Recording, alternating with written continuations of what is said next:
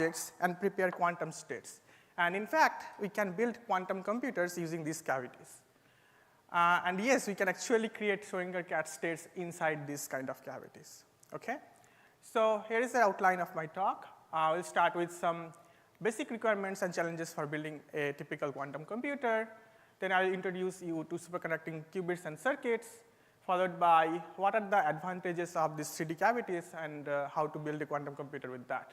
Then I'll show you some of our recent highlights that have come from our center, SQMS, and some of the ongoing research and how we'll want to proceed with this. All right, to build a quantum computer, the basic thing you need is a quantum two-level system or qubit. You need to you should be able to prepare arbitrary superposition state given by alpha 0 plus beta 1. You need to also measure the state of the qubit accurately at the end of your calculation so that you can learn the answer.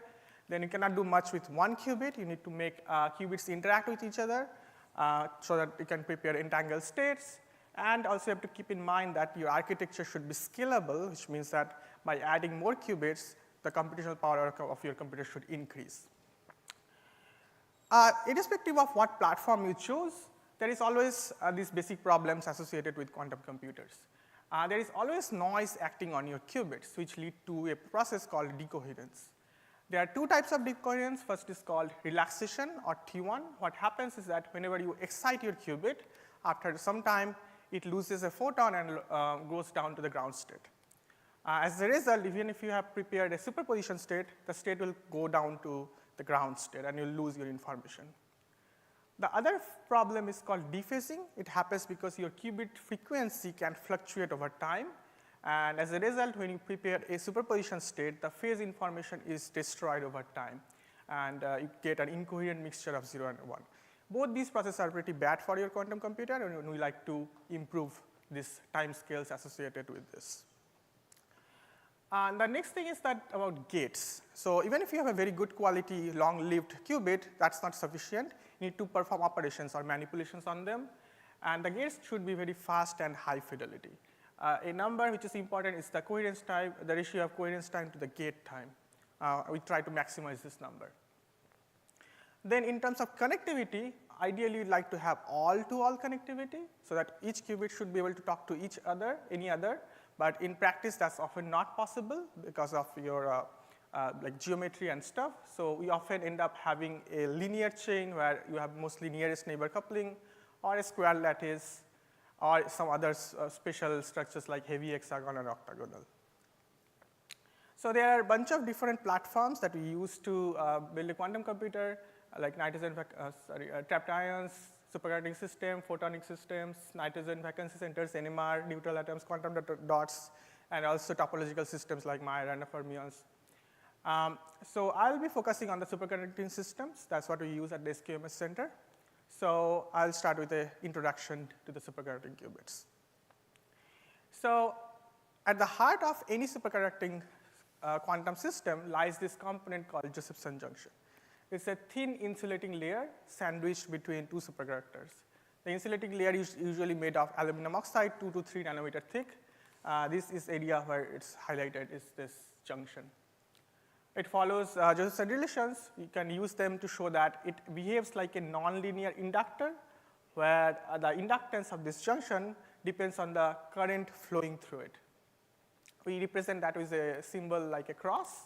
And any superconducting circuit is actually made of 3 fundamental elements: a linear capacitor, a linear inductor, and this Josephson junction. We connect them in different ways with different parameters to build different type of superconducting circuit. The simplest type of superconducting circuit is called transmon. It's a single junction shunted by a large capacitor. If we have just this circuit, it's called a fixed frequency transmon because you cannot tune the frequency of it. However, you can replace the single junction with 2 of them, making a squid, and then you can apply magnetic field through this loop and modify the inductance. As a result, you can modify the frequency of the transmon. So we call it a tunable transmon. Here's a picture of such a transmon. These 2 large pads are superconducting pads which form this capacitor, and at the center we have this squid, which is these 2 junctions. So to understand how transmon behaves like a qubit, you need to first understand what happens to a harmonic oscillator. So harmonic oscillator are linear systems. It's linear because all the energy eigenstates are equally spaced. So if you start from the ground state and apply a microwave drive to it, it's not simply going to go to 1. It keeps climbing the ladder because all the levels are resonant and you actually create a coherent state. So you cannot easily control multiple levels here. On the other hand, transpon gives you a cosinusoidal potential. As a result, you have unequally spaced energy eigenstates. So you start from ground state, apply this microwave drive on resonance to this. The population only goes to 1. It cannot jump to 2 because there is no resonant level available there. So the population actually coherently oscillates between this 0 and 1 subspace. That's how we effectively isolate the bottom two from the rest of the system, and we use them as a qubit, so which is represented by this picture here. So this I'll go through very quickly. You must know all of this. So to visualize the qubit, we use this kind of a block sphere picture where it's represented by an arrow of unit length on the surface of a sphere, which is parameterized by two angles. Theta is the polar angle, phi is the azimuthal angle with respect to the x-axis. And when we apply a microwave drive, all we do is a coherent oscillation between the this 0 and 1 basis represented by north and the south pole, which we call the Rabi oscillation. Any single qubit gate is basically an oscillation about some axis in the block sphere. In particular, we call two important ones are pi by 2 pulses, which takes 0 to 0 plus 1, which is a positive x direction, and from 1 to minus x direction, which is 0 minus 1. Then there are pi pulses, which takes 0 to 1 and 1 back to 0. So pi pulse gives you the standard like x gate. With pi by 2, we can create a Hadamard gate. For measurement, we can start from arbitrary superposition. When we try to measure, we get only the classical answers. So it gets projected to either to 0 with a probability given by mod alpha square or to 1 with a probability given by mod beta square. So in practice, this is all theoretical. How do we do it in the experiments? So what we use is called circuit quantum electrodynamics architecture. It's quite simple. Actually, this is your qubit, the transpon circuit, which is capacitively coupled to a linear resonator. This is a chip, image of a chip like this, where these boxes are the transpon, and these squiggly lines are the resonators. So this is just a zoom in of the same thing. This is actually a λ/4 resonator, and we can make the resonator in a different form as well. This is we call the jellyfish resonator. So this squiggly meander is the inductor. This U-shaped thing is the capacitor here. To send signals in and out, we need some readout line. So we send, in this case, this is a single CPW section where the signal goes in and comes out from the other side. We can also have separate input and output lines like this. So let's look at the Hamiltonian of the system. So the qubit is given by sigma z. Your cavity is given by this A dagger A term, and this is the interaction, exchange interaction between the qubit and the resonator. This is called the Jaynes-Cummings Hamiltonian. So this is slightly difficult to work with because it is not diagonal. So what we do, we diagonalize this system with some approximation. We assume that the detuning between the qubit and the resonator, this term, is much smaller than the, much larger than the interaction between the two qubits. So G much less than delta.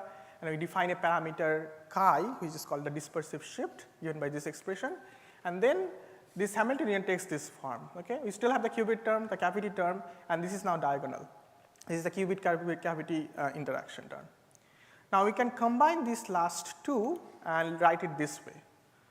So what it looks like that the coefficient of A dagger A, which is the frequency of the resonator, now has a qubit dependent term. So the resonant frequency of the qubit actually depends on the state of the qubit, in other words, depending on the eigenvalue of the sigma z. So let's look at visually. So this is, let's say, the response of your resonator when you probe it, when the qubit is in the ground state. Okay? So you have amplitude versus frequency, and it shifts if the qubit is in the excited state. And this shift is given by this chi number that I showed earlier. So what I do experimentally, we actually probe the resonator and we look at the full complex information. And when the qubit is in the ground or excited state, it gives us two different set of data, like these blobs. This is how we actually measure the qubit. So for circuit QED architecture, there is one more important criteria, like the operating temperature.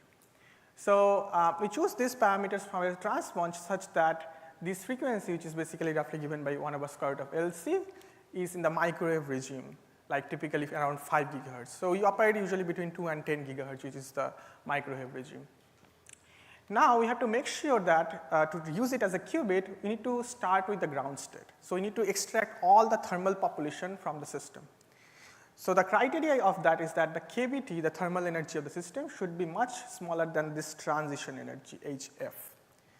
So if I use 5 gigahertz and convert that into temperature using the same relation, it turns out to be 240 millikelvin, which means if my transmon is sitting at 240 millikelvin, even though this has become superconducting way before, like if I am using aluminum, this is superconducting already at 1 Kelvin. But still, even if it stays at 240 millikelvin, there is sufficient thermal energy that it will self-excite to the 1, and that's bad, which means you cannot prepare the state properly. So that's why we need to make sure that the qubit starts from the ground state, and we need to operate at a temperature which is at least 1 order of magnitude lower than this value. So this is why we need to use these fancy dilution refrigerators to cool down the devices to around 10 millikelvin, where you can use actually the circuit QED architecture. Okay, then how about the scaling? To scale up, as I mentioned, we usually use linear chain or a 2D chain. This is some old results from UCSB and IBM. The main thing here is that the computational space grows as 2 to the power n. Okay, so the question is, can we try other dimensions? For example, there is no need to actually stick to 2. 2 is nice, but in principle you can use any other d larger than 2. And if we can do that, we call it a QDIT. And more recently, there are a lot of interest in QDIT-based quantum computing. The other thing is the problem of relaxation. So as I mentioned that the photon decays with a certain time scale, and typically these numbers for the quantum processors is around 100 microseconds, even though we are improving it, but still it's in this ballpark number. If you convert that into quality factor, it's only a few million. This is not a very large number. So the question is, can you use other elements to start with a very high quality factor? So this brings to me to the point, so why we'd like to use these 3D cavities for our quantum computing architecture. So I'll take a pause here. Is there any question up to this point? Yes? Why can't you use a higher frequency cavity or like resonators so that you don't need to lower the temperature so much? That's a very good question. So why can't we use a higher frequency element? For example, why 5 gigahertz? Why not 50 gigahertz or 500 gigahertz? So one of the reasons we like microwaves, because all the equipment, the room temperature control equipment, control electronics are well developed in the microwave frequency range, which is 2 to 10. So you can commercially buy products very easily at this frequency. And also the microwave components have well understood and well developed like architecture in this frequency range. Like all the filters, attenuators, everything is very well developed. They are well understood materials. When you try to go beyond 20 gigahertz, this is kind of a little unknown region where things are not so well developed. So again, if you go beyond probably 100 gigahertz, you get good components, but in this middle range, there are not very well developed things. That's why people try to stick to this frequency. Also looks like typical circuits that we make are very reasonable to make in this gigahertz frequency range instead of going to like hundreds of gigahertz or terahertz. So then it's better to use more optical frequency than microwave frequency. So in between frequency ranges are slightly strange. That's what I said. Yep. So it depends on the material.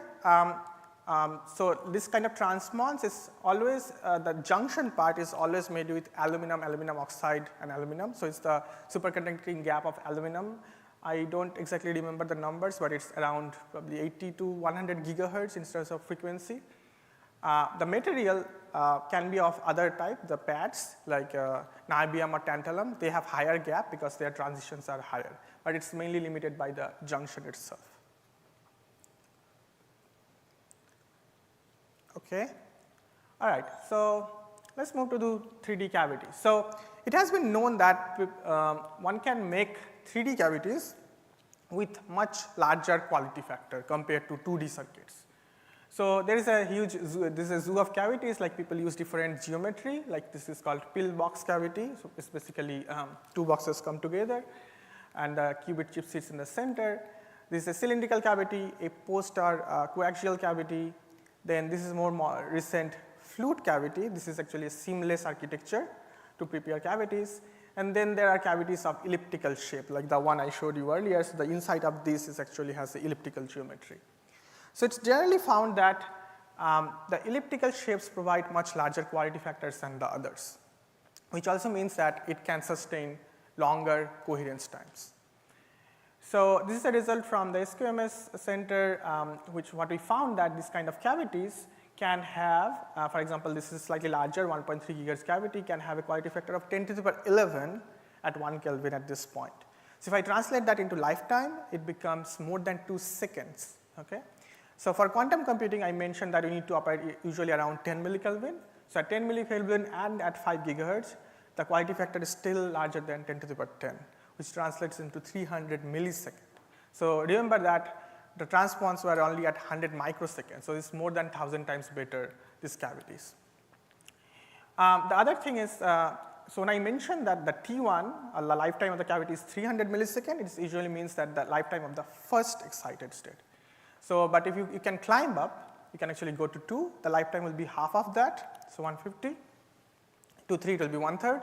In general, for the nth state, it will be n times smaller than 300. So if you look at 10, even then the lifetime should be larger than 30 milliseconds.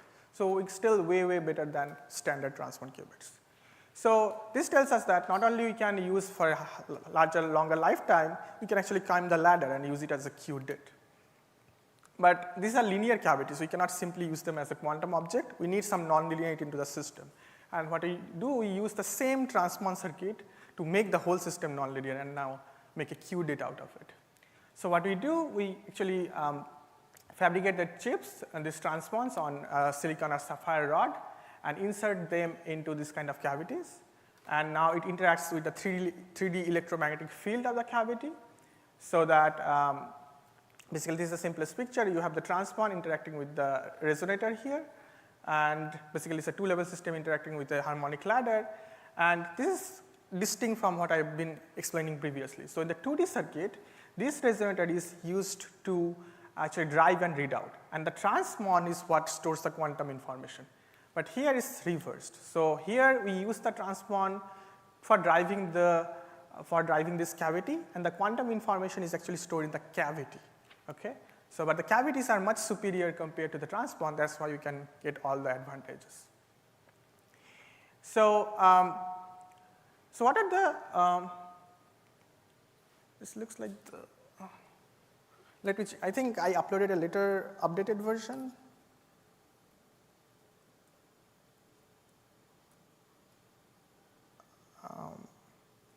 Can somebody help here?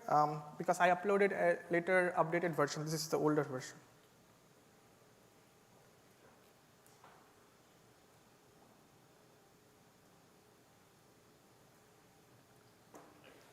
Today morning, I uploaded another version. Okay.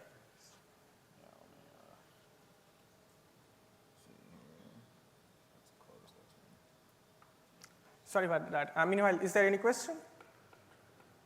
Yep. Do you have polarization degeneracy in the 3D case because it has symmetry basically in the plane, right, with respect to z-axis? So you should have both polarization in the plane. Correct. So, so the polarization comes into actually the TE mode. We don't use that mode, so we use the TM010 mode, which is not degenerate. So there are degenerate modes which is in the like TE modes, and those are actually usually lossier modes, and we don't use them. And the second question is coupling must be smaller because the overlap between your mode and the cavity and the structure, the transmit. That's very good question. I can go to the correct one. So yes, because of the 3D field and the transpon is very tiny. Let's go here.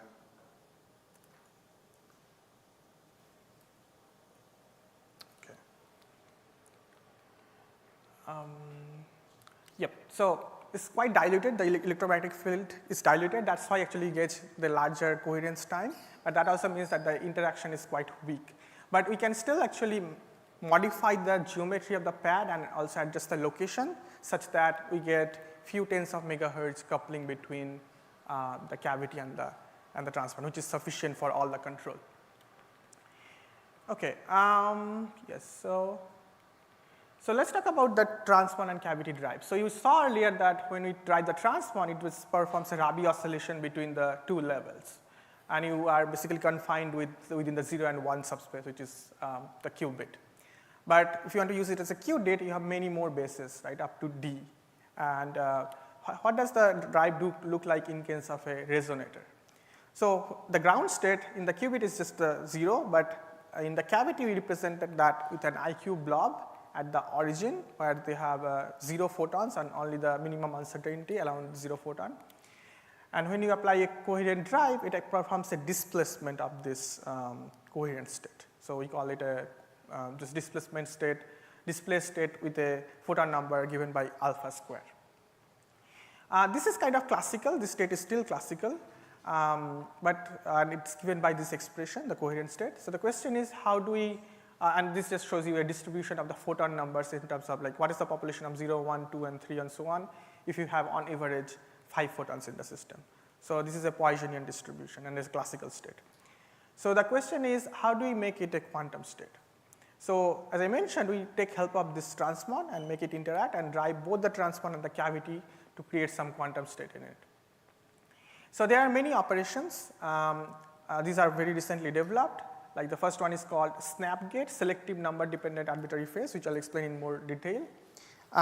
Then there is this called echoed conditional displacement or ECD. This is basically evolution or movement of this coherent state conditioned on the state of the qubit. So it goes one way if the qubit is in ground, it goes another way if the qubit is in excited. Then there is this parametric sideband transitions, which involves multiple photons in the combined qubit cavity system. So let's look at the snap gate. Okay. So what it does, it takes a basis component and applies a phase on that basis. Okay. So if you start with this kind of qubit state, so let's say I apply a pi phase on the 1 component. So as a result, after the action of this gate, this state would become just everything else as the same, just alpha 1 becomes minus alpha 1. And this is what I'm showing you is the Wigner tomography of this. This is a way to visualize the states in the cavity because it involves infinitely many basis states. So the state, this state would look like this. And this is a quantum state because if you have some negative number in the Wigner function, that means that it is a quantum state. So how does this work? So let's look at the Hamiltonian that I explained earlier. So you have the qubit cavity and the qubit cavity interaction. Okay. So earlier we combined these two terms to show that your frequency of the resonator depends on the state of the qubit. They have two values, but we can combine the first and last term as well. And then it will look like this. Now this tells you that the frequency of the qubit, which is a coefficient of sigma z, depends on the photon number of the cavity. Okay. So let's look at it visually. So what it means is, so if you have 0 photons in the cavity, this term is 0. So effectively qubit frequency is just omega q. If you have 1 photon, qubit frequency is given by omega q plus chi because A dagger is 1. Then in general, if you have n photons, A dagger A will be n, so your frequency of the qubit is omega q plus n chi. So the response of the qubit or the frequency of the qubit depends on whether you have 0 photon, 1 photon, 2 photon or so on in the cavity. This is a picture where the chi shift, this shift is much larger than the line width of the cavity, line width of the qubit.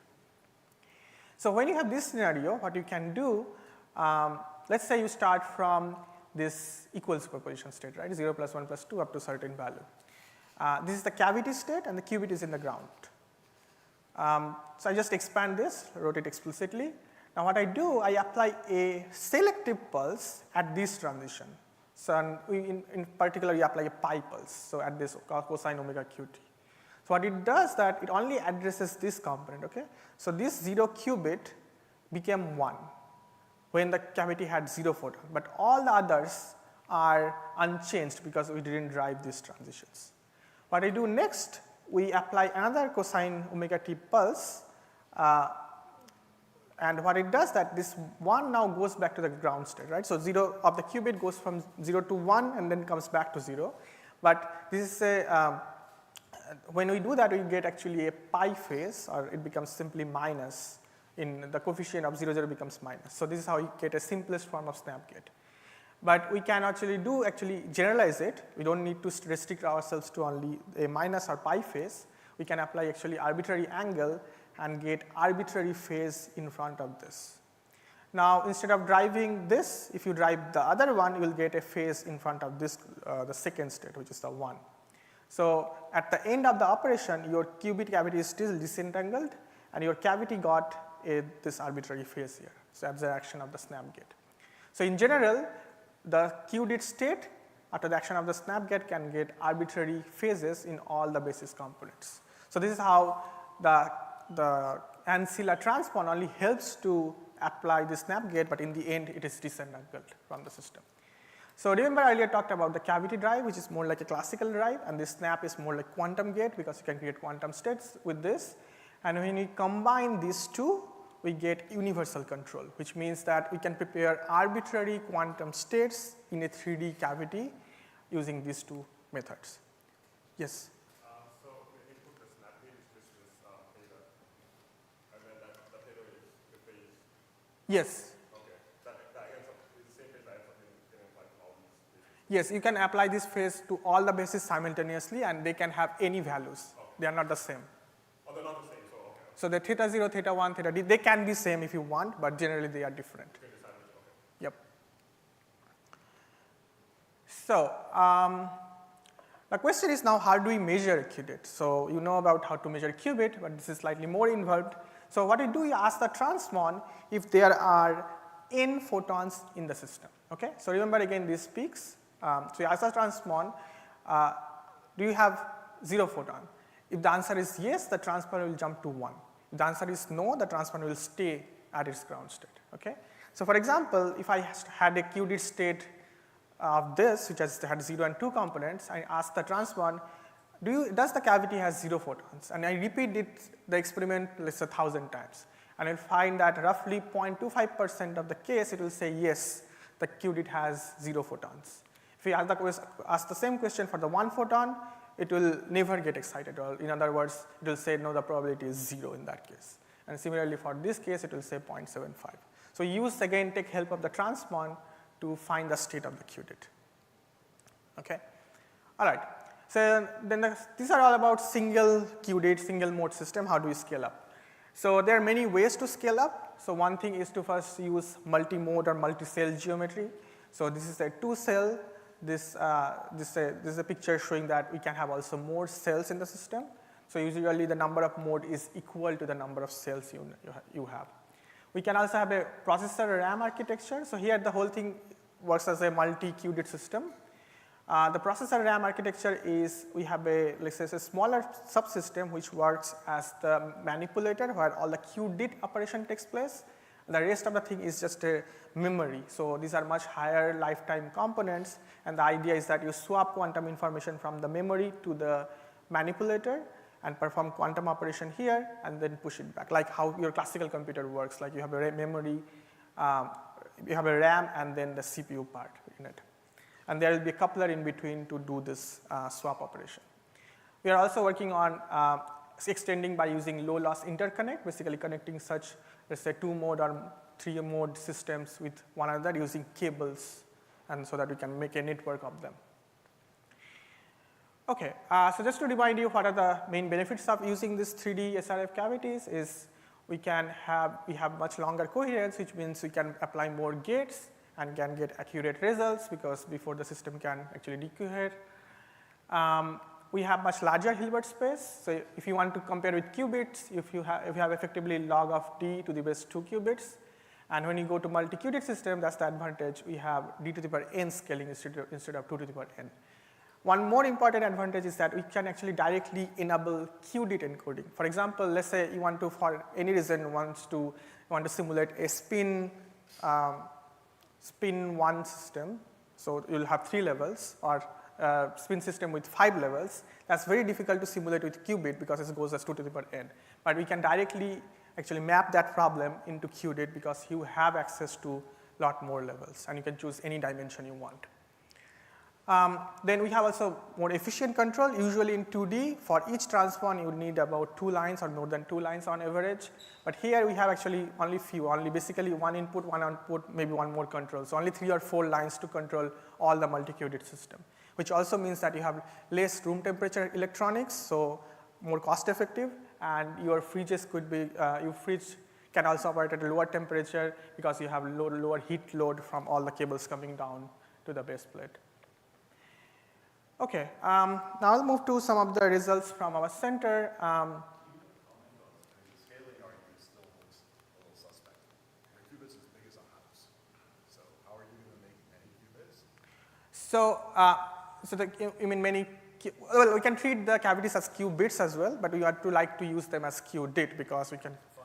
yes. Then you have to do the analysis that the scaling still works out that how big is this object going to be in the end? Correct. So for example, you saw this is a single cell, right? 2 cells will be like this. And then you can just, so we have in the standard refrigerators, we can have like usually easily have 50 of them attached to the standard fridge. So, and remember the scaling which is d to the power n. So I'll show you the results. We can easily make 20 or 30 dimensional QDIT in these terms. So the scaling goes as 20 or 30 to the power n, which is, let's say effectively each cell has like 5 qubit.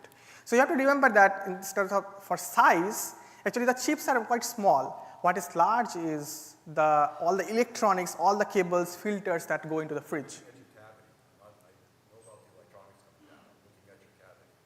Right, so everything has to fit inside the fridge, right? So we have much smaller, the cavities are slightly larger, but the associated lines and filterings are much small in number so that you can fridge the same, or actually probably in future will show that we can have more effective qubits within the same effective fridge volume than what we can do with standard transpond chips. So let's look at some of the results. So I'll talk about mainly this double cell system. Sorry. So your transpond chip is inserted from the left in this case. And if we had bare cavities, we would have this kind of electric field profile for the TM010 mode, but they are strongly coupled by design. So you get 2 hybridized modes, which called Alice and Bob. These are the electric field profiles for them. So first thing we look at the coherence. So what is the T1 or relaxation time for these 2 cavities? So these are for the 2 modes. We see in excess of 20 and 16 milliseconds. Also the T2, the dephase, which is related to the dephasing time, they are also in excess of 20 milliseconds in this case. So we have much larger T1 and T2 in these cavities.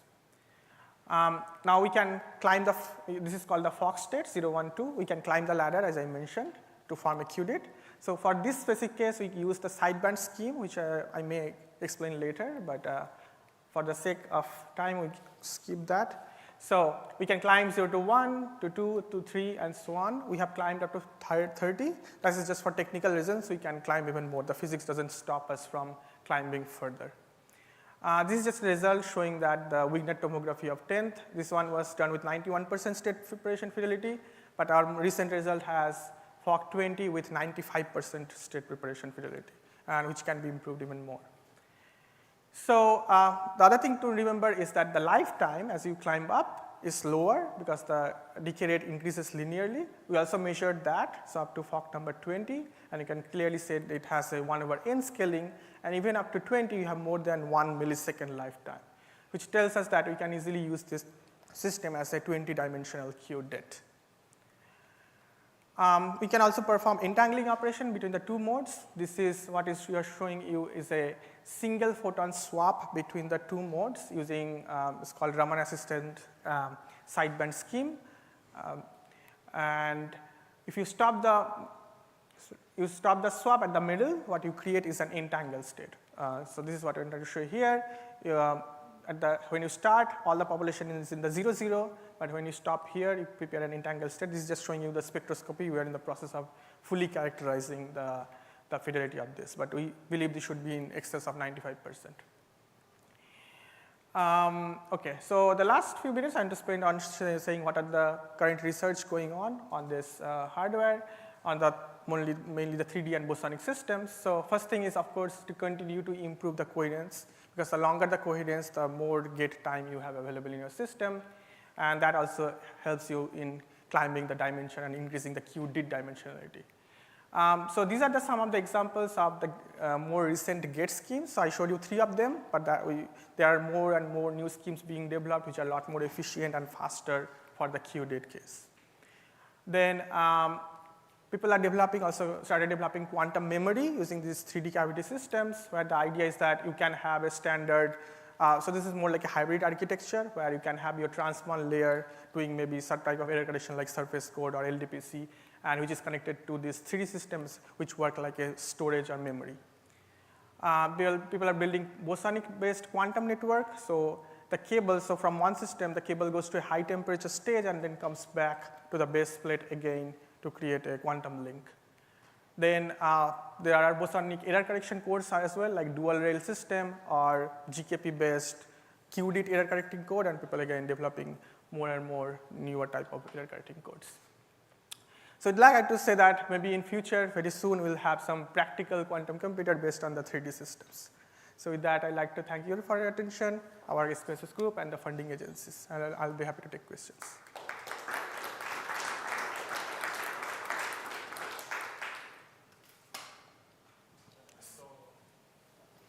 Just so people can hear you. So did you define what the displacement gate does, or do I only need the snap gate to have a universal gate set? Could you repeat? Sorry. The displacement gate. Yes. Do I need that as well? Why do I need that as well? So that's a very good question. So in that case, the snap gate only applies a phase, so it reserves the photon number in the system. Whereas if you need to change the photon number, you need to add or subtract energy from the system. Displacement gate does that. In other words, it basically simply moves the whole state around your phase space however you would like. All right, thank you.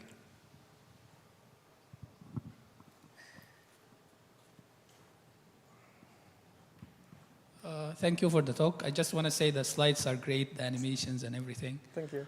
I have 2 small questions. One of them is, how do you isolate a Fock state, because the displacement will generate this distribution? And the second question is, okay, I kind of forgot the second question, but can you do the first? So that's a very good question. So the problem I mentioned in the beginning, that all the levels are resonant, then how do you actually isolate? So that's what comes with the snap and displacement in this case. You apply first a displacement, which is now a superposition of 0, 1, 2 and something.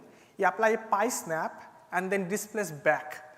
And because you applied this pi snap, the next displacement acts only constructively for the Fock 1 and destructively for everything else. So that's the fancy. So by having concatenated displacement snap with different parameters, you can prepare arbitrary state.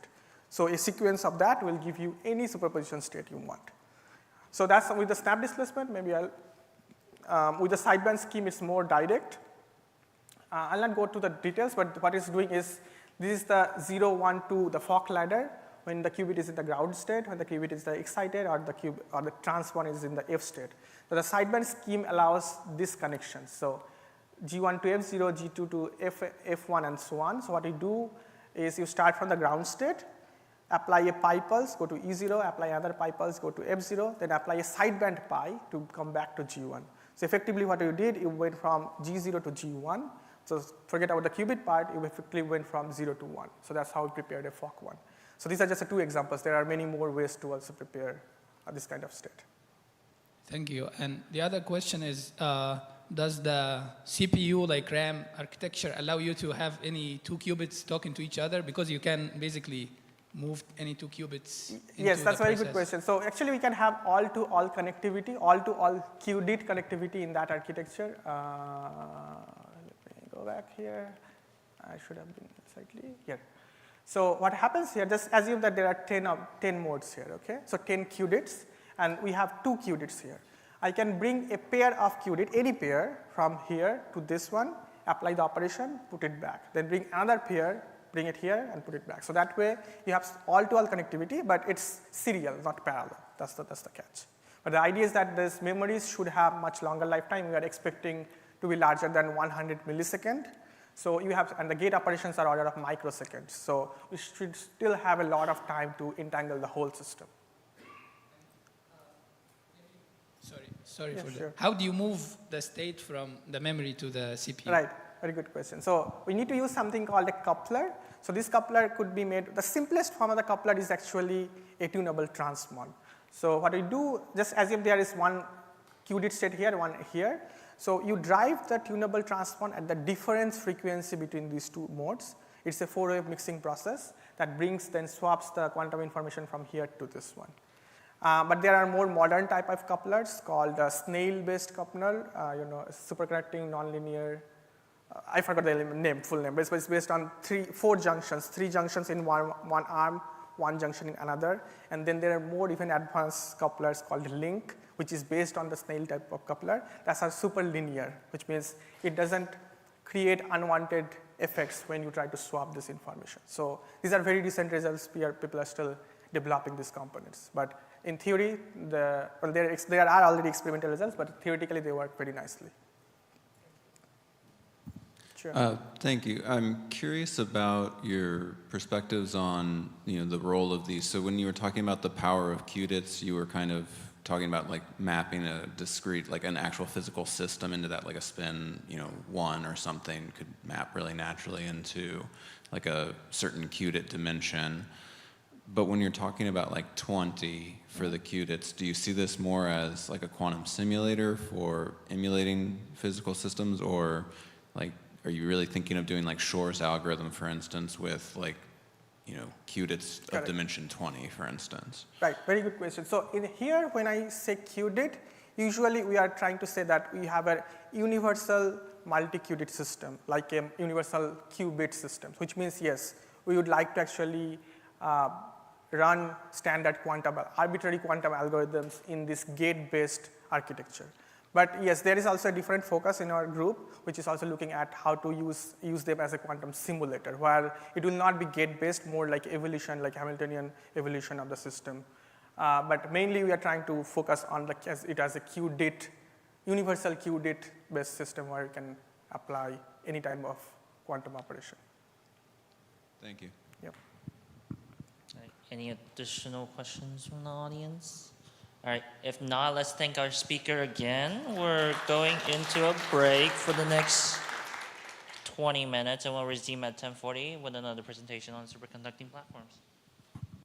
And during the break, if anyone that is not attending the speaker dinner, if you find myself or Jennifer, we'll get you a dinner voucher.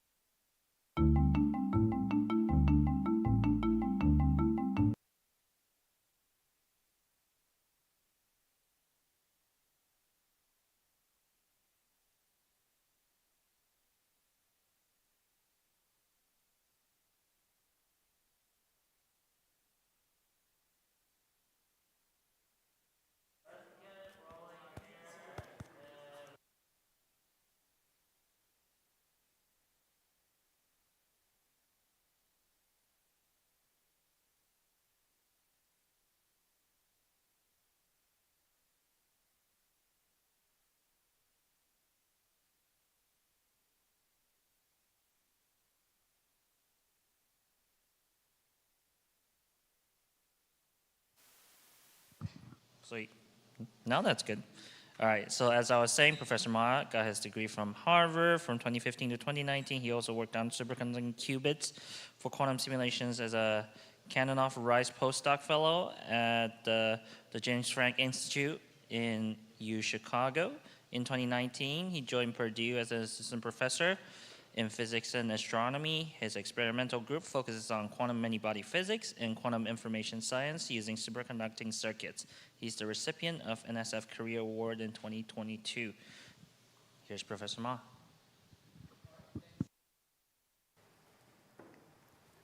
Okay, thank you. I think you can hear me well. Great. Well, thanks for being here, and thanks for this chance for me to speak here. So I'm going to tell you a little bit about what we do in my lab on quantum simulation using superconducting circuits. I think the great thing is from yesterday, you already had Nick telling you a bit about quantum simulation, the IBM systems, and also just before this, you had a very nice introduction from Tanay on some of these superconducting qubits or superconducting circuit-based architectures. So that saves me some time doing some of the introduction. Now, as you will see later, some of the examples I'll give you today touches on this question that I have here as a subtitle, which is how to control and probe quantum correlations and entanglement using dissipation. And this might seem a bit counterintuitive at this point, but I hope at the end of the talk, you'll be able to take away some of the key ideas. How do you control quantumness using engineered noise?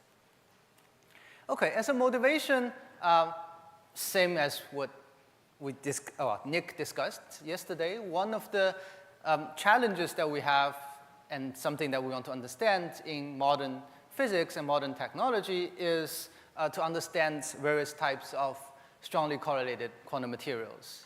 Examples are high-TC superconductors, different types of 2D materials with exotic properties, for example, also quantum magnetic materials and topological phases. Now, quite often, these models, we have some simple theoretical models that we can write down that we believe captures the essential physics. However, these models, despite their simplicity, are very hard to calculate classically because these are quantum mechanical systems. So the idea of quantum simulators is to be able to build engineered quantum systems in the lab so that we can study these interesting problems using an analog system, analog experiments where we can perform and look at the results. We want these engineered systems to be very coherent and quantum. We want them to be tunable so we can access different parameter regimes. And we want them to be easy to control and detect. And I also want to emphasize that even though these are called quantum simulators, they are not there to just simulate what we have in nature. The tunability allows us to explore parameter regimes that are not yet possible in nature that could, for example, give us new physics or help us discover new materials, for example. So on the left-hand side, you have the real electronic materials in solid state where you have electrons interacting and moving around in the potential formed by the positively charged ionic lattice that's left behind. As an example of another experimental platform for doing quantum simulation, you have ultra-cold atoms that are laser-cooled and trapped in the potential formed by interfering laser beams. And you can see this clear analogy between the two, where you can perform experiments in these systems and simulate to understand the electronic systems. Now, in this talk, I'm going to focus on a quantum simulator where the particles that are moving around are individual microwave photons that are trapped or situated inside arrays of coupled superconducting qubits or superconducting resonators. So these microwave photons will now be moving around and interacting coherently at the single quantum level.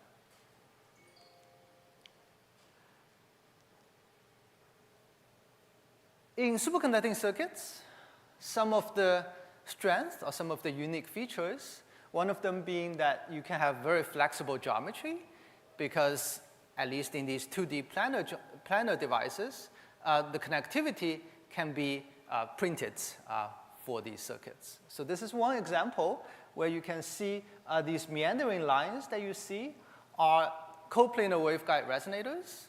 So they behave like lattice sites where microwave photons can sit. And you can see they can be joined to each other by having a little capacitance at their ends. By patterning these resonators in different ways, you can generate different interesting lattice geometries. For example, in this case, realizing a Kokomi lattice, which is of relevance in condensed matter for strongly correlated phases. You can also use the same architecture, but given that these meandering lines, you can stretch and route however you like to create lattices that are not available, well, that doesn't appear naturally in real material systems. For example, in this case, creating a negatively curved hyperbolic lattice that can, for example, be used to study the expanding universe. In addition to this lattice structure that you can engineer, you also need strong interactions because that's where a lot of the interesting many-body physics happens. And in superconducting circuits, we make use of the nonlinearity of the qubits themselves to mediate an effective interaction between the microwave photons. And for example, there is there's a recent effort, for example, looking at fractional quantum Hall type topological phases using arrays of qubits in connection to, for example, what you heard from Mike Manfred yesterday. Some other things that makes these platforms powerful, you have very precise and tunable local control of the parameters of the simulator. You can have very high fidelity readouts using the tools of circuit QED. The experiments runs, generally speaking, very fast because they're in the microwave domains. And you can also hear, you also heard from Nick already, that you can combine the digital gate-based algorithms with kind of analog evolution to have hybrid architectures for quantum simulations. The experiments I will show you today all focus on the analog scenario where you can think of these as systems that natively encode some interesting Hamiltonian, and you time evolve and look at the resulting phases or the resulting dynamics. Just one more quick example, because you heard a bit about quantum Hall states and topological phases. This is one example where we can engineer a topological lattice for microwave photons as if they are electrons moving under a magnetic field. We know if we have electrons in a 2D plane under a perpendicular magnetic field, they will undergo cyclotron orbits. And if you have a finite system with an edge, these cyclotron orbits will get interrupted, and then you end up with these skipping edge states, which is part of, in this case, integer quantum Hall physics.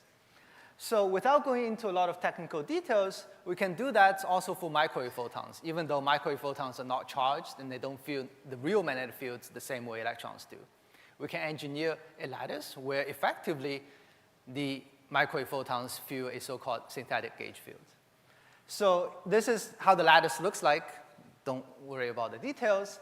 But I'm just going to show you this edge state where if we excite this lattice on this corner at the right frequency, this is in the gap, in the bulk gap of the lattice, where there is nothing conducting in the center of the lattice, but what you will see is, as a function of time, this edge excitation that travels only in one direction as this microwave pulse evolves. And by then introducing superconducting qubits to mediate interactions between these microwave photons, we can use this platform to simulate interesting phases in the, for example, fractional quantum Hall regime. Now, the experiments that I will show you today actually focuses on a particular aspect of doing quantum simulation in these platforms, which is actually to think about taking these very coherent systems and couple them to driven dissipative paths, so engineered dissipation. And the motivation here is once you have built these lattice systems or these platforms, how do you actually create and control the many-body phases. You can, of course, do everything coherently by performing gates and coherent operations, but you can also think about how nature usually does things. If you have a piece of superconductor, for example, or quantum material, the way we get to interesting, or the way nature gets to interesting quantum phases is by us putting that material in a cryostat, cooling it down, or occasionally we attach some electrodes to it so that we can control the density of carriers in that material. In those processes, the baths that we couple the quantum material to, they're all classical objects that are dissipative, but somehow the system finds a way, via its interaction with the environment, into interesting quantum many-body phases. So here we want to take the same idea and think about using engineered dissipation or engineered reservoirs in quantum simulators to induce, for example, interesting quantum phases in dynamics, to generate and manipulate correlations and entanglements, and also eventually using this as a platform to answer fundamental questions in open quantum systems and also to find applications in quantum information science, for example, robust states that can be used for sensing and computation. So this is the outline for the rest. I'm going to show you quickly how we realize a simple lattice model using coupled arrays of transmount qubits to build a so-called Bose-Hubbard lattice, and also tell you how we can then engineer these distributive baths that I mentioned. Then I'm going to just give you two short examples of what we can do. On the one hand, I'm going to show you these engineered baths as a way or as a tool for probing the quantum dynamics that happens in these quantum simulators by telling you about one transport experiment. If I have time, I'll also quickly mention how we can use the same tools to do spectroscopy. And then in the second case, I'm going to show you one example where we can use this engineered bath or engineered dissipation as a tool to actually control the system. In this case, to generate entanglement and protect entanglement. Of course, the probing and the control, they are closely interconnected, as you will see. OK, any questions at this point before I dive in? Good. So the particular model that we will focus on is the so-called Bose-Hubbard model.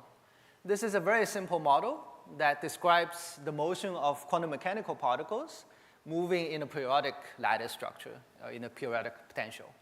There are only two simple terms in this model. One is if I start with one particle on one lattice site, one well of this potential, there is some rate at which it can tunnel to its neighbor, this nearest neighbor tunneling J. The second term is if I have two particles on the same site, they have an interaction, which costs energy U per pair of atoms on this, per pair of particles on the same site. Of course, you can also imagine having some local offsets in the energy of each of the potential well that corresponds to some disorder that you can control and dial in these systems. The Bose-Hubbard model has two different quantum phases depending on the ratio between J and U. On the one hand, if the tunneling is very large compared to the interaction, all the particles prefer to delocalize over the whole lattice to lower their energy. So you end up in the so-called superfluid states where there's coherence between the different lattice sites, but if you measure on each lattice site, there is a lot of fluctuations in particle number. So this is, you can think of this as a quantum mechanical metallic state. On the other side, if the interaction is very strong, then you end up with a ground state that's an insulating state, the so-called Mott insulator. In this case, the particles don't want to move around, and they're stuck more or less at each lattice site with the same number of particles per site. I also want to mention that I think you also heard from Nick yesterday already that the Fermi-Hubbard model is believed to capture a lot of the essential physics of high TC superconductivity, but 6 or 7 decades after it was proposed, we're still having trouble solving the exact properties of that model. The Bose-Hubbard model is somewhat easier to solve, but even then, the dynamics and what happens when you couple them to other environments is still very difficult to solve and classically intractable for large systems. This is our device here, showing a very small lattice of 4 sites that are coupled. So this is a coupled lattice formed by 4 transmount qubits. And thanks to Tanay, you've already seen how these qubits work. So each of this cross that you're seeing here is the capacitor of this nonlinear LC resonator that forms this transmount qubits, right? So these are LC resonators where the nonlinearity comes from the Josephson junction, which is towards the bottom. In this case, we're using 2 Josephson junctions formed in a squid loop so that we can use a small magnetic field that goes through this loop to control the effective inductance of this LC resonator, and that they combine to give you a nonlinear resonator where you have this, again, non-harmonic potential, where if I put in the first photon into this qubit, I have certain frequency, let's say around 5 gigahertz, but when I put in the second photon into the same nonlinear resonator, now it has to be at a very different energy, and this difference in the energy is the aharmonicity of the qubits, which in our case corresponds to this effective interaction between the 2 photons that you have put into the same lattice site. You can couple, this tunability allows you to then change this on-site energy. And then in addition, if you want to couple them into a lattice, you have different ways of doing this. But the simplest way that we're using here is simply having a fixed capacitance between neighboring qubits, just coming from their geometrical proximity.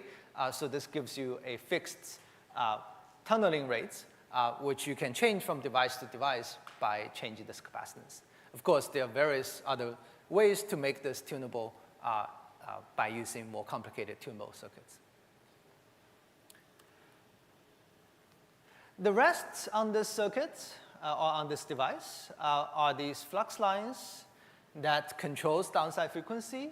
We have the readout resonators. Instead of the 3D cavities that you saw from Tanay's talk, here we are using these 2D planar, coplanar waveguide resonators. And then they're all coupled to this transmission line, so we can read out the states of each of the qubits. In this case, this corresponds to reading out the number of microwave photons on each lattice site at the end of each experiment. Just some numbers to show you that to begin with, we have a pretty coherent system. So the interaction, effective interaction is about 250 megahertz. The tunneling, in this case, we intentionally keep it small so that we're in the smart insulator regime, is about 6 megahertz. And then we have the single particle losses and defacing that are a few orders of magnitude smaller than that. Okay. So now we have this coherent, strongly interacting lattice where the microwave photons can quantum mechanically move around and interact. I turn to this second part where we want to actually couple the lattice to some engineered dissipation, okay? To do interesting things that we will see. So instead of adding additional hardware or additional circuits on this device, we just ask, where do we already have dissipation? Where is this chip already coupled to the environment? And that's where these resonators are, right? Because the resonators, by design, they're coupled to the outside so that we can probe and then read out the system. Now, normally, these readout resonators are far detuned in energy or in frequency from the qubits, so that except when we do the readouts, they don't really affect the dynamics that's happening in the lattice. But here, we're actually going to make use of parametric processes to induce resonant coupling between the readout resonators and the qubits during the quantum simulation. Okay. So let's take just one pair, so one particular lattice site, that's a transform qubits, and then the readout resonator. So they're coupled together to do the readouts. They're far detuned in energy, and then the readout resonator has a line width. That's how fast you can read out the information in the system. We're going to modulate now the qubit frequency by sending an AC signal from this, using this flux line. And this is the sideband interactions that Tanay told you about. And we can do different processes. So in the first case, we're going to modulate the qubit frequency at the difference between the resonator frequency, omega r, and the qubit frequency, omega q. This corresponds to putting sidebands on the qubits, or you can think about qualitatively that the qubits, instead of far detuned from the resonator frequency, now sometimes lives at the same frequency as the resonator. This makes it possible for the excitation in the qubits to resonantly tunnel into the resonator and then decay through this kappa. This is what you see here. If I start with the qubits excited with 1 microwave photon initially, as I turn on this modulation, it quickly relaxes to the ground state and stays there, corresponding to this effective particle drain where the particles just leave the system via this engineered dissipation. We have another process that now allows us to add particles into the qubit and into the lattice. In this case, we are going to modulate the qubit frequency with the same flux line at the sum of the resonator and the qubits. So this drive, or this modulation itself, is a 2-photon process that adds 1 photon into the lattice, 1 photon into the resonator. But because the resonator is lossy, the one that's added to the resonator is just lost to the environment, turning this 2-photon process into an incoherent addition of adding particles into the lattice, okay, at a particular energy. The key point I want to point out here is that these are engineered path of particle source and drain that has a lot of tunability. The effective rate at which they are coupled to the lattice is simply given by how strong we modulate, and the effective detuning between the source and drain to the lattice is also tuned just by changing the modulation frequency. And this is something that we can now do in a hardware efficient way by turning on this modulation anywhere inside this lattice. Okay, now as a first example, I'll show you how we can make use of these particle source and drain to perform a transport experiment. And this is already illustrated in this here. This is very similar to what you would do in a real condensed matter experiment, attaching 2 leads, essentially, of particles to a interacting quantum mechanical system and look at what is the current of particles, in this case, the current of microwave photons. Can we apply both sideways parametric drive simultaneously to achieve other states instead of zero and something fraction? Yeah, so we actually have experiments we go to high. So one, we have experiments where we go to higher filling, more than just qubits, but qubits and higher. 2, as I will show you, yes, indeed, the idea is not just to fill at 0 or 1, but fill other states at partial filling that has strong correlations. Yes.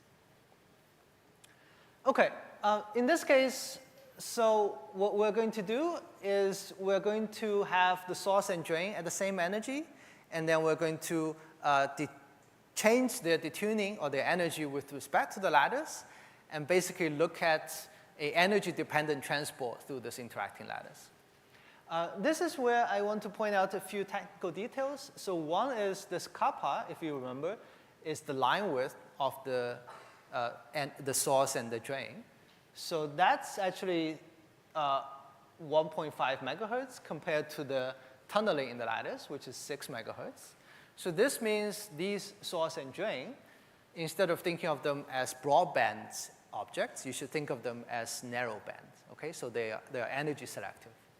The other thing is, I'm not going to tell you how we measure the current, but just tell you that by cleverly choosing how to measure the system, we can measure not only the expectation value of the currents flowing in the lattice, but also the quantum mechanical fluctuations of this currents. Current, if you think about it, is the motion or the flow of particles. And because the particle number is discrete when you measure it, therefore the current is also discrete. So here I'm plotting the steady state currents, and I will tell you what the steady state corresponds to, as a function of the detuning of the source and drain with respect to the lattice. I'm going to show you 2 scenarios. The first scenario, this blue curve, is a case where the coupling, so this G is the coupling between the source to the lattice and the drain to the lattice, is relatively weak at 1 megahertz. So this is how fast I'm putting particle in and taking out. Okay? So here you can see, as a function of the bath detuning, I see 4 peaks where I have some steady state currents flowing through this lattice. And these actually turns out to correspond to single particle conduction channels in this 1D lattice.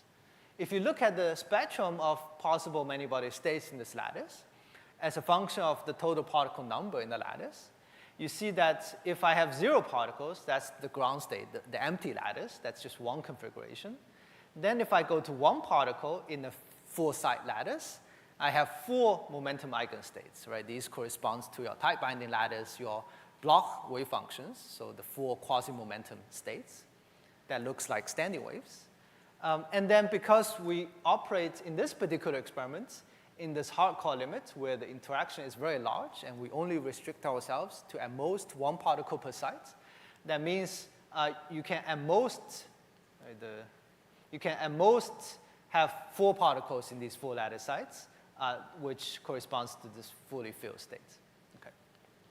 So these 4 peaks here actually corresponds to exactly these 4 processes, where you start with the empty lattice, but now you are adding particles and taking them out, therefore inducing a current by populating one of these single particle conduction channels. Now if we go to this higher coupling rate, so now the bath can add and take out particles faster, you can see the same 4 peaks at the same locations. Overall, the current is higher, as you would expect, with a larger coupling. But in addition, you now see additional peaks that appear where you have also currents flowing in this lattice. If we look at the spectrum and figure out these frequencies, it turns out that these corresponds to interaction-induced 2-photon transport processes. So these are processes that involve in the bath, adding and taking out more than 1 particle at a time. And this is only possible now because this lattice is interacting. The microwave photons themselves actually sees very strong nonlinearity between them, allow you to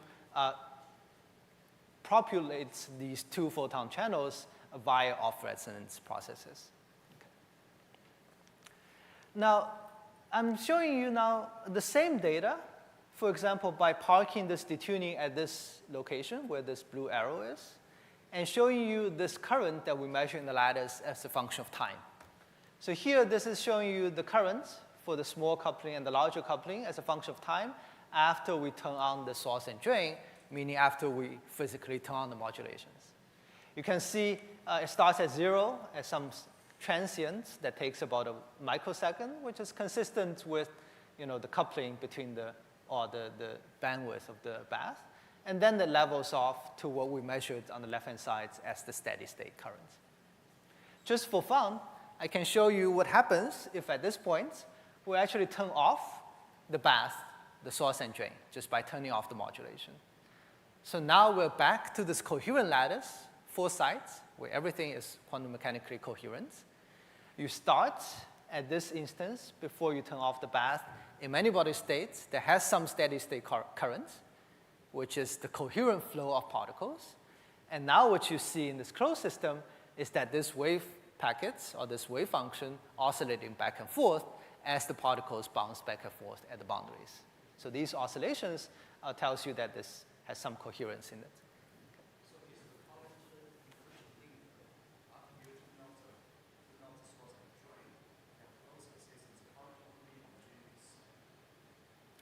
The last part, the current.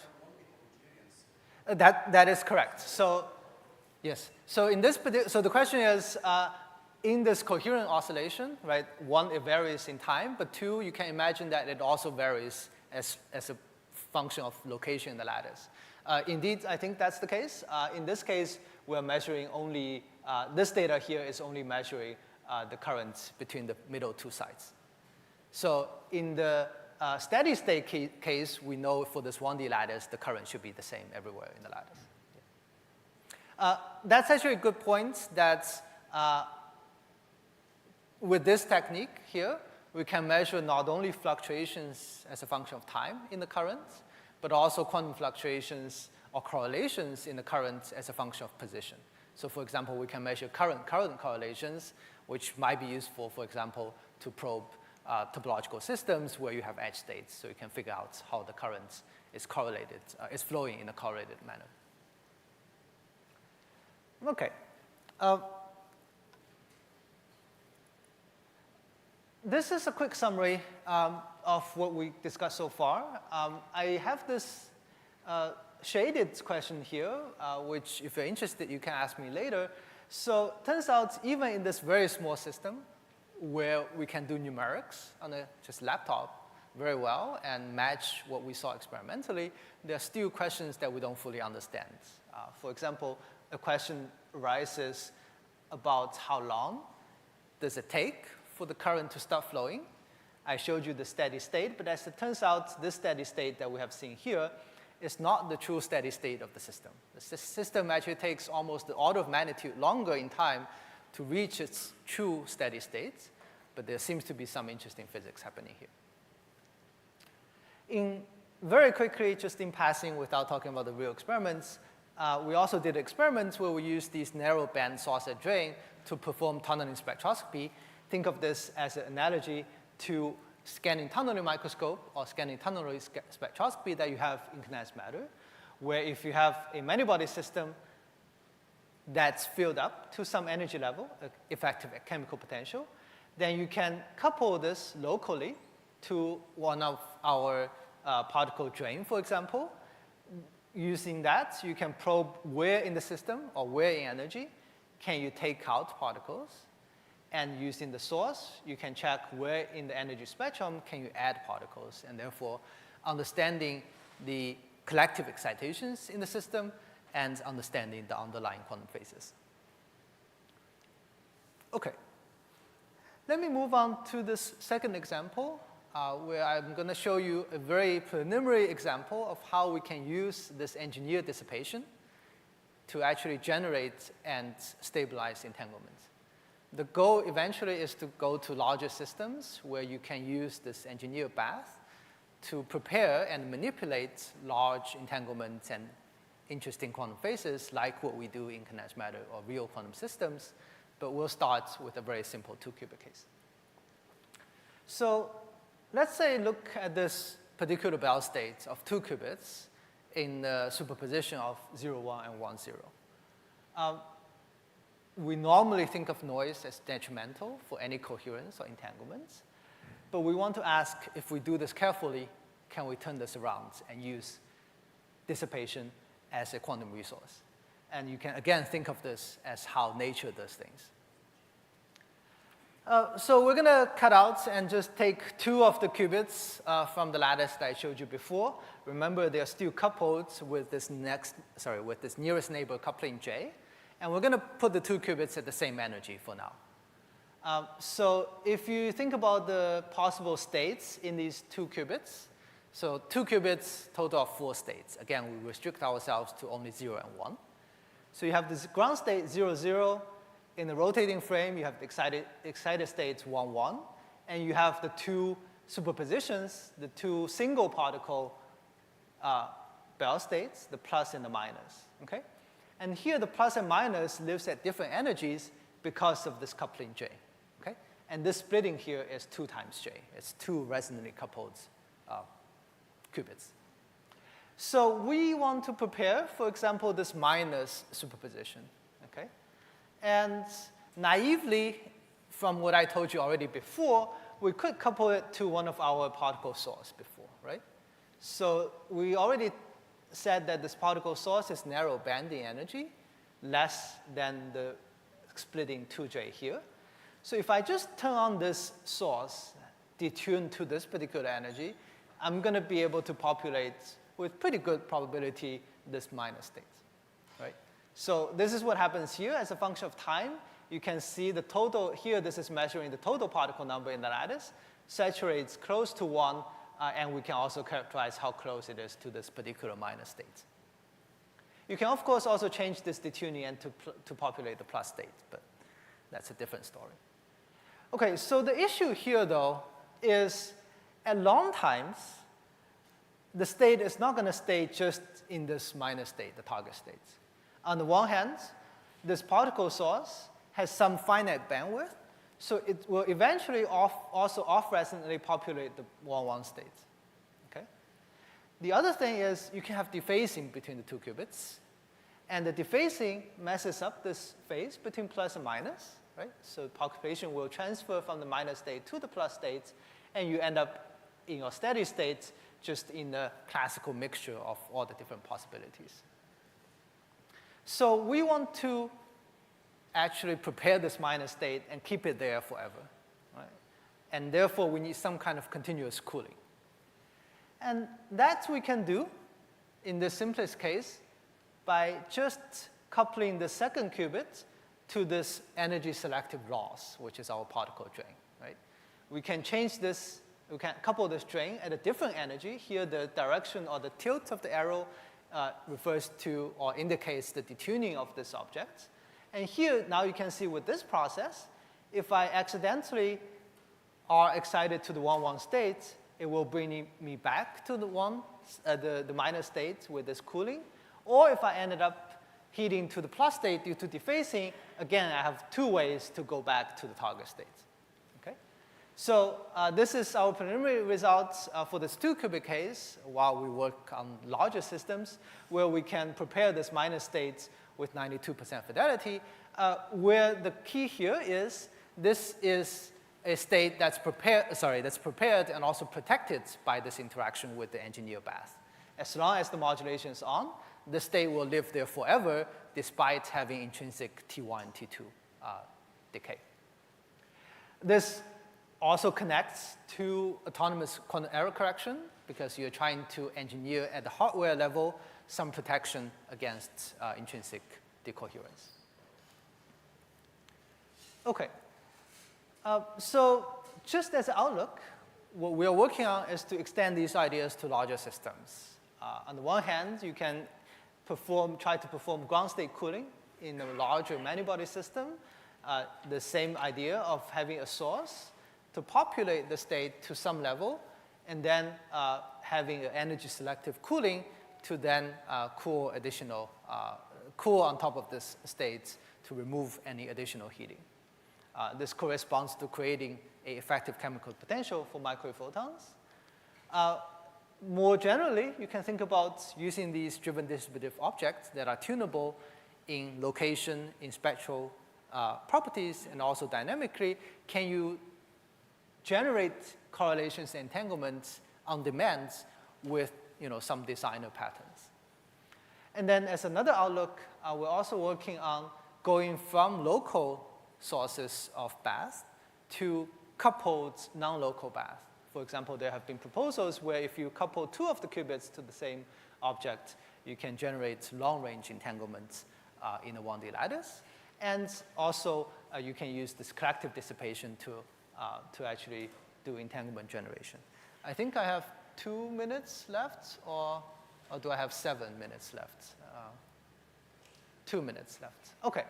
In that case, I'm going to just stop here. So I have one experiment that I'm not going to show you, which is on observing this collective decay and actually thinking of how we can use this collective decay to generate entanglements. So it's another way of bath engineering. And with that, I'm just going to end on this outlook slide where I've shown you how we can use these arrays of superconducting qubits as quantum simulators, not only to study interesting quantum phases, but also to learn how to control and manipulate them. And then I think these experiments will go hand in hand with our classical theory and simulations, and also with quantum computing algorithms and platforms in a hybrid fashion. With that, I'm going to thank all the people that actually did the work, and thank you for your attention.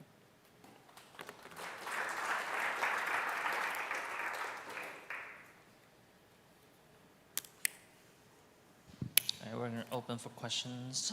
Yes, please. Yes, thanks, Professor Ma. So actually, I'm just trying to understand some basic concepts in your talk. So the source and drain in this experiment, actually, they are incoherent That's pumping and dissipation. So That's correct.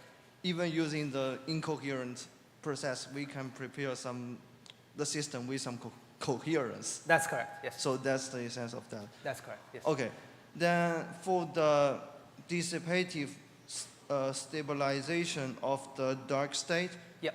can I understand that as some quantum zero effect? So it's just like, if I'm in some state I don't want, and it's like I'm measuring it, and by continuously measuring it, I can prevent it from. I think that's certainly one way to look at it, that this path engineering or this dark state engineering essentially projects you back into a certain decoherence-free subspace of the system.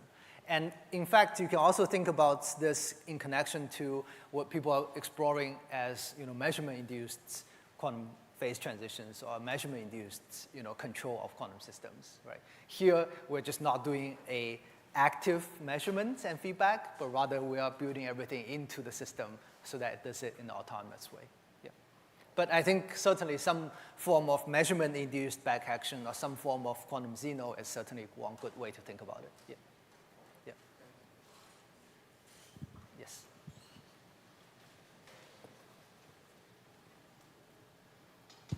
Thank you for the talk. I have a small question about the coupling J. How do you control it? Because you said it's geometric effect. Do you change the geometry every time you want to change the J? Yeah, so that's correct. So in this case, it's fixed. That's why if you have to change it, you can change to a different device.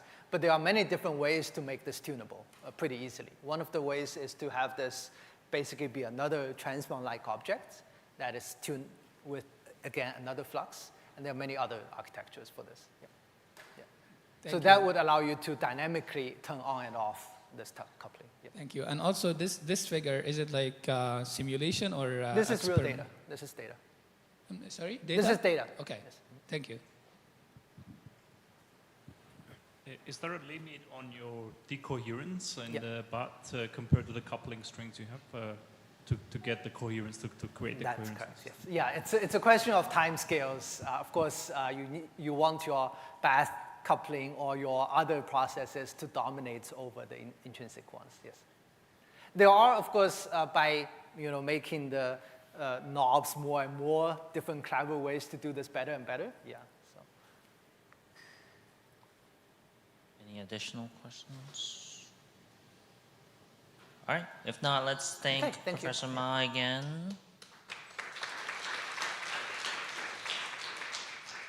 All right, we're gonna transition to our final talk before lunch.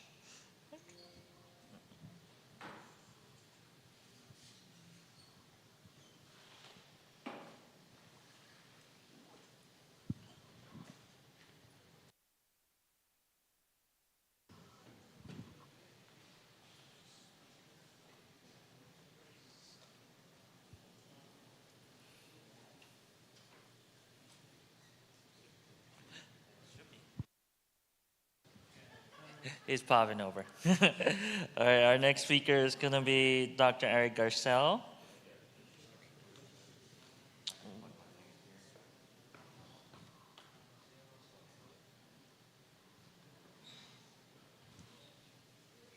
Just some logistics. There will be a concurrent poster session, so whenever you are done with lunch, you're welcome to, again, return back to Berkeley Nanotechnology Center if you want to look over again at some of the interesting posters from yesterday. So you're certainly encouraged to do that and any other discussions during that longer lunch period. So our next speaker here is going to be Dr. Eric Garcelle. He's the director. All right. Eric Garcelle is the Director of Quantum Enterprise Development at Classic Technologies, where he helps organize integrating quantum computing into real-world applications. His work bridges the gap between academic research and industry adoption, ensuring that quantum technology moves from theory to practical impact. He holds a PhD in physics from University of Rochester and an MS in technical entrepreneurship and management from Rochester's Simon School of Business. All right, thank you for the introduction. Ooh, a little loud there, but perfect. So, hi everybody, I hope you've been enjoying the conference so far. Been seeing a lot of interesting talks. Ooh, how on earth do I lower that volume? Oh, thank you very much. All right.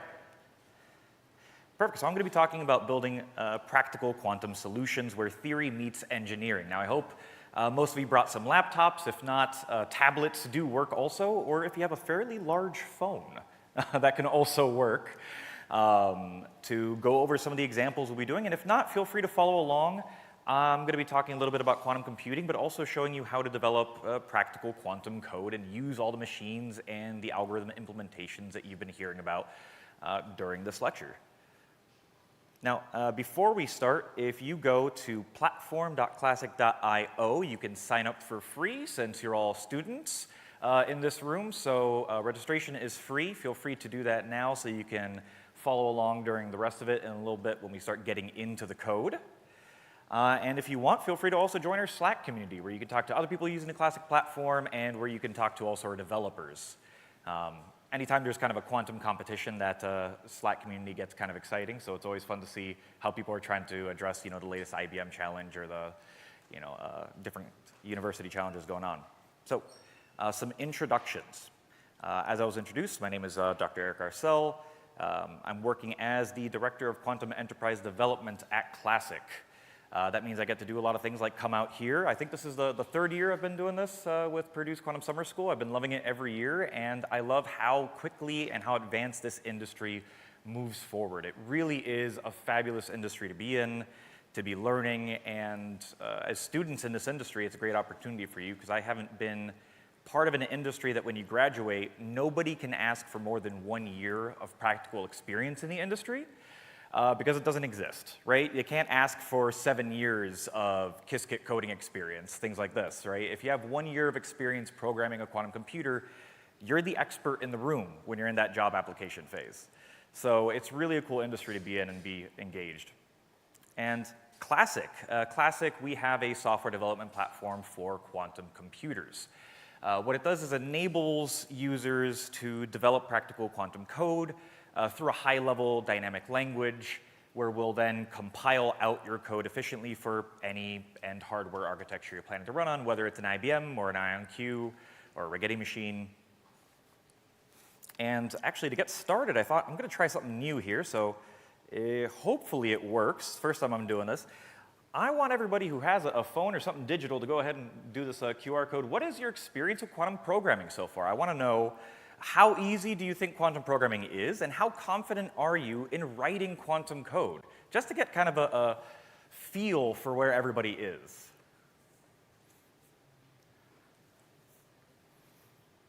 And we'll see. If things are working right, okay, we're starting to get some answers here. Very cool. So not very easy, a lot of people are feeling here. Some people are feeling quite confident. All right. Some people think this is good and funny. But it's good. I want to know how confident people are feeling, because quantum computing can be a very intimidating and complex field. But then again, I'm at a quantum event, so maybe everybody here feels really good with quantum coding. Okay. Oh, sad face. Oh no, somebody not too happy about the quantum coding. But it looks like a lot of people are a little lower on the average of feeling that quantum computing is not at all easy or not that confident in coding. Well, hopefully by the end of this, you'll feel a little bit more confident. You'll build out some quantum algorithms that'll be quite fun. All right, so a lot of times when I talk to people about quantum computing, I'm talking to managers, I'm talking to engineers at corporations, and they're trying to get their head wrapped around what quantum computing is, how should they be looking at it. So I wanted to take this from that kind of end user's perspective. One of the first things people start figuring out is, or wanting to know is, do I need to worry about this thing, quantum computing? And then they start reading these reports by these consulting companies like Boston Consulting Group or McKinsey, and they can see that, sure enough, these reports, all the analysts are agreeing that by 2035, there's about $1 to $2 trillion in end user economic impact. So people using quantum computing, not the people selling the machines, but the people using these algorithms for their end businesses, for their customers, are going to see this kind of economic impact. But in this next 5-year ranges, 2025 to 2030, the industries that are going to see the most near-term impact are probably going to be finances, chemicals, and pharmaceuticals, for all the reasons you've heard here, for optimization reasons and for chemical simulations. So once a company has figured out, okay, I have a head around this, my industry is one of those near-term applications, and I do need to worry about this, what is quantum computing? Now that they know that it's something they should be looking at. And one of the things I have to clarify is it's think less quantum laptop and more quantum processor, because I think quantum computing gives end users a perspective that it's a computer, right? And then the next question is, when is it going to replace my classical computer? No. Let's take a step back. It's not going to replace. It'll be in addition to. We've developed new quantum processors, right? We've developed a new processor the same way that GPUs were developed. We're creating a new type of processing unit. It's really efficient for certain classes of problems, terrible for others, right? Let's not be making a Zoom call on a quantum computer. That's not what they're good for. They're good for optimization. They're good for simulation. And they're going to offload some tasks that were assigned to GPUs or CPUs. Some of those tasks are now going to be moved over to a QPU. And that's what you're going to be using. And there's a lot of competing types of quantum processing units, from photonics to superconducting and trapped ion and quantum dots. So that bit can get a little intimidating for end users on which one should I be using and how do I use it. But yeah, first thing definitely is I have to get people's heads around the fact that it's not a computer with a screen and a keyboard and you're using the quantum computer in this way. Now, once they understand that, there's also the quantum stack, and that can be intimidating too, right? You have applications, and then you have algorithm libraries, and then the operating system you want to run on. Do you want to use Classic to do your quantum programming? Do you want to use Qiskit? What middleware are you using to access that hardware? IBM's network, AWS's, Microsoft's cloud, Google's cloud for hardware. And if you want to connect this to an HPC system, how does that work? Am I going to use NVIDIA CUDA-Q? Am I going to develop my own modified workload manager for my supercomputers? So there's a lot of these stumbling blocks when it comes to understanding quantum computing, to engaging in quantum computing, which is why us in the industry, we really do have to be partners with everybody who has these questions. We want to be available to answer them, to facilitate, which is why Classic, IonQ, IBM, Microsoft, everybody who's in industry, who's in this room, has been answering these same questions for the entirety of the industry, because we really want to support it wherever you are, whether you're looking at hardware or software. Quantum computing right now is a place of exploration where we want to answer these questions, help people understand the usefulness of it, get past some of these stumbling blocks and help them understand it's not as intimidating as you might have thought. Sometimes the word physics or quantum makes people say not it, just hearing the word and not even wanting to engage. But once they get their heads around the fact that it's a new quantum processor, right? It's a new processing unit, the same way when GPUs came out.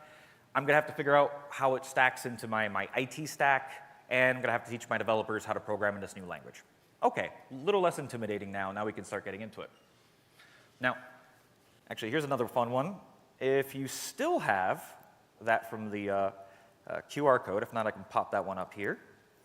I'd love to know in kind of 1 or 2 or 3 words, I think you can put 3 words maximum, has a character limit, what's the thing that you find most difficult about quantum computing?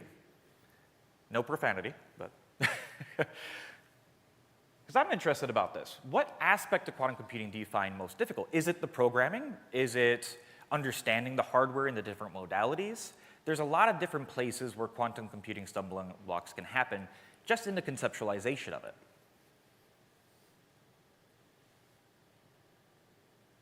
Complicated math, very, very serious there, yep. Package errors, absolutely. Quantum error correction, yes. With this NISQ era we're in, right, the noisy intermediate quantum error, we definitely have to worry about error correction and how do we mitigate error as we go in this. The physics, math, scaling, abstraction. Slow performance, ooh, I hadn't seen that one before, that's good. Optimized circuits. Well, I like that one. Whoever did that, you're helping me out with this presentation because that's what Classic does. We help you create optimized quantum circuits. So whoever did that one, hopefully you'll like the rest of this. Okay, so I'm going to keep going here.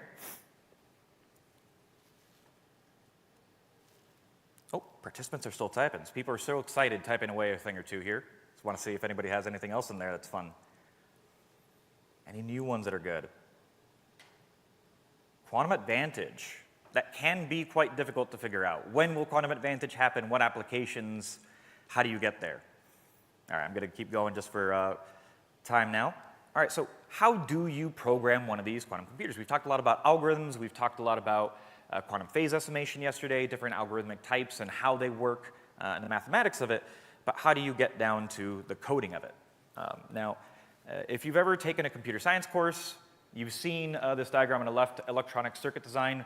Right now, coding is kind of like Boolean logic, right?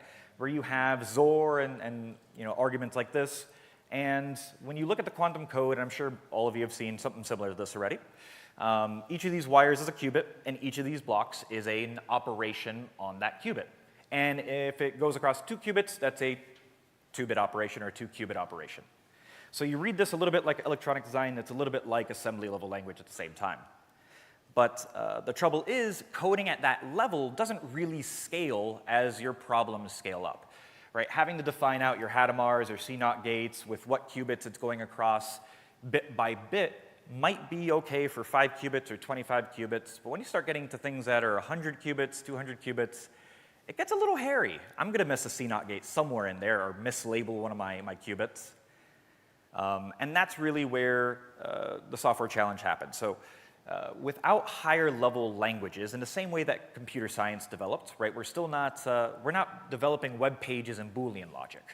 If you want to do things to scale, to have larger applications and use the resources available on modern hardware, you need to have an abstracted paradigm to interact with this hardware and use all those resources in a reasonable amount of time. I'm sure somebody could program a web page in Boolean logic. I wouldn't want to do that. Not saying it's not possible. In the same way with quantum computing, you still can program 100, 200 qubits at the gate level. It might not be the best use of your time.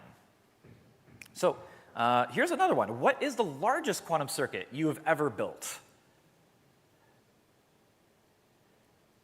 Pop that QR code again here. I'd love to know this one. Because certainly by the end of this, we'll be doing 50 plus qubits.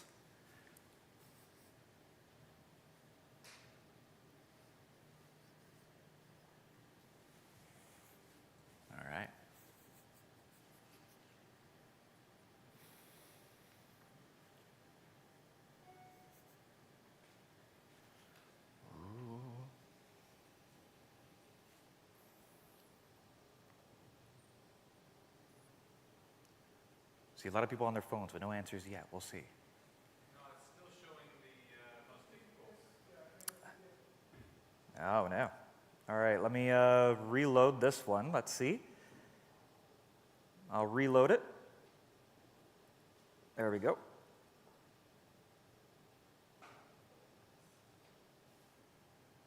Did it update? Awesome. All right, thank you for that. Okay, haven't built one.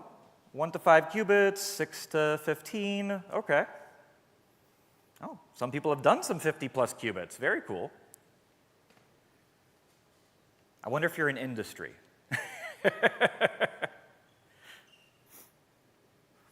Okay.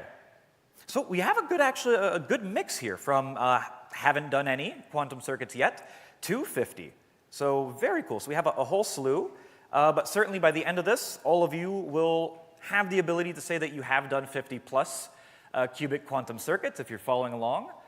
Even if you're doing it on your phone, it should work out pretty okay. I've done it. It's not the easiest to code on the phone there, but you can follow along with some of the code blocks and press enter on them, and you can still have some fun. Now, this is where I want to start getting into this. I would love to get into the classic platform now, go into one of these workshops very quickly, and then we'll go back into our slides. But I want you to get comfortable with the coding of it. Now, if you didn't do it earlier, make sure that you do sign up so you can actually go ahead and follow along and join that Slack.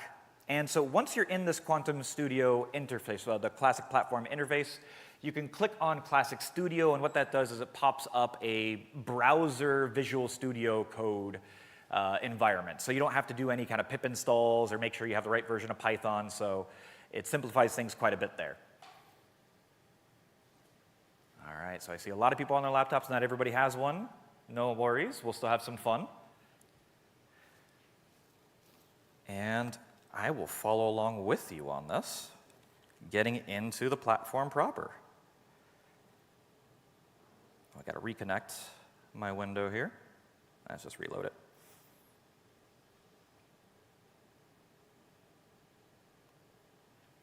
Perfect.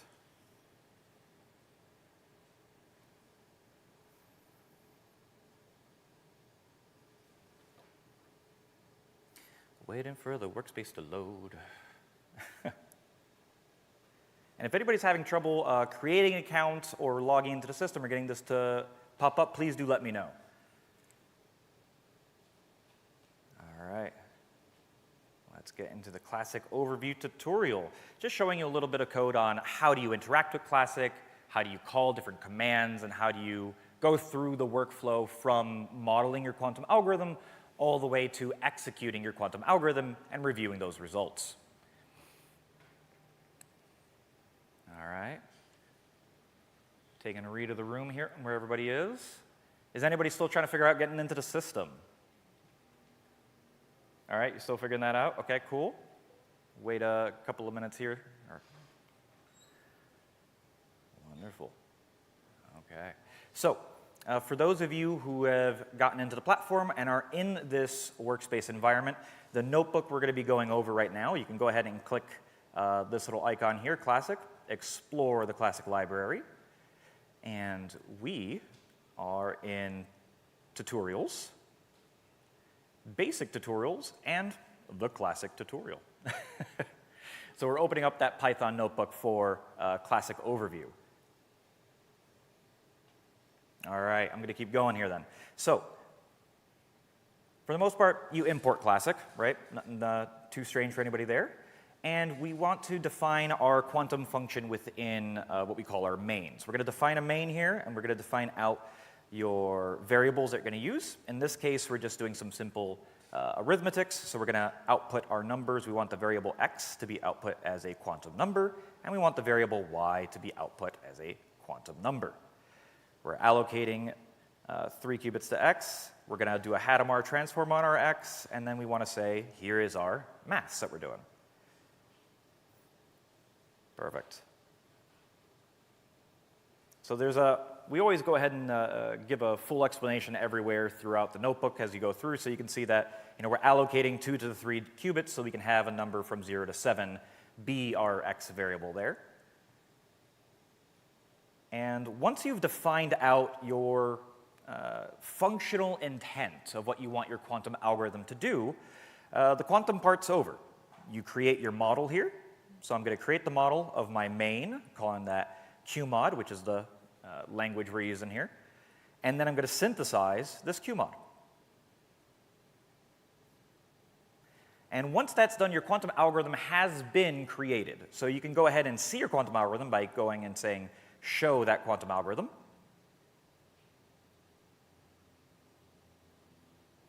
Perfect, and here you go. You can open that up and visualize your quantum algorithm and follow the logic of your quantum algorithm throughout the extent of it. So here we could see that we have assigned 3 qubits to x. We're reading out 3 qubits at x. We're reading out our 6 qubits on y. And you can see that we have this assignment, the x squared plus 1. You can open that up and see how the system implemented that for you every step of the way. So you can follow your logic of your variables as they move through your quantum algorithms.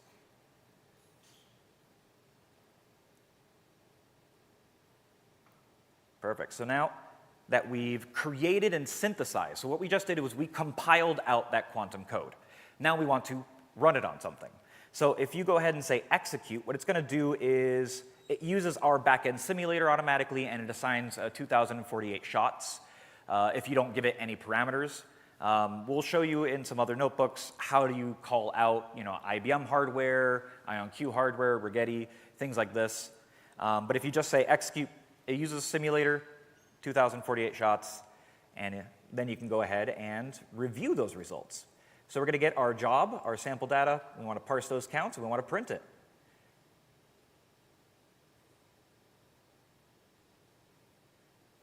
And here we can go back into the platform and review our results of our system here. So we can see that we return the results, again, in x and y as we defined it. So x0, y1 is one solution, 1 and 2 is another solution, 2 and 5. So because we defined early on our variables as x and y, and they're going to be quantum numbers, we want that read back to us in human-readable text, so I don't have to figure out what 0010101 is as far as my histogram bar. And there's also some confusion that can happen there too. Sometimes when you're dealing with hardware, when you get the results from that hardware, sometimes you read the hardware bit string front to end, and sometimes you read the bit string end to front, and the vendor determines which way that result is returned to us, and Classic will handle that for you as well, so you don't have to figure out, am I reading my code the right way, am I reading my results the right way, and how is that handled? Because what Classic is trying to do, like I said, is simplify all these stumbling blocks that can happen in quantum computing. It's difficult enough. It can be confusing to develop these algorithms, to navigate this space. So places where there could be stumbling blocks, like how do I access all these hardware, right? We're doing this in the Python environment, but most of the time when I'm at trade shows and things like this, I'll go ahead and show off the hardware from our browser-based implementation here, our IDE. Because it shows all of the toggles that you can use in the platform without having to hard code them in. But you know what, let me go into one of these examples just to give you a high-level view of this. So here's a very similar example to what we just did. I have a couple of variables. Instead of putting in Hadamard gates and putting in defining how many variables I'm assigning to x, or how many qubits I'm assigning to x, I'm just assigning numbers, 2, 1, and 5. I want my result returned here. I'm going to optimize this for the depth of my circuit. And you know what, for fun, let's point at an IBM machine. Let's do IBM's Kawasaki machine. So the system will go ahead and understand the native gate set of the hardware you're going to be running on, and it understands how those qubits are connected to each other as well. So from here, we're going to just go ahead and synthesize this. Same thing we just did in our Python code. It's getting sent up to our server. It's going to be returning to us a compiled code.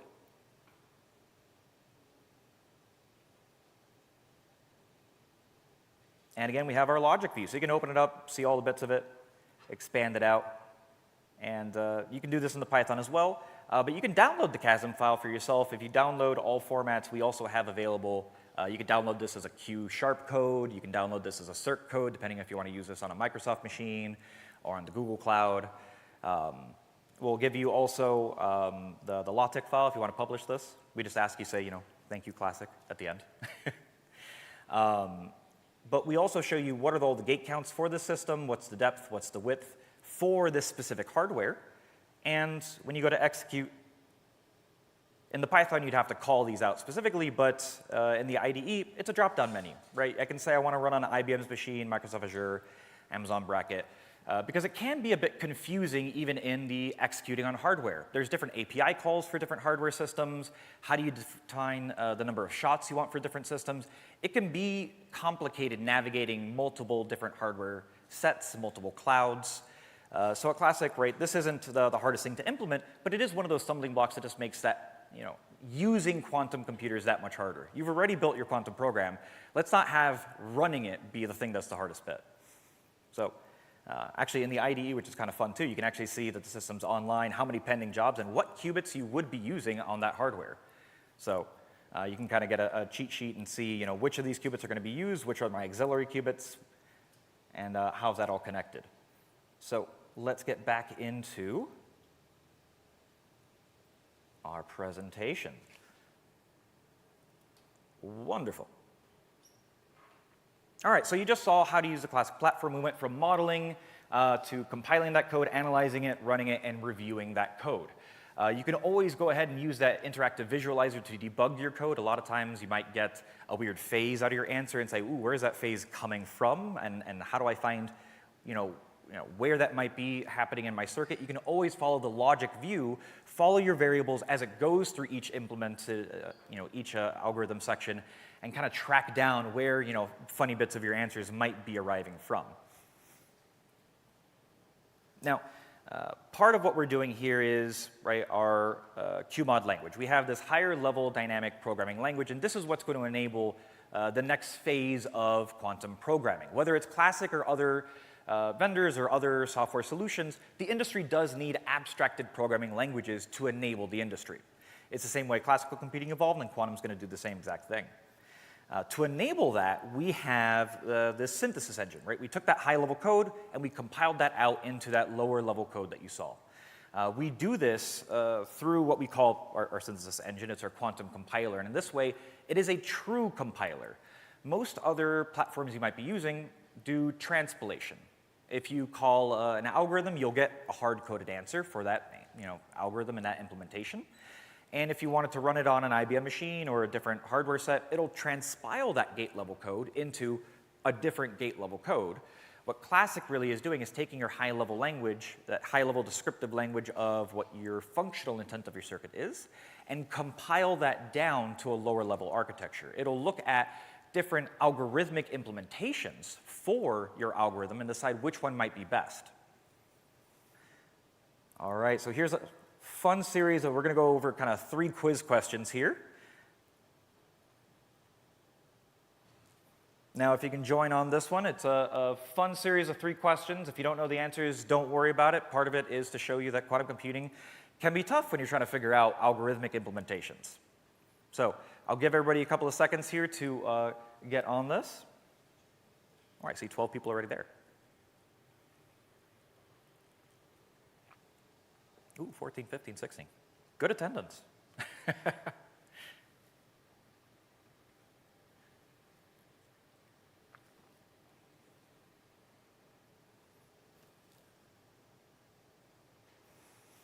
right. I'll give it a couple of seconds because when I click start, there's about 45 seconds to answer the question. It's simple. Don't worry too much about it. We're not going to grade you.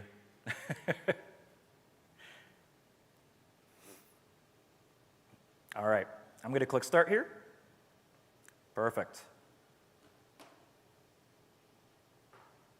All right, match the modality with the associated company. So we have different quantum hardware modalities, superconducting, trapped ion, neutral atom, topological qubits, and match them with the hardware company that is executing on that hardware or creating that chipset.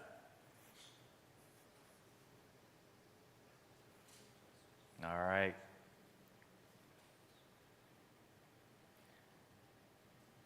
Yeah, because this is another one from an end user's perspective. There's all these different companies with all these different hardware sets. It can be difficult even to remember, okay, who's doing what and what's that type of qubit and IBM is doing which one, and there's QEra and IBM and Microsoft, and there's so many different architectures out there. Sometimes even remembering which is which can be a hard one. All right, yep, IBM is doing superconducting, IonQ does trapped ions, QEra, neutral atom, Microsoft with that new Majorana topological quantum addition, which, if you're trying to optimize for the depth, if you're trying to use an all-to-all qubit topology, which one would you use? So drag it over to the right box. If you're trying to minimize 2 qubit gates, which one would you want to use? There's a lot of different quantum algorithms, and there's a lot of different cases where you might want to use one versus another, and it's not the easiest to figure out, which one should I use, and for what gate set, and for what hardware. All right, we got 4 seconds left. Let's see where it is. Okay, yep, so if you're using a ripple carry adder, you want to minimize the 2 qubit gates there. Ring-connected topology is better for ripple carry adder, because for quantum Fourier transfer adder, it works better with an all-to-all connectivity. You end up having a shallower depth if you're doing it on that. So it's QFT is great for minimizing depth with caveats here. Of course, you have to actually have the all-to-all connected to make that work. You have to have hardware with native small angle rotations. Otherwise, it's going to be a little bit difficult to implement that QFT adder. Minimize requires a qubits and all-to-all qubit topology. Okay. So we can see that not everybody, no one got all the answers right, but fear not. It can be difficult to figure out which implementations and which, and when you're trying to optimize for different parameters, what algorithm is the best one to be using for what you're trying to do at the end of the day. All right, last one here. I clicked back there instead of something I meant to do. All right, question 3 of 3, perfect. Let's start this up. All right, for an IonQ machine, which algorithm is optimal if you wanted to minimize the circuit depth?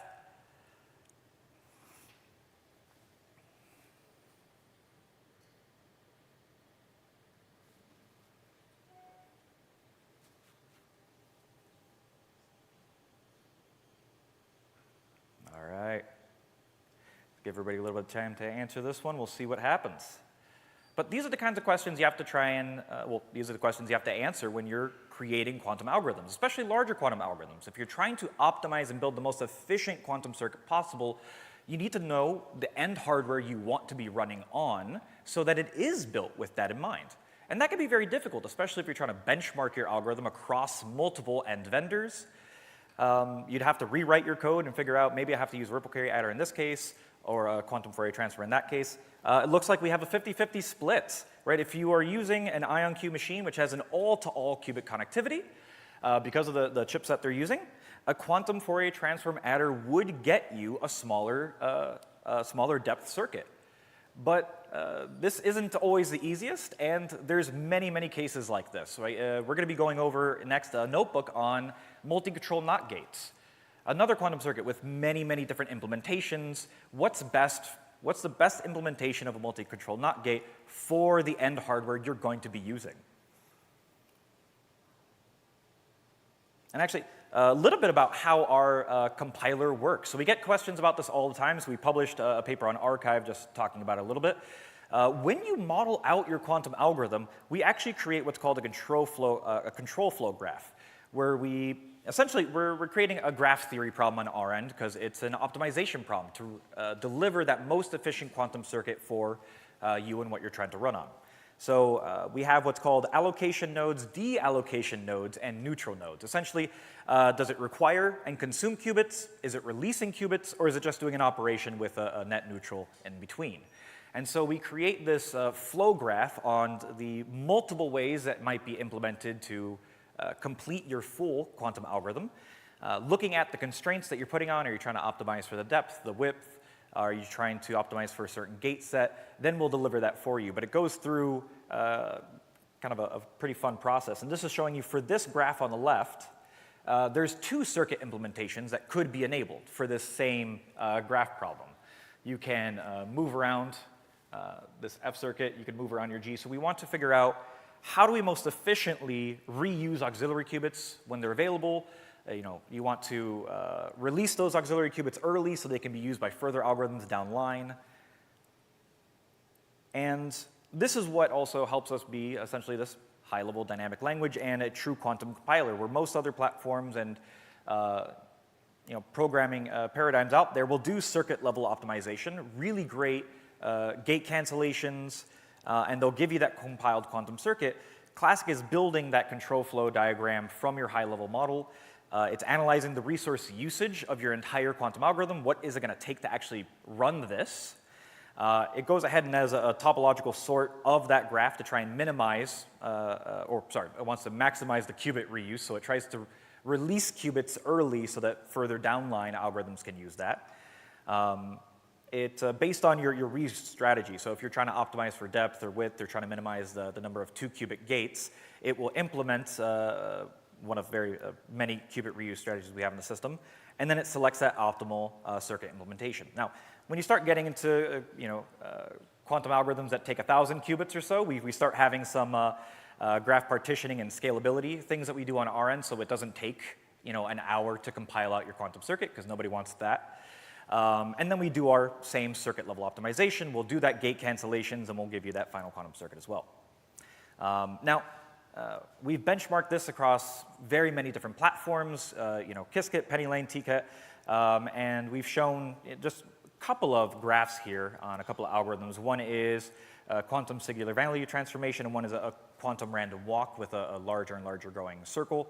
That classic delivers, because we're a true quantum compiler, more efficient quantum circuit at the end of the day. Now, it's not only that, we also return a faster solution. Time to solution is also a bit snippier in our systems than others.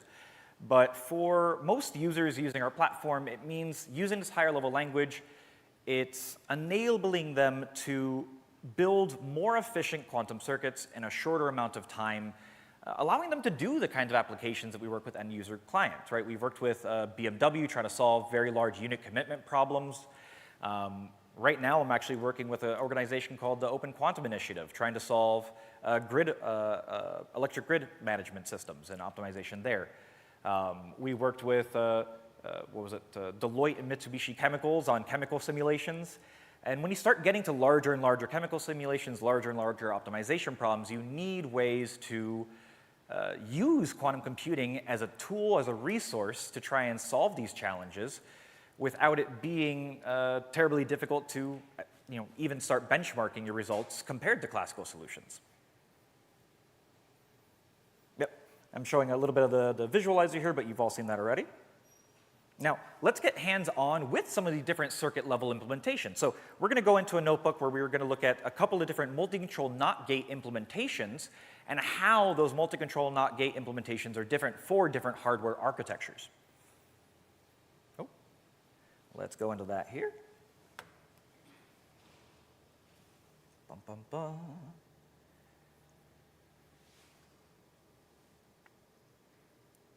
All right, so next one is, so if you go to our classic library here, community examples. Thank you, classic community, who helps to add to our GitHub. Comes out with some really fun and cool use case examples. Basic examples, hardware synthesis and hardware-aware synthesis. So we have to go down a little bit of a rabbit hole to get to this one here. But if you follow along, you'll be able to find this. And I think it's a really cool example, because as I'll go through here, we have a couple of different hypothetical quantum architectures for our chipset that we are mapping. And then we're developing multi-control NOT gates, the same multi-control NOT with the same number of qubits allocated to it, and how that looks different for these different hardwares. All right. Getting rid of the room, seeing where everybody is. Okay. Now, let's see. Pardon me, how much time do I have left on this talk? If somebody knows the answer to that one. 20 minutes? Ish? Ish. Okay, I heard ish. Good. 17 minutes. Okay, so we'll run through this example because I'd like to show you some other cool things in the platform, hopefully to get you intrigued, right? Because Classic is free for students, it's free for research purposes, so if you want to use this, we want to enable the community, right? We want to enable you to do great research, to use these tools, and what's available out there to further the community. It helps everybody in the community when we support each other. So if you have any questions after this as well, feel free to ask our developers on our Slack channel. Feel free to email me directly. We're always really happy to work with people on their cool projects. Now, I'll just kind of click through this as an example just so you can see how it operates and runs. We're importing math package here. We're defining our multi-control NOT gate. In this case, I'm defining my multi-control NOT gate. I have a quantum array. My target's going to be qubits. And I'm saying that my control is X, so I can define that out later. So from here, I'm going to go say, and I want to allocate 10 to a control, 1 to a target, and I'm going to go and define out my model. So I've now cemented that model. I'm applying some constraints now to the system, saying don't return a circuit that has more than 20 qubits, and I want to optimize for the depth of my circuit. Perfect. And here we're going to go ahead and synthesize it and show that quantum program.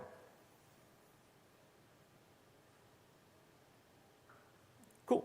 So here's our quantum program. You can go ahead and pop that up, visualize this multi-control NOT. For brevity, we'll just keep going. And our synthesized MCX is a depth of 52. But let's go ahead and check out a couple of these different hardware modalities. I'll just go click through because we're doing a 12 qubit here. We're defining some fake quantum architecture, but this also shows you that in the platform you can define out a hypothetical quantum computer and a hypothetical gate set, and we'll also optimize for these systems as well. Or if the system isn't part of our drop-down menu and you want to work on maybe your on-prem quantum computer, you can also do that. So we're going to go ahead and chart out that graph just so you can see it. We're plotting out the star connectivity, so we're doing a star versus kind of a cube connectivity.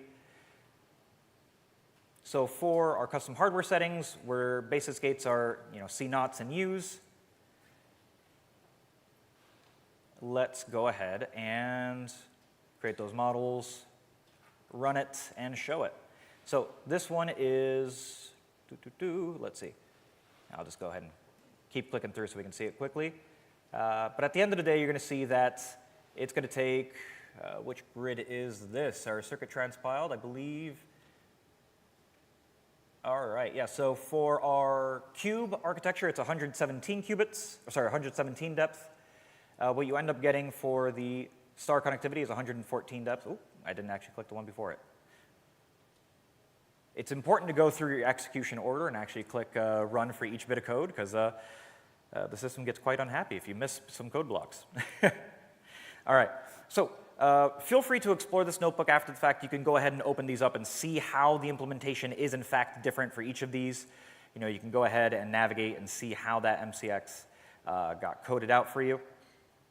But at the end of the day, what I'm trying to show here is that Classic will create an efficient quantum circuit for whichever architecture you're going to be running on without you having to worry about how do I change my multi-control NOT gates. I know I need a multi-control NOT gate to do this quantum algorithm, but you don't have to define out specifically how to do that and how that might be different across different hardwares.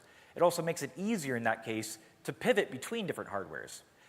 So you can try out how your algorithm might look on an IonQ machine all-to-all. Then you might see, actually, is it more efficient because I have more qubits available on an IBM ring connected, right? It's less connected, but you have a lot more resources. So maybe you could have a more efficient algorithm. Maybe you can have something that can chug more data in it. So Classic enables this kind of exploration in the quantum space. Now, perfect. I want to go over a couple of client engagements we have. This is our whole applications team. I'm probably embarrassing them a little bit by showing this up here.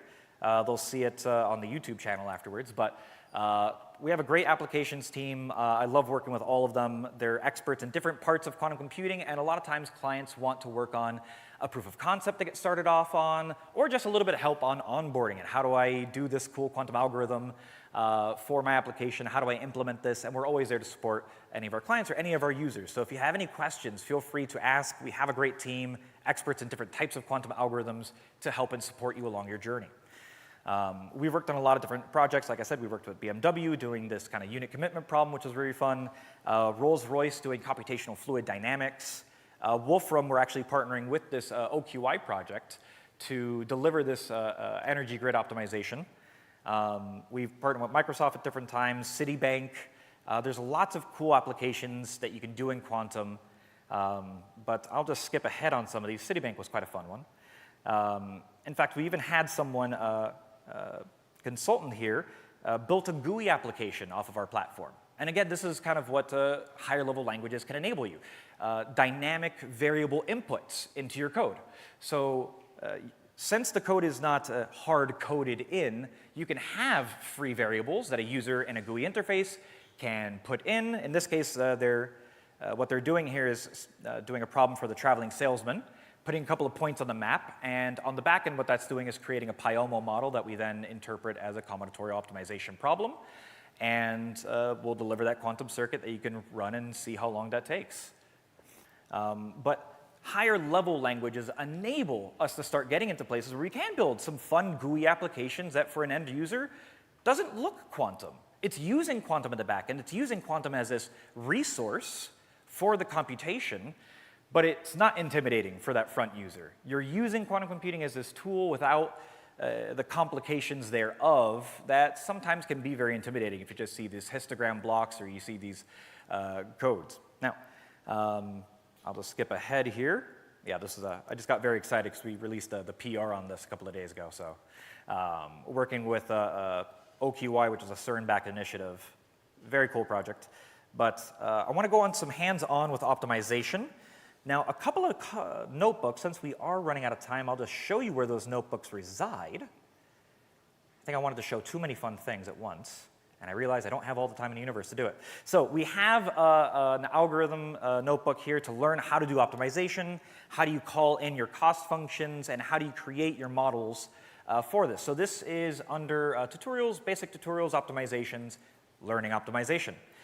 So we go over how do you create it. We use Pyomo as our package to help create your graph theory problems, to define out your cost functions, and everything here is classical right until the very end, where we call classic to interpret that Pyomo model and digest it and turn it into a quantum circuit for you. So everything here is still classic, classic, classic. Now we're entering the quantum world where we have to call QAOA, say how many layers we want. In this case, just for a simple example, we're doing 1 layer. And then we're calling our QMod function to take our Pyomo model, take that configuration, and synthesize it, and then execute it. So you get your results here, the number of counts, the probabilities as it's coming to a conclusion, your cost function at the end of the day, and you can always visualize that. And there's a big code block of everything implemented all at once here at the end. But it's very similar if you've ever done optimization in any other computer science course, if you've used tools like Mathematica or MATLAB, very similar. You create your graph theory problem or your optimization problem, you create your cost function and any parameters that you want that cost function to live within. What are your constraints? In the next notebook, we actually do this for a knapsack problem, right? How do you define that for, classic knapsack? I have some items I want to put in the sack. The sack can only hold so much weight. How do I put the most valuable items in that sack, and what's that mixture?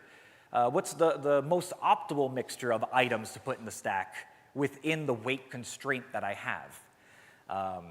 In this case, this is taking our cost function, but also putting a constraint on that cost function, right? It has to, you don't want to rip your bag putting too heavy an object in there, so you have to have it be equal to or less than. We show you how you go ahead and define that out in the system. We're defining an objective function. That's the weight of our systems here. We're defining a constraint. It has to be less than or equal to 12 pounds. And then we're saying define the cost function for that knapsack. And then we're going and creating that model. So we have this. We're assembling the full QAOA algorithm. 3 layers in this case we're doing. And then we go ahead and you can visualize the convergence to see how quickly it converges on a good solution. You can give it a timeout if you want as well. Print out those results, and at the end of the day, we do in fact get our optimal solution, which is A is 3, B is 2, which at the beginning we gave the correct answer. The optimal solution for this is A is 3, B is 2. You want 3 of A, 2 of B, because that's the optimal mixture to fit within this item sack. So you could expand this to other larger problems. We have examples on portfolio optimization. That starts getting into some other interesting dynamics, European call options. Finance is very much looking into QAOA and other algorithms for optimization and very interested in this. If you're doing chemistry, we also have molecular eigensolvers. We show how to do this both using variational quantum eigensolvers and quantum phase estimation. We were talking about that yesterday on how to do that for chemistry problems. I was hearing some great questions, in fact, right? Quantum phase estimation is best for fault-tolerant machines, but in this more near-term regime, it might be better to use VQE. Verdict's not entirely out on that, but we'll see. But we show you how to do both implementations in the platform for the chemistry that you're trying to simulate. A lot of the things we talked about before, you've seen in some of these other lectures, you have to figure out your mapping. Is it going to be Jordan-Wigner mapping? There's many different ways to map out how you're defining these Hamiltonians, but in classic, we go ahead and say you can define out your atoms. We have a couple listed out here for you just to get a sense of how do you define out your algorithms or your molecule. H2, O2, lithium hydride, H2O is always a fun litmus test to be going over. We show you how to do that. How do you define your unitary coupled cluster? How do you find the ground state of your solution? And once you're familiar with that, the next notebook we have that I wanted to go over, and I am shotgunning through the last of this, so if you have questions, come talk to me afterwards. I'm happy to go over these notebooks with you. We show you how to create a loop, a code loop in this so that you can vary the intermolecular distance between your molecules so you can find that minimum energy of your molecule, and you can chart that. Again, that's what classic enables, right? Dynamic variable input programs. You can create loops in your programs. easily iterate on those quickly and dynamically. So here we just took H2, we're keeping floating x here as the intermolecular distance between them, and we can map out what does that minimum energy level look like as that distance grows or is reduced. And you can do this for many different molecules. We also do something similar for protein folding. Lots of very fun applications you can do in quantum algorithm. And I heard just on the bus yesterday to the after event that some people were interested in Shor's algorithm. If you're interested in navigating into Shor's algorithm, how do you do this? It's a bit of a complicated algorithm, but we do comment it out the entire way through and show you how it works, how to call it in classic, and how to essentially find those prime numbers. So you can go, we have our quantum period finding bit, modular addition. How do you call the maths of this and define your quantum functions? You have to put in your phase modifications here. Modulo 15, a number 9, right? The number you're trying to factor, you have to find the prime number that's for that too as well, right? What was it? What is that? Yeah, it has to be a prime number for that as well, right? You can't multiply into it or whatnot.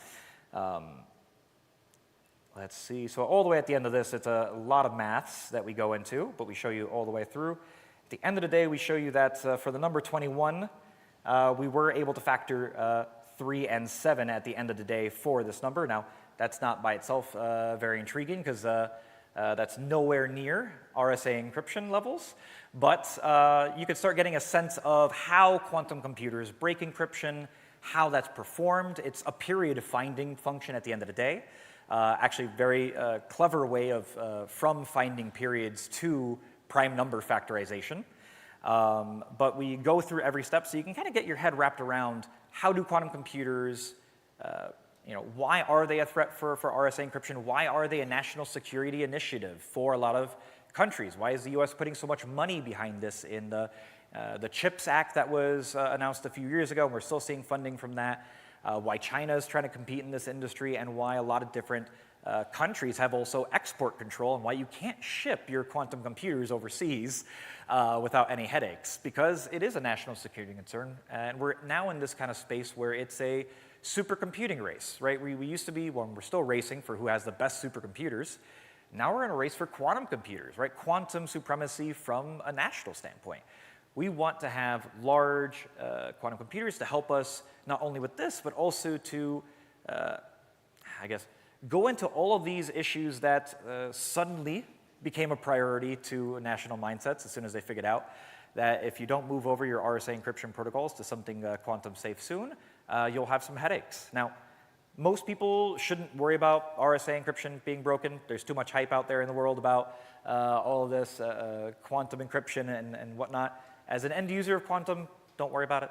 Unless you're a government contractor or a major bank, you shouldn't worry too much about quantum breaking encryption because there's a lot of agencies like the National Institute for Standards and Technology, NIST, has quantum protocols that they're developing,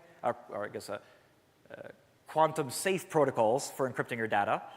They're still looking at a couple of them right now. They'll figure it out, but once these algorithms get figured out on what's the best way to move forward, there will be a lot of companies out there helping you move over to that. Microsoft to move over to the quantum safe protocols. But it really is these more sensitive technologies and sensitive industries that need to move over their infrastructures early, because there's this, what's the issue right now is take now, decrypt later. So people are gathering data now to decrypt in 10 years when they can do it feasibly with quantum computers. So unless your data has a lifespan of more than 10 years, you shouldn't worry about it. And that's really what it is for most users. If your data that you have at your organization or as a student only matters for the next year, don't worry about it. You're good. It's that lifespan of your data that does start to play into this. So unless you're planning to graduate in more than 10 years, don't worry about it. Your theses are all safe, won't be broken into. People who are starting a degree now and undergraduate, maybe be careful. Okay, so I see that I'm at the end of time here. I want to leave if there's any time for questions as well, because I talked for quite a bit, showed you a ton of examples on this. on Classic, on how to use it, on different ways to implement and utilize quantum algorithms. But at the end of the day, what I want to leave you with is that these higher level languages are what enable people to develop very cool, large-scale quantum algorithms to explore the use cases that they're interested in. It allows BMW to solve unit commitment problem in their electric vehicles, allows Rolls-Royce to try and simulate, airplane wings for not just a very small mesh size. Can quantum computers lower the computational intensity of multi-physics simulations? These larger scale problems require larger scale quantum algorithms, and you need some way to abstract to this and utilize quantum computers. Thank you very much.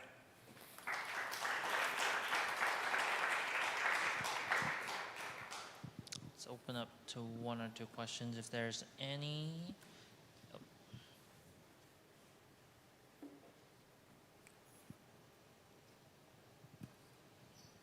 Great talk and overview of the capabilities of Classic. I saw that you had one of the graphs that showed the performance of the circuits generated compared to like Qiskit.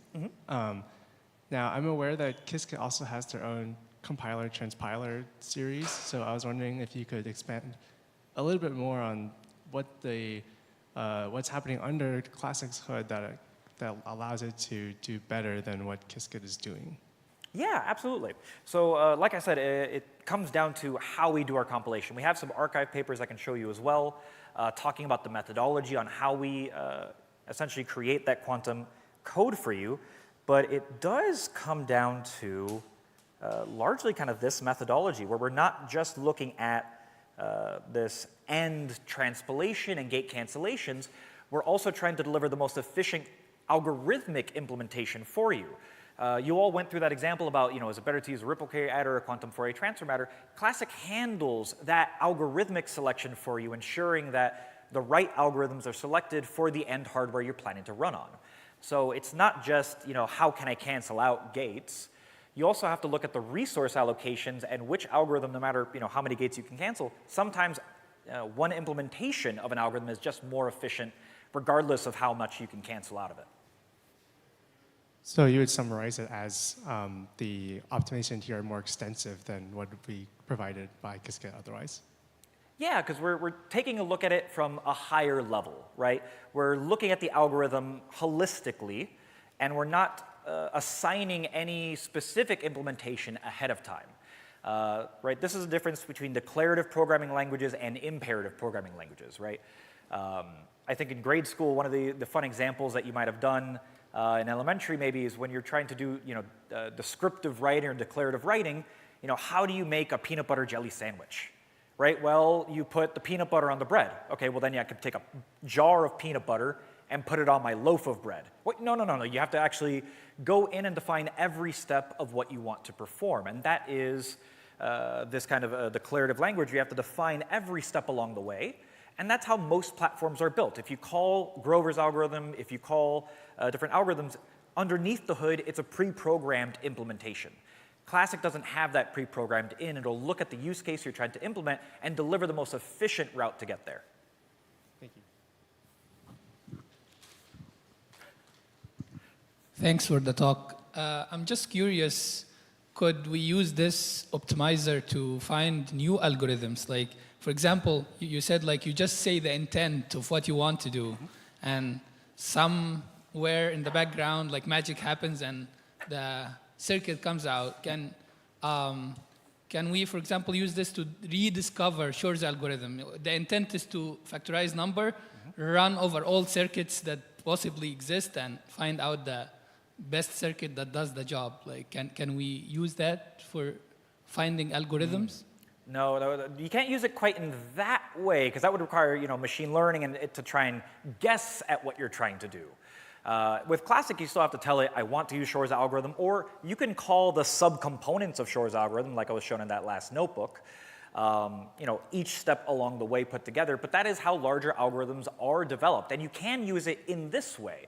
You can put together sub-algorithms, right? You could put together, amplitude amplification along with some interesting multi-control NOT gates, do some fun Suzuki trotterization, and develop your own algorithm in Classic in this way, and have that optimized for any, end hardware you want to do. That's one implementation you can do. And in fact, a lot of professors are using this platform in this way as well. They're building their own algorithms in Classic and then trying to figure out what hardware, real or non-existing right now, would most efficiently implement this architecture, this quantum circuit.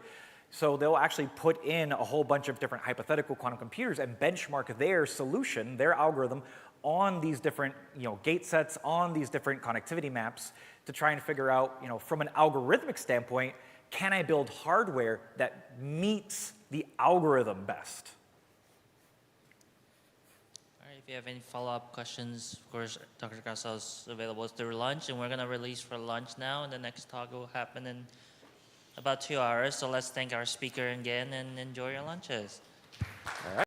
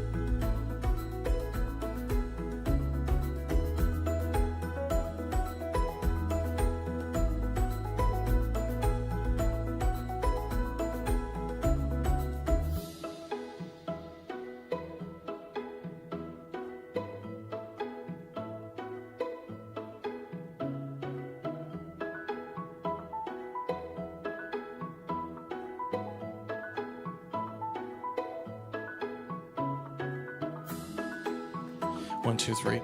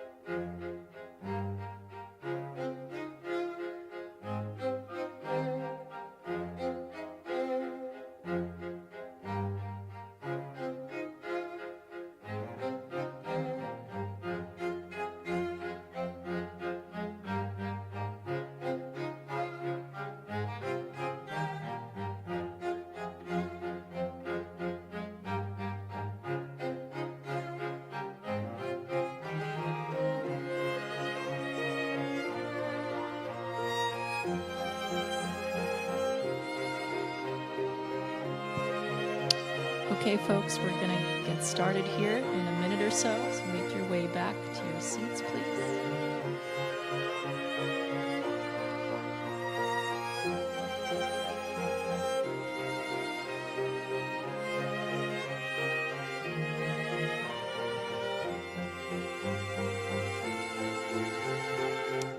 Okay, we're going to get started with our afternoon sessions. So I'm going to introduce Dr. Dana Anderson, who is a professor of physics and of electrical engineering and is a fellow of the Gillett Institute at the University of Colorado Boulder. He is also co-founder and chief technology officer of Inflection. He received a BSEE degree from Cornell University in 1975, got his PhD in quantum optics from the University of Arizona in 1981, and in his postdoctoral work at Caltech on developing a prototype gravitational wave interferometer, which later evolved into LIGO. Dr. Anderson joined the faculty at the University of Colorado in 1984, where he continued work on optical gyroscopes and on optical neural networks using dynamic holography. He co-founded Cold Quanta, now Inflection, in 2007 to become the first manufacturer of quantum components, instruments, and systems based on cold and ultra-cold atoms. Please help me welcome Dr. Dana Anderson. It's a pleasure to be here. It's, I think, year number 4 or something like that. It's just great to be a part of the QSC. I hope it continues for another 4 and 5 and beyond years. So as I said, it's a pleasure. The talk I'm giving, in fact, is done in collaboration with Kasia Kurtzanovska from Los Alamos National Laboratory, and it's been such a productive collaboration between the two of us.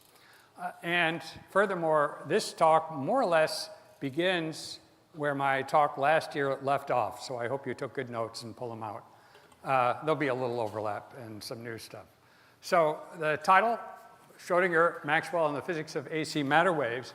And I want to begin by what motivated this research path for me. So many of you will know, maybe some are not, because, oh yes, there is no quantum computing in this talk. Save all your quantum computing desires for the next talk by Victory, also from Inflection, but he'll be talking about the real stuff. I am talking about something else, in fact, sensing based on cold atoms. And just to say that there's incredible sensitivity that can be derived in atoms by producing an interferometer, for example, to measure accelerations. And all matter wave interferometers pretty much work the same. There's an atom beam, say, and exposing the atom beam to light, in fact, light that acts as a grating, splits that atomic beam into 2 momentum states, one going up here, one going straight along. Then you can have another light atom interaction to cause reflection. So these two change places in momentum space. And then a third set of light pulses recombine, and by measuring the number of atoms in this state versus the number of atoms in this state, you can determine what is the rotation or acceleration or what have you. They all look like this. Now in optics, we use something to enhance often precision measurement objectives. And so in particular, optical resonators are used ubiquitously in photonics, especially for getting high precision measurement. So for example, as you just heard, early days I was involved with LIGO well before it looked anything like this. It did look like this, however. And one uses optical resonators to store the light for approximately the period or the length of time the period of the gravitational wave, which is a long time. Also, laser gyroscopes use optical resonators to build up a rotational signal. So resonators are very commonly used in optics. Lasers, what have you, lots of good reasons to use them. And this is the so what factor, the thing that drove this work.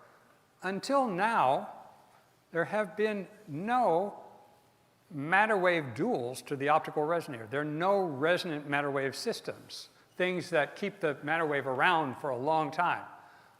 And that's because there have been no temporally coherent matter wave sources, where coherent in this means not quantum mechanical coherence per se, but rather the classical coherence described quantum mechanically by what is known as Glauber temporal coherence.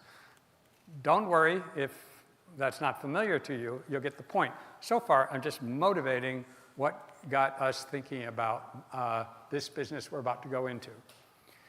How many of you are electrical engineers? And the rest physicists? And computer engineers?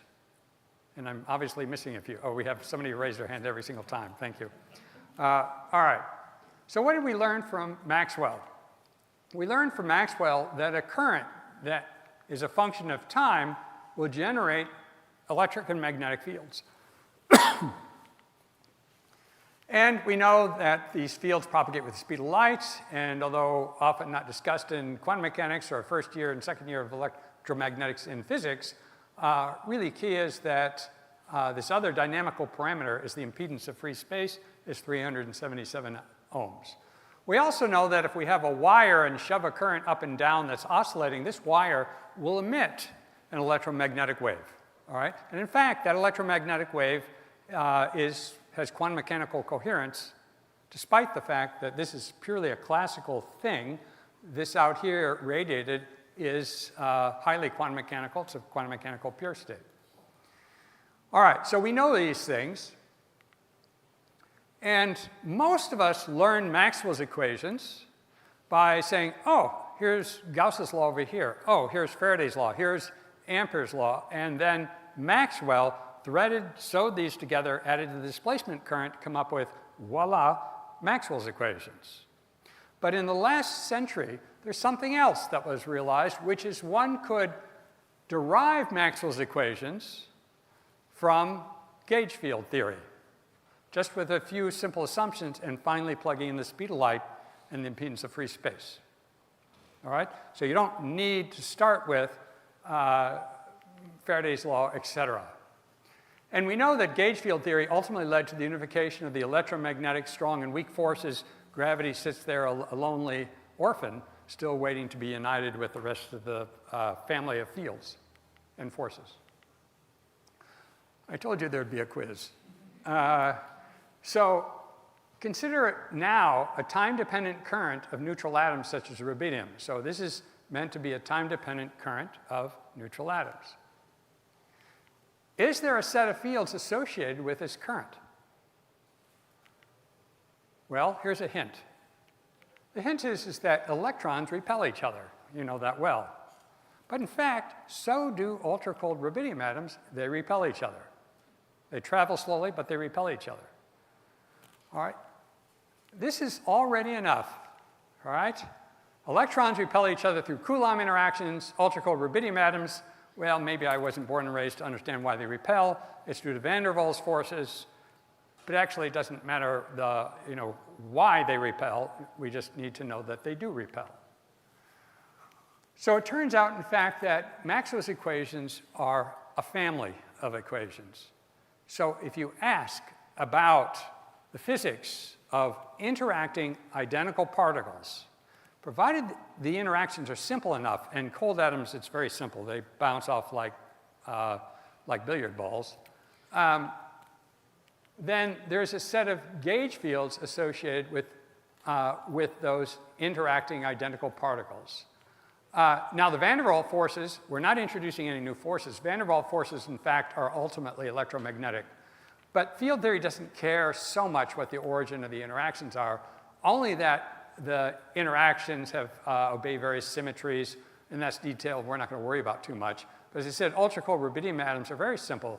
They interact through X-wave scattering, again, like billiard balls, and the energies associated with ultra-cold atoms are really very low, on the order of kilohertz and so on. So they don't smash each other and fall apart like they do in high-energy physics. So I'm not going to go into gauge field theory. I think I did that the last time, and half of the audience went to sleep. Gauge field theory is, in some sense, deeply interesting, but rather abstract. And I'm an applied physicist, and I like to get to the heart. So I'm going to give you the answers, but there are matter wave duals to Maxwell's electromagnetic equations. Here are 4 equations, and they're exactly Maxwell's equations, but we went to the trouble of changing the letters so you didn't get confused. All right? So instead of E and B, we have F and G, but these are identical to the electromagnetic Maxwell's equations. And from here, just as you can in electromagnetics, you can derive wave equations, and they are also identical. All right, so here's message number 2 of this talk, and I skipped number 1.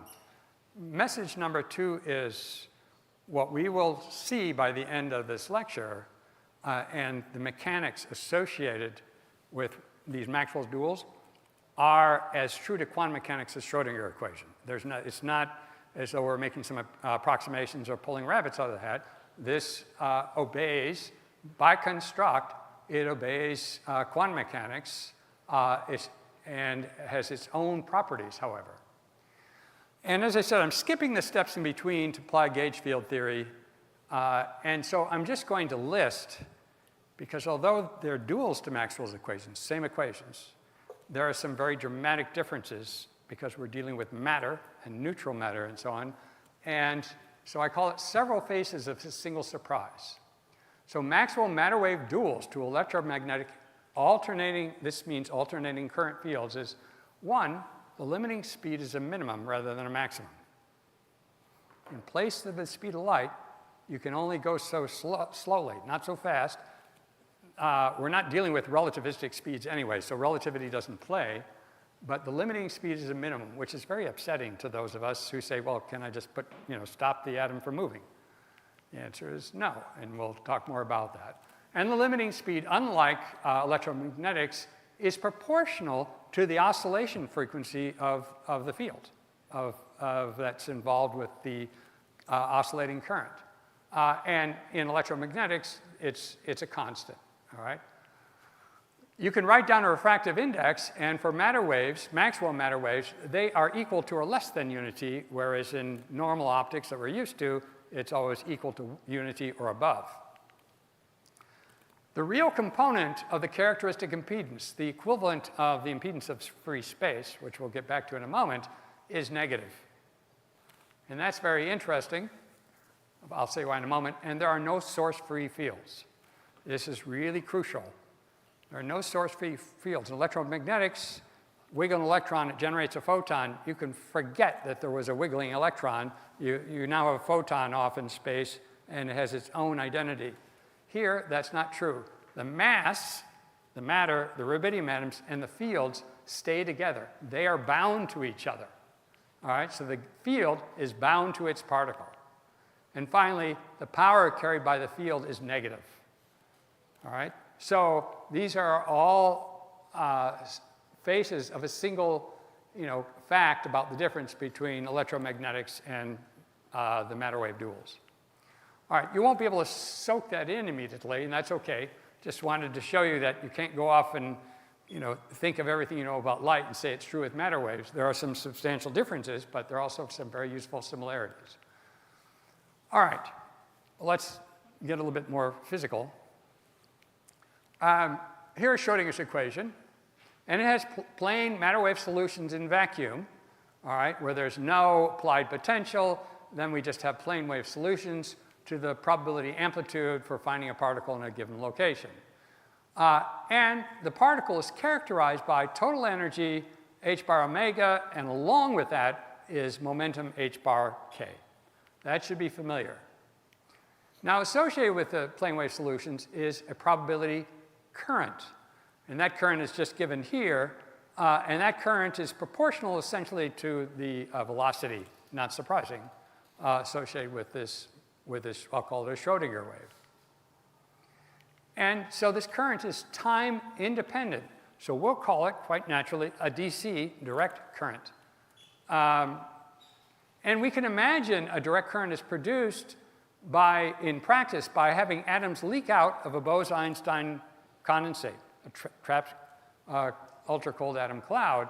And so here's a very bad, but fortunately something to think about, physical picture. You have a source of particles, a sink of particles, and it's very easy to conceptually think of these particles as going along. This could be a Bose condensate, leaking out particles. This system, the DC current, this is how you can think about a DC current, identical particles, identical energy, identical momenta, Poisson distributed in time. All right, so that's not a bad picture. It's kind of useful, also kind of dangerous, as we'll see later. What's not familiar to you is what is an AC matter wave? What is alternating current of matter? So in that case, we have a particle source in the sink again, and I'm going to emit an AC current, and you won't be able to tell much in this picture. If you look carefully, you'll see something maybe, but if we slow it down and go to more of an extreme, then it might look like this, and you can get a little more idea of what's going on. So this is in kind of slow motion, but we'll tell you, as I said, what's going on.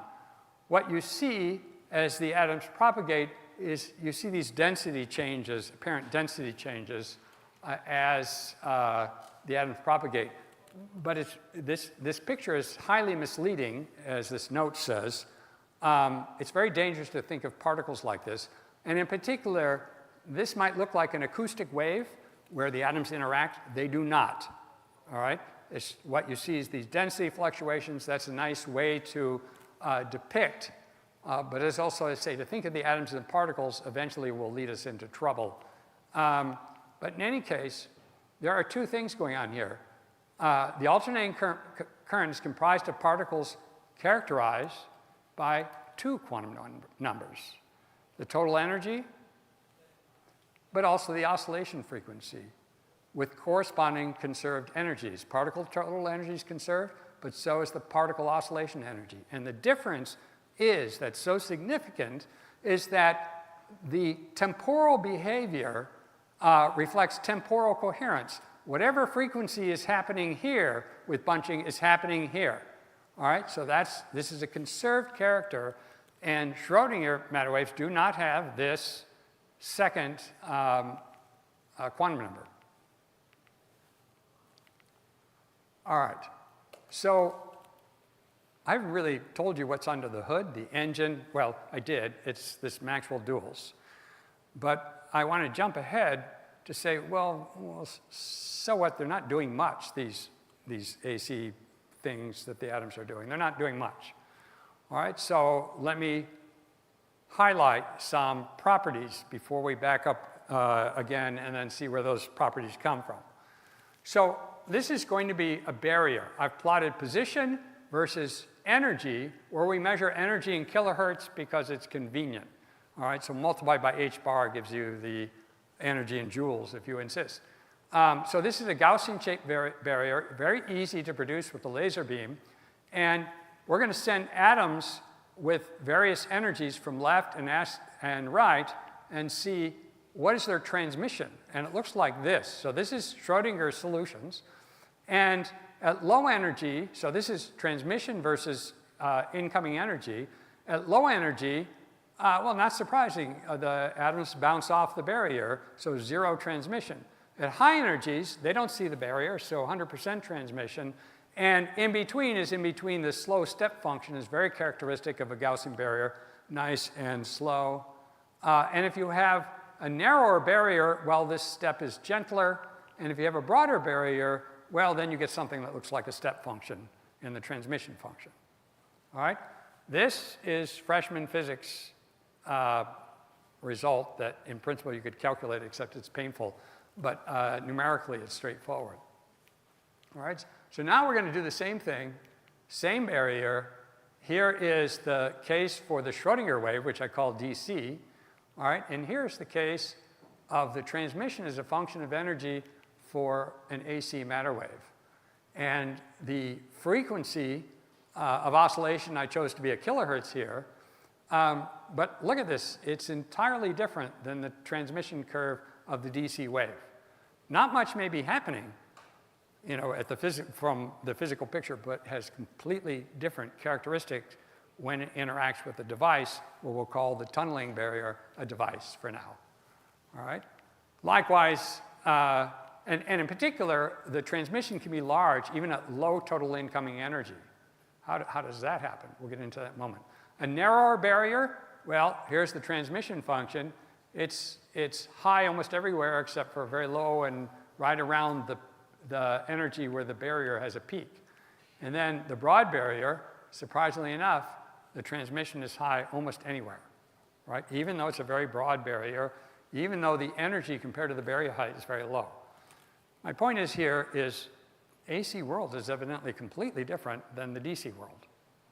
And that's interesting. That's new physics. And totally unexpected. Certainly, I didn't expect it. All right, so here it is again, just a repeat, completely different from a DC and AC matter waves. All right, and remember that the AC matter wave, we're talking about the atoms plus this field, equivalent to the electric and magnetic field or electromagnetic field, which for right now we don't have a name because it doesn't have a separate identity. All right. Now, first of all, I've had a number of people say, I just don't understand how these low energy things can get over a barrier. All right, if you're not educated enough, you have no problem with it. But if you're overeducated, you say that's not reasonable. So I just want to point out that it's not exclusive that it has to be AC matter waves that are able to tunnel even at very low barriers. And the example that's actually well known, I'll give in a moment, but gives you the problem to think of matter as particles, and that they arrive at the barrier and then somehow climb over the barrier to get to the other side. And oh yes, well, there's tunneling, which is kind of in between, but I'll forgive that. That's the way many of us, including me, think and thought about tunneling, and that crossing a barrier still required energy. And this is misguided. You have to not think of atoms, cold atoms, as particles. You have to think of them as a wave and existing on both sides of the barrier, not coming to the barrier and then getting over. So it is simultaneously within and outside of the barrier, on the left, on the right, and so on, and generally propagates in both or all directions in the case of 3D. All right, and most importantly, matter can exhibit interference. And to highlight that, here's this barrier that I had before, and here's the transmission for the single barrier. And now I'm going to add a second barrier. There, phew, I added it. Okay, I'm going to pause just briefly. What do you expect transmission of this to look like? If you had the misguided thinking, you'd say, well, it's even worse than this because I have to get through the barrier, same barrier a second time, so if it's going to look a little like lower diagram, it's going to be just worse, right? It's going to have a harder time. And that's completely wrong. There's the transmission function, and it's called resonant tunneling. And you notice that even at very low energies, the transmission can be unity. And this is not new physics, this is old physics, and just reminds us that we're talking about waves, and there's interference effects that allow the transmission to be unity, even though there's not enough energy to get through the barriers, okay? So forget about the particle picture, and now when we go to AC matter waves, you might say, oh, well, that's, okay, maybe not as unreasonable as I thought when you look at how AC matter waves get through barriers, all right? It's an interference phenomena, just as it is in resonant tunneling. I didn't really pay attention to my start, so I'm hoping you can tell me how I'm doing. It's about 2:45 right now. Yeah? About 10 more minutes. Great, okay. All right, so what I really like about being here at Purdue is it's perfect for a mixture of physics and electrical engineering. We can start to use electrical engineering language by introducing a current. That's, after all, how we got started with all this. The current wave propagates with the speed of the particle phase velocity. And as in optics, it's convenient to introduce a refractive index and something we've called the basic wave number, which is the wave number associated with this frequency, the oscillation of frequency nu. As I said, everything in matter waves is dispersive. All right? And then the wave number associated with the current is given very simply by the refractive index. The wave vector of a current is given by the refractive index times this basic wave number. All right. And now let's suppose we have devices. And devices in matter waves translates into potentials, all right? Atomic potentials. So in Schrodinger, this is the Schrodinger equation where we have the particle momentum and an applied potential.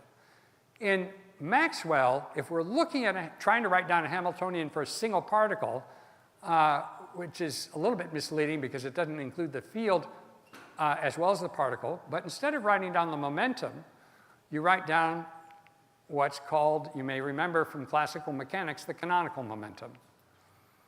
And the second momentum we call the field momentum.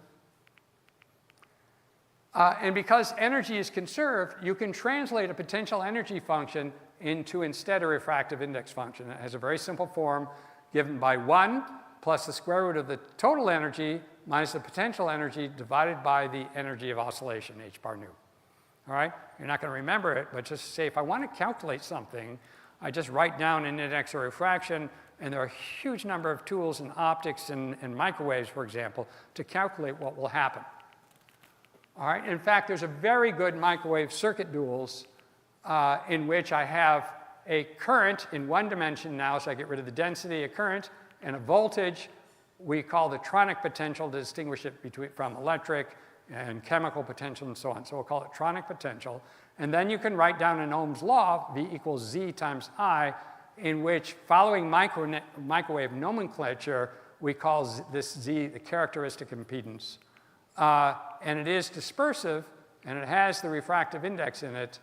And most of all, it has the quantum impedance H bar. All right? So one can characterize a potential landscape now as an impedance landscape, and then you can calculate almost anything that you want to.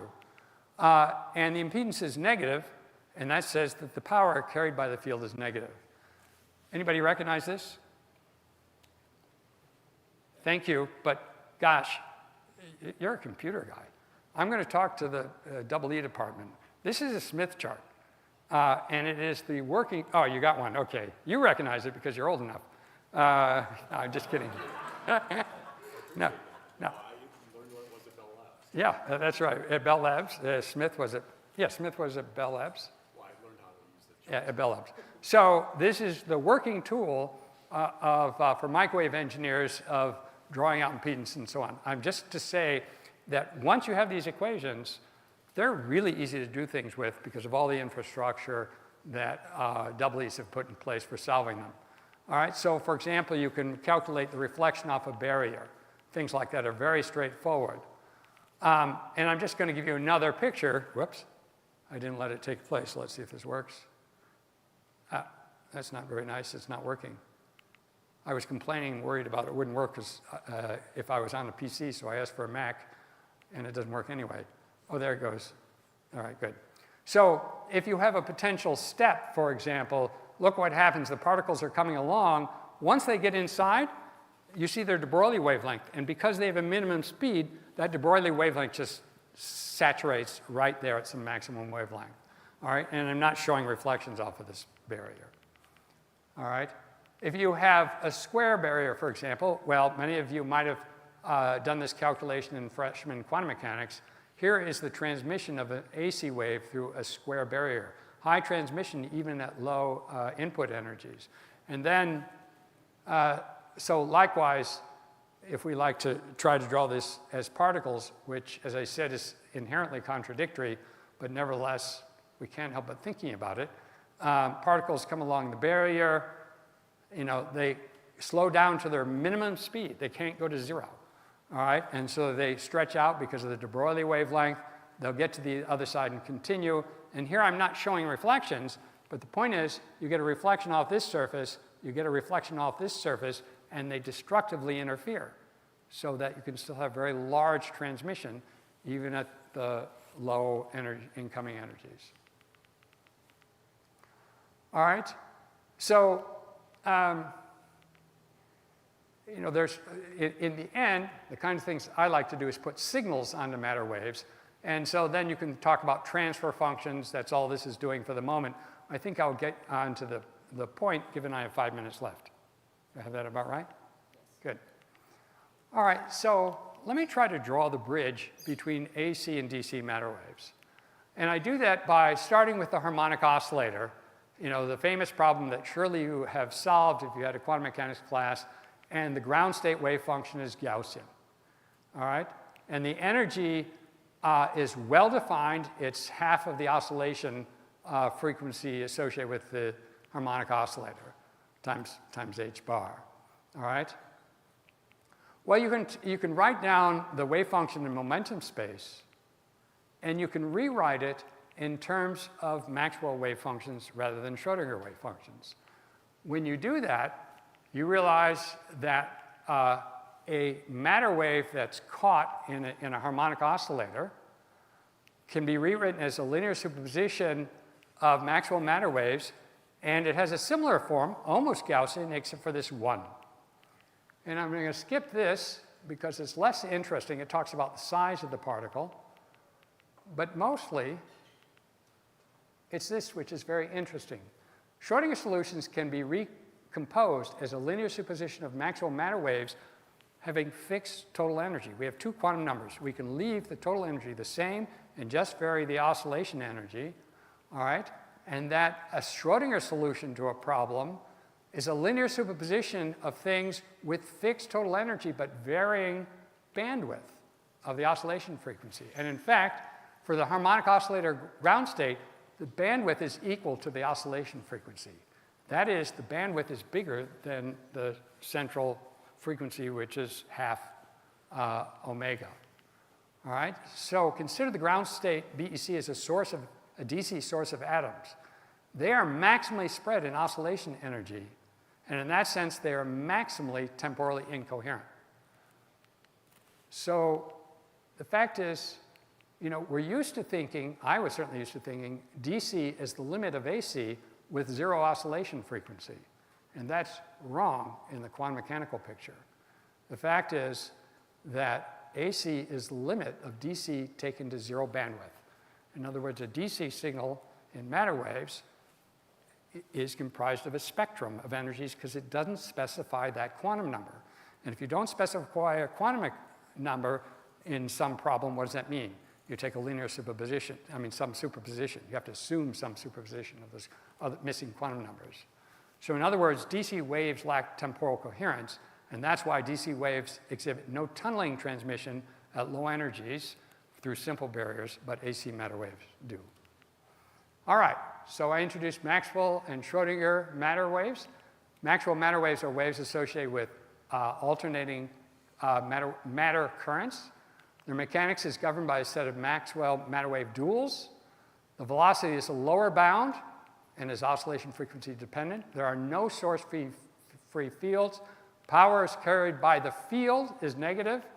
Matter wave modes have two quantum numbers, total energy and oscillation energy, instead of just one. for the simple cases. And tunneling and other properties of maximum matter waves are significantly different than for DC, that is Schrodinger waves. And DC waves correspond to finite bandwidth superposition of maximum matter waves. And I'll end. Thank you very much.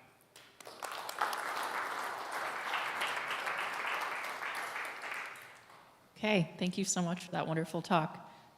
Any questions?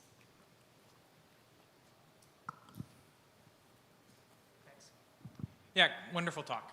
I was just wondering, so in the transmission plots you've shown with these barriers, you give one of the quantum numbers, but what's the other energy? What's the other frequency? So you give I actually showed it there, but I didn't highlight enough. Yeah, I chose 1 kilohertz, and in later plots that I quickly went over, I actually plotted the transmission instead with a fixed total energy, but varying oscillation frequency. And that's also straightforward. Right, so what is the fixed total energy that you put in those plots? So you have a meganaut that's fixed, and then you vary the oscillation. That's right. energy. So the fixed total energy I chose because it was most interesting is equal to the barrier height, 30 kilohertz. I see. But if it's less or more, does it drastically change your? It tends to get flatter. It becomes less interesting, and it doesn't. Often the dip that happens at 30 kilohertz goes away. So as I said, it's kind of most interesting. And if you go higher, it goes away as well. Higher, it doesn't even see the barrier. Yeah. Sorry, I could have paused a little bit longer on those, and you'll see them in the slides. Would I be able to build a logical gate out of these currents? I'm thinking about like a transistor where I send in like a current. Yes. Okay. You're way ahead. You might be cheating because I work with him. So yes, first of all, and the reason you have to fund the QSC has to be funded, where's Travis, is because I'd like to be here next year. And I will tell you how to generate, how to make transistors. And yes, unlike photons, for example, of course, the atoms interact. And you can use that either directly, have the beams cross, or you can make transistors. And the beautiful thing that I really like and I'm excited about is all devices are made out of light. So you can rewire them. But the transistor's made out of light, and you stick it with atoms, and yeah, you can have gain, you can make logic gates, etc.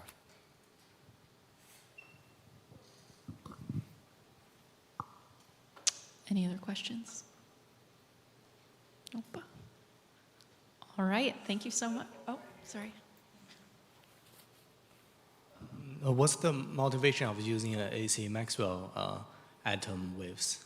Because, and I skipped that part for this audience because you're very compute-oriented, but I can make an accelerometer or gravity detector or a gyroscope a factor of 1,000 times smaller because I can have a resonator with high finesse. So there's an enormous advantage. And that's just straightforward. I can also enhance other things like RF detection with Rydberg atoms. So once you have this AC idea, you know, if you look at most electromagnetics, almost everything is exciting because it's AC and not DC, right? And so you can start imposing information on it, et cetera, et cetera. So lots of reasons, but the original one was just high sensitivity in a smaller package. Thank you. So could you comment on what would limit the switchability of such transistors? Like, what is the physical parameter limiting that? It's just so easy. You turn on and off an intensity, or you modulate the intensity, that will modulate the wave. So complete control with light beams. Did I answer your question? You were a little loud, and I thought your question is how do I switch it? Yeah, so what is the limiting factor of the switchability? What parameter do you tune to control the switching speed? Intensity. Switching speed. Atoms are slow. We're not going to go for speed. We're going to go for either precision or, you know, we're doing quantum computing or something interesting. I'm never going to be making my cell phone out of maximum matter waves. But they can retain, so to speak. They have the same very large Hilbert space. So you want to do information processing. It's really interesting. And if you want your signal to be quantum, I pick up some sensing signal, and it's better to process it directly rather than convert it to a classical, then back to a quantum. So you can, again, talk about processing, but it's going to be slow compared to electronics, reasonable compared to quantum computing, maybe, something like that. Do you understand that? Yes. But it's all switching with light, but you have to wait for the atoms to know what happened, and they're slow. I see. And so what essentially gravity would do is change the gauge fields in this case, and that would lead to like shifts in the... Well, you're getting very sophisticated. Actually, even without a gauge field, even if you skip that, you know, when you drop an atom, it accelerates. So its de Broglie wavelength gets shorter and shorter and shorter. That phase is what you detect in an interferometer, right? It's the same here, except the clever thing is I can put it in a resonator now. And again, make it much smaller to get the same phase shift. Smaller, but the same amount of time to get the same phase shift.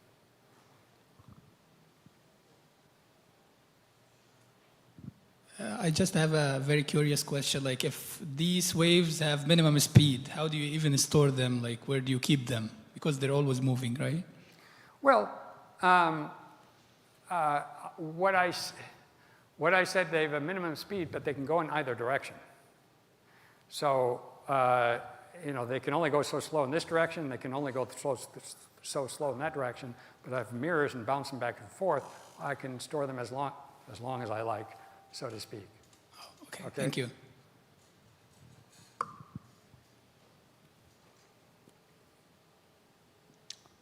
Okay, great. Thank you so much. On to our next speaker.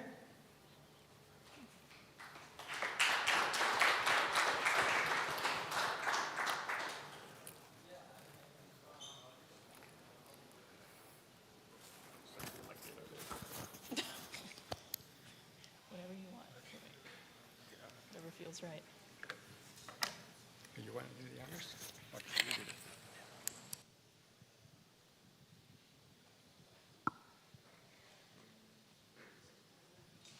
All right, while they're getting set up, I'll introduce our next speaker Victor Amole.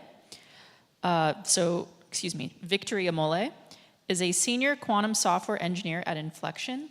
He got his Bachelor of Science in Computer Engineering from Iowa State University, and he mainly works on designing and running error-correcting codes on neutral atom quantum computers.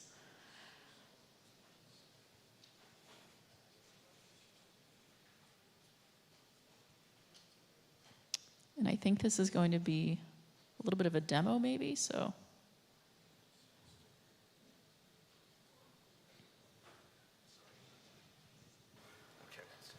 Hi, can you all hear me? Yeah. Okay, let's perfect. welcome Victory Amole.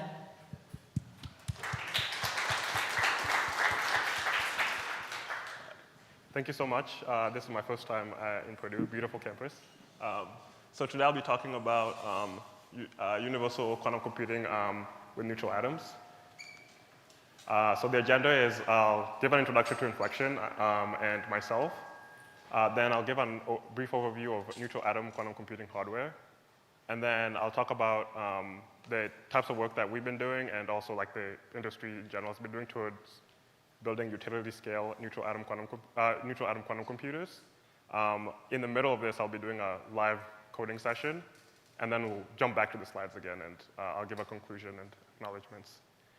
So the paper I'll be focusing on right today is this paper, fault-tolerant operation with material science, fault-tolerant operation and material science with neutral atom logical qubits.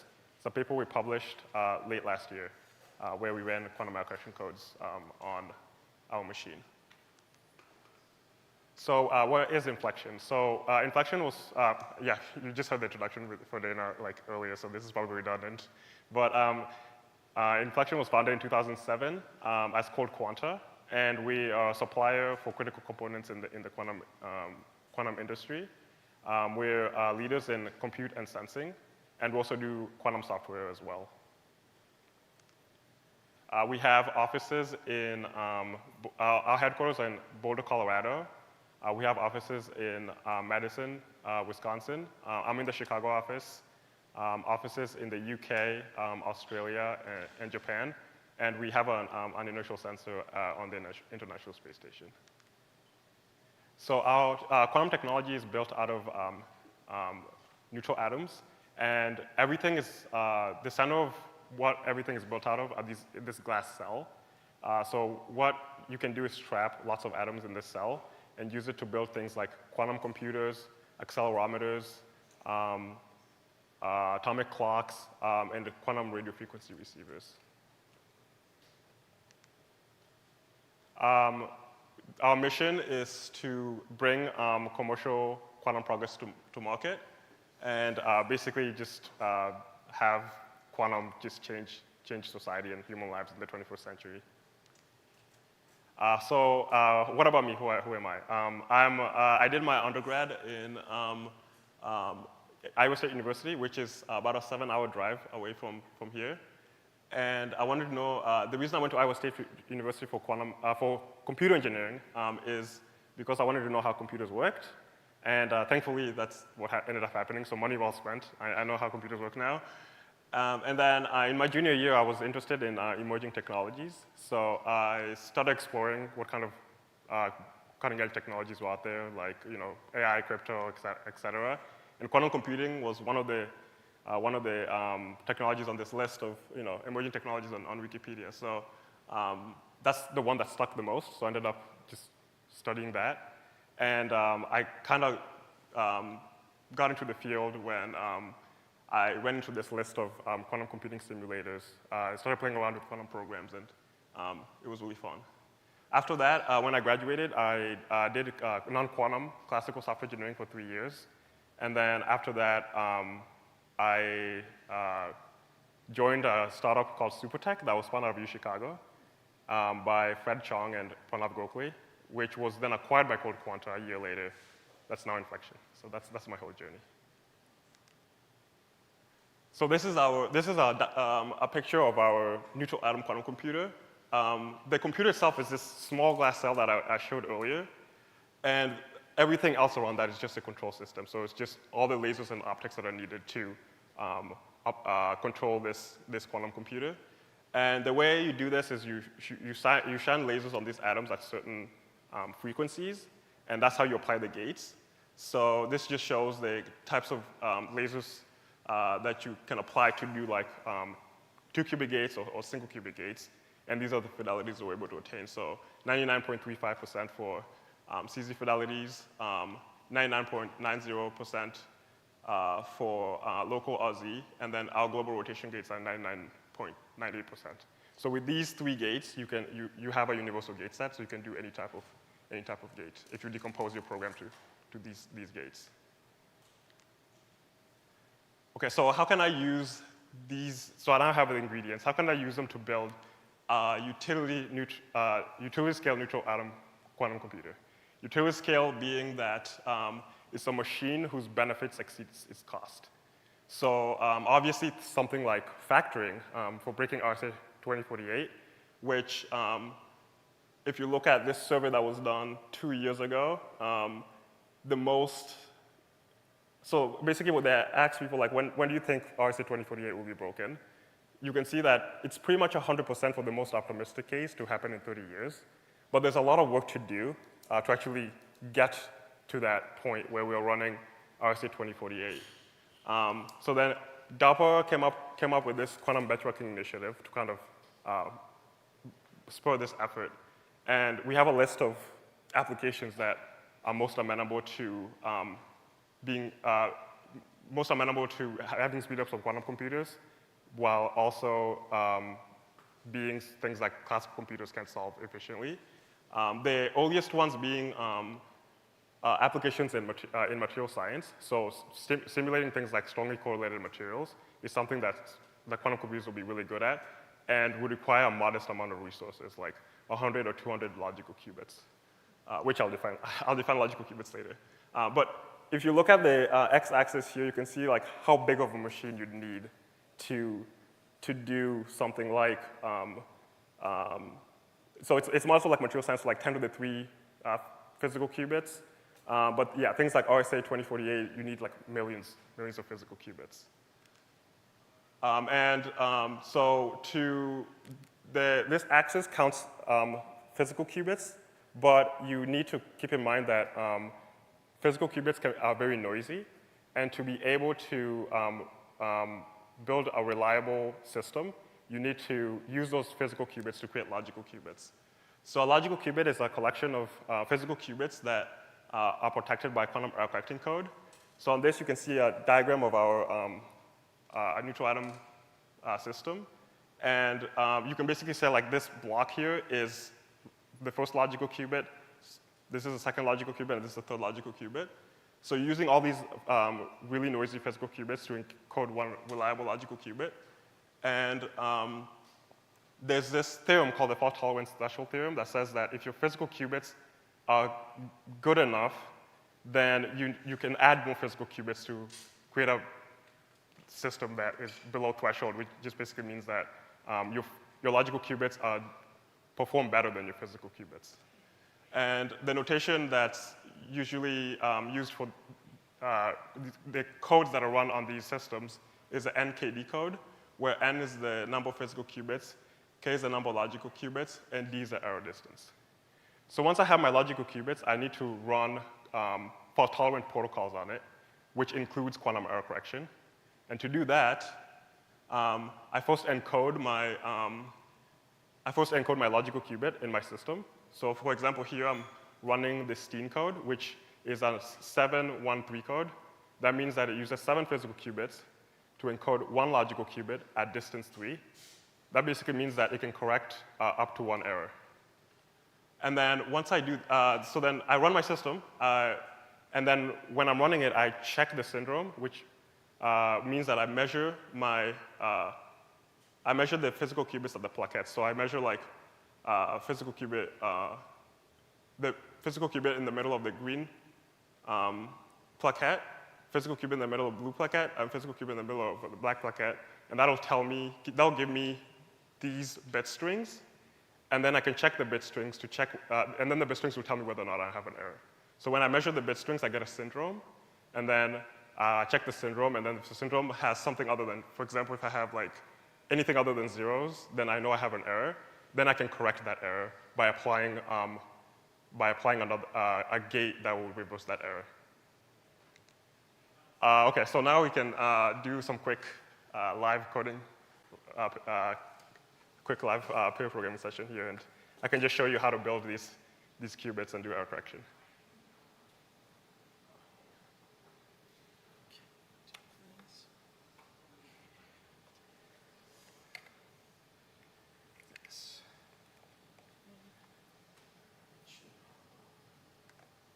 Okay, let's see.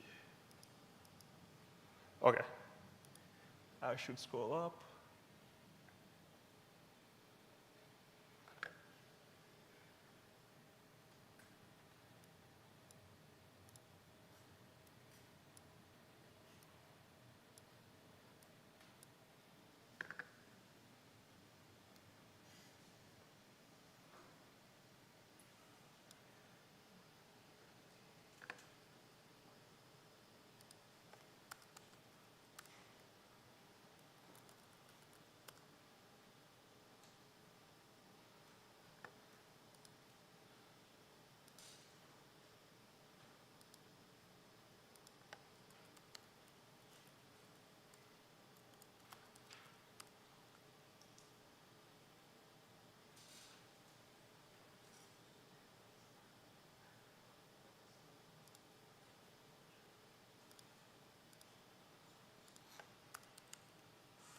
Give me 1 second, just bringing up.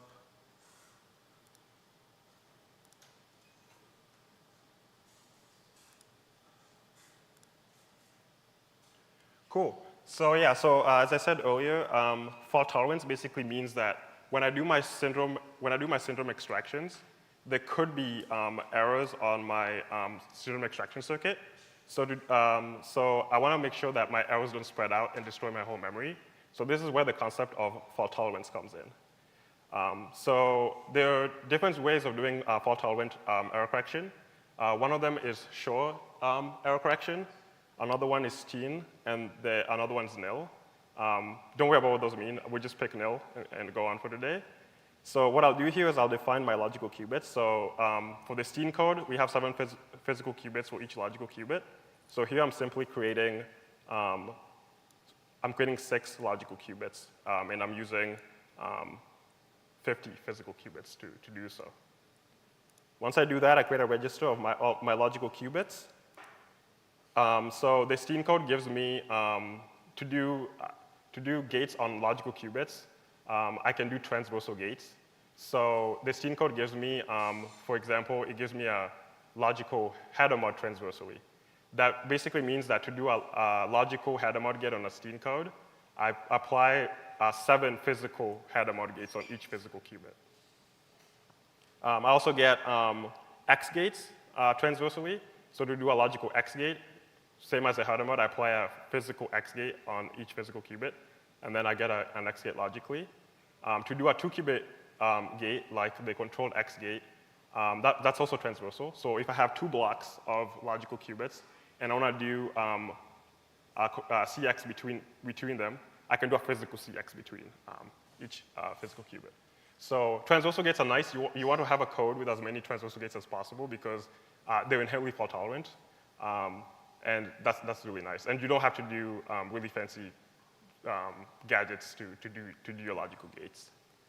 So I define my transversal logical gates here.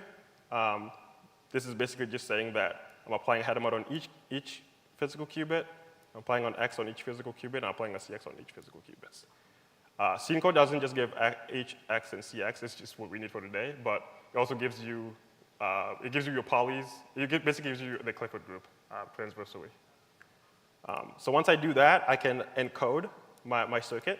So this is just running, an encoding circuit that takes my physical qubits, my physical qubits and the zero states, and creates a logical 0 out of it. So I run this, I'll run these cells.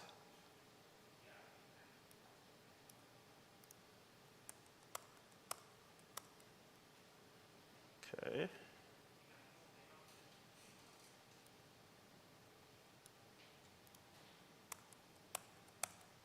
So this is a circuit that encodes my, oh, sorry, I am not actually sharing my screen here. I should be scrolling down on here. Okay. Perfect. Okay, so this is my logical, this circuit encodes my logical 0. Okay, now once I have logical 0, I want to confirm that I actually do have a logical 0, so I'll just do some testing. I'll define a function that checks, if I scroll up again.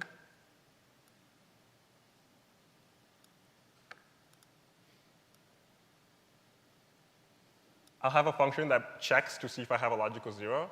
And what this basically does is my encoding circuit will create an entangled state. And the basis states of the circuit will tell me whether or not I have a logical 0 or a logical 1.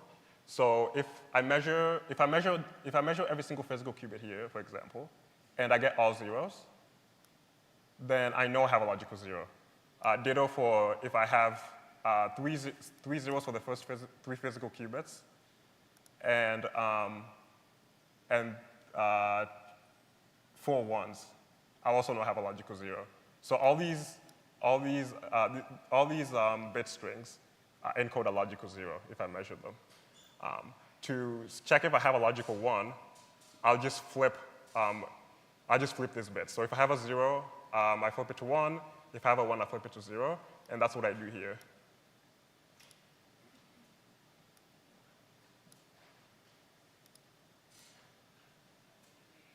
So then I check if my measurements are in this list, I have a logical 0. If they're in this list that I flipped, I have a logical 1. If it's not in any of those, I'm out of my logical code space. Then after that, I'll define a simulator to confirm that I do indeed have a logical 0. This is just a helper simulator. You don't need the structure to know what's going on. So I'll just skip this one for now. So then I will encode a logical 0, and then I'll do a logical measurement of qubit 0. So if I do that, you see that I have all zeros. So I can do more shots and see that I have a logical 0 here. Okay, what happens if I have an error? So this circuit is the exact same circuit, but I'm putting an X error on the first physical qubit. Go on. I think I'm pretty lost here. Yeah. I think, so how many physical qubits do you have? How many logical qubits do you have in this? Okay, so at this moment, think. Okay, so I have, so what I did here is I'm using 7 physical qubits for each logical qubit. So I have, then I have a register here just called qubits. And when I index it, I'm just getting the number of logical, so yeah, so this is basically saying that from physical qubit 0 to 7, I'm calling that my first logical qubit, and then I'm calling this my second logical qubit and my third logical qubit. So when I do this, I'm just saying that I'm creating 1 logical qubit, which is 7 physical qubits. Yeah. So anytime you see qubits,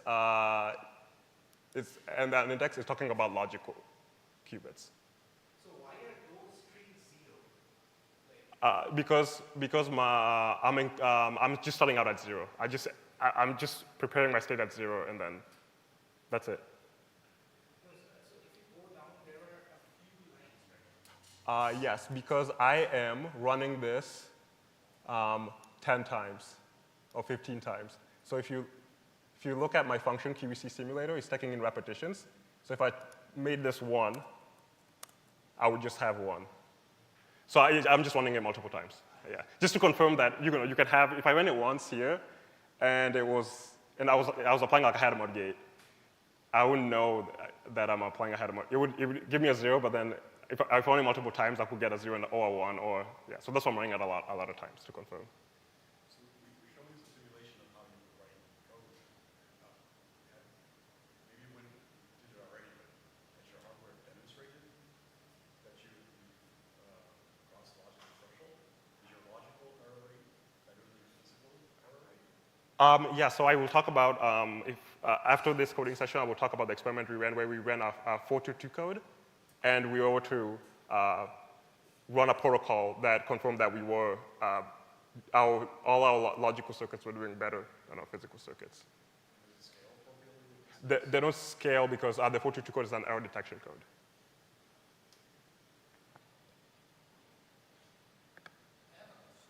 Yep. The circuit you showed about, was that the encoding of the 0 into the 7 qubits? Like you showed a circuit, if you roll out a little bit, This one, yeah. that circuit, the circuit. This circuit. Yes. So this circuit creates a logical 0 in the Steam code. Is there a structure? Like, can you explain that structure, or is it beyond the? It's too complex for me to explain right now. But what you can do is like you can reverse engineer it by people usually use they measure stabilizers, which I haven't explained. Yeah, so it's circular. I'll need to explain stabilizers and how to measure them to be able to show you how to create this.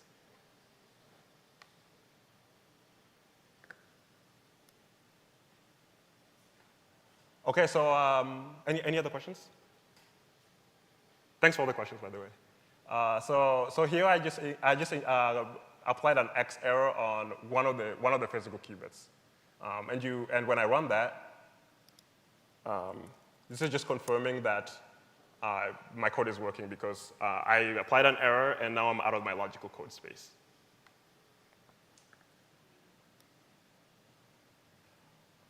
Okay, so these are the stabilizers that I want to measure, and usually the standard way of measuring stabilizers, you basically want to do like something like a parity measurement, which is just you have an ancilla qubit, and then you apply Hadamard on the ancilla, then you do a controlled X, and then you apply another Hadamard, and then that would measure the stabilizer of that operator. These are just the stabilizer of the steam code, which I can measure by just creating a function called syndrome. And what this does is it takes the bit strings for measuring these physical qubits, and then it decodes them. So once I take these measurements here, you can see that I'm doing an XOR function on the measurements. So I have a measurements, which is a list, and a list of 7 bits, and then I just XOR the bits based on the indices of the stabilizers. Once I do that, then I can tell what the syndrome is. So I'll execute this cell.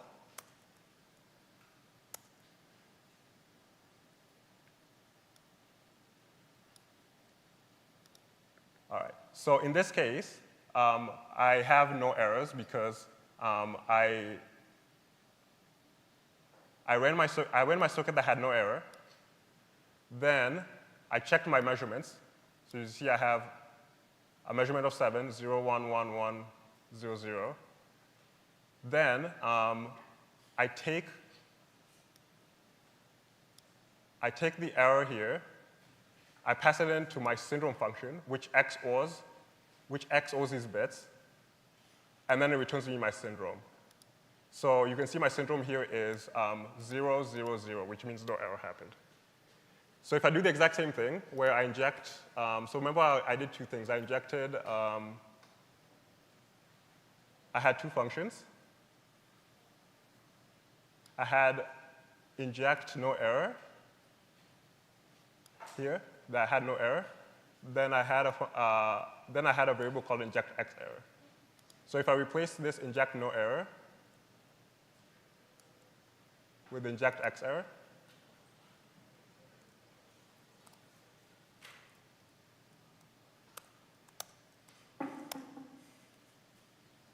then you see that it's 0, 1, 0. So you see that my syndrome changed when I injected an error in my circuit. So now that I have my syndromes, I can see that, that an error happened or not. Now I have the tools to actually correct for errors. So I'll define a function called correct error that basically maps my syndromes to what I need to do to correct the error. So basically, if I have anything that's not 0, 0, 0, I'll just flip the bits in my measurement list. So yeah, so, does that make sense to everyone?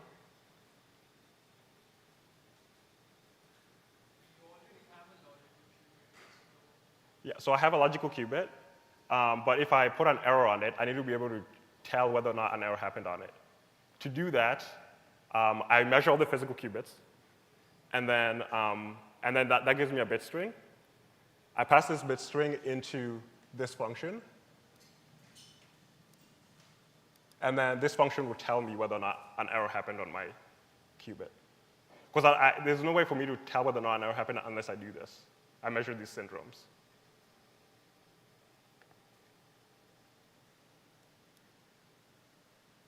Cool. So then once I have all this, then I can perform nil error correction, which is basically a teleportation circuit. So this is just a classic teleportation circuit where I create a Bell state, then I do a Bell measurement. And then if you remember, the teleportation circuit is just this, and then you do a controlled Z based on whether or not you got a 1 here, then you do a controlled X based on whether or not you got a 1 here. The difference, go on. So when you actually extract this bit string, Yeah. you need to measure each of the physical qubits. Yes. Don't you actually collapse your state when you do that? Yes. So that's what happens in teleportation, right? So in teleportation, I measure my bit here, which collapses the state. But because I did this Bell measurement, right, I was able to teleport my state to the other qubit. Yeah. Yeah. So the only difference between the classic teleportation circuit and this in nil error correction is my decoder. So I measure my my data qubit in the Z basis. I get those bit strings. I measure my first ancilla in the Z basis as well. I get those bit strings. I run this into my decoder, and based on that, it will tell me whether or not I have a logical 1 or a logical 0. And that will tell me whether or not I should apply a logical X gate on this qubit or a logical Z gate on this qubit. And then that will teleport this circuit here. So the input is the state. Any error can happen on my state here, but because I'm able to decode, I'll correct that error, and I'll get back the state that I inputted.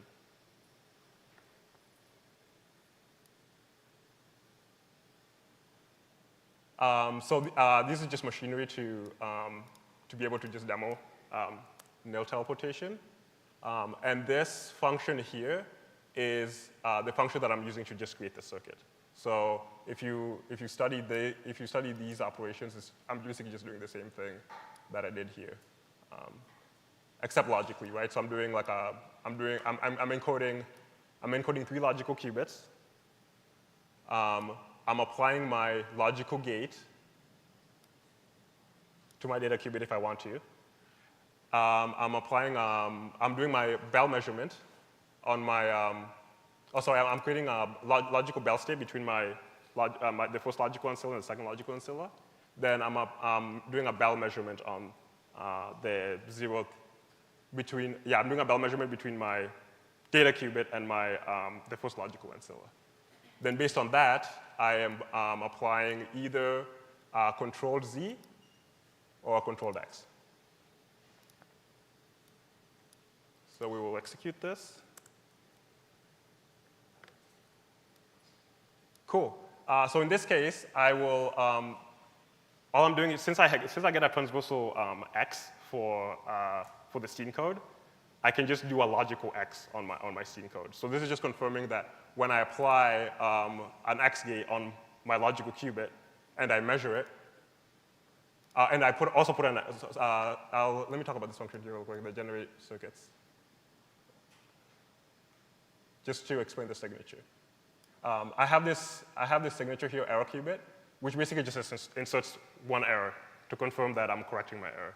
So in this case, I just did an X error on the first physical qubit, and you can see that when I execute this 20 times, this X error didn't disturb my logical state. I still have a logical 1.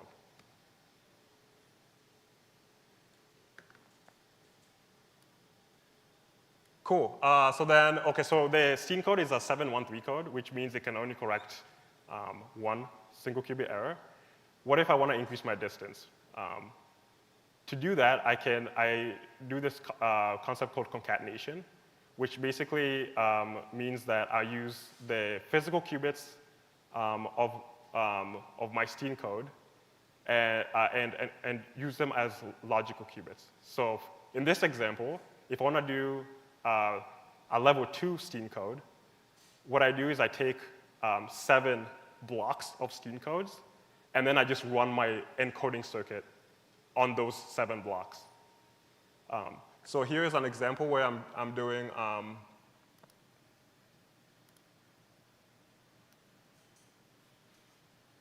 here's an example where I'm doing my level 2 encoding.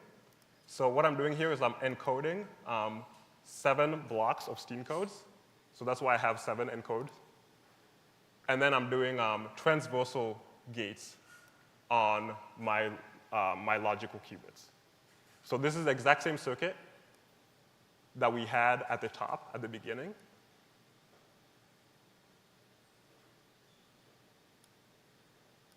The only difference is, at the beginning, I was applying them on physical qubits. At the end, I'm applying them on logical qubits. When I do that, I increase my distance.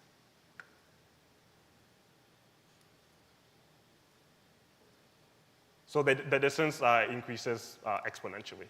So to exponentially decrease the probability of having an error on my system, I can just concatenate n times. Does that all make sense? It means you are first creating one layer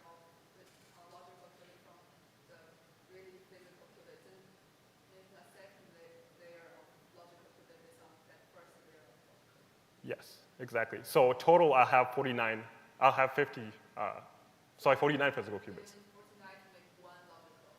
Yeah, exactly. Yep, exactly. Yeah. So it's always one logical qubit, but the distance is increasing. So it's a higher quality logical qubit.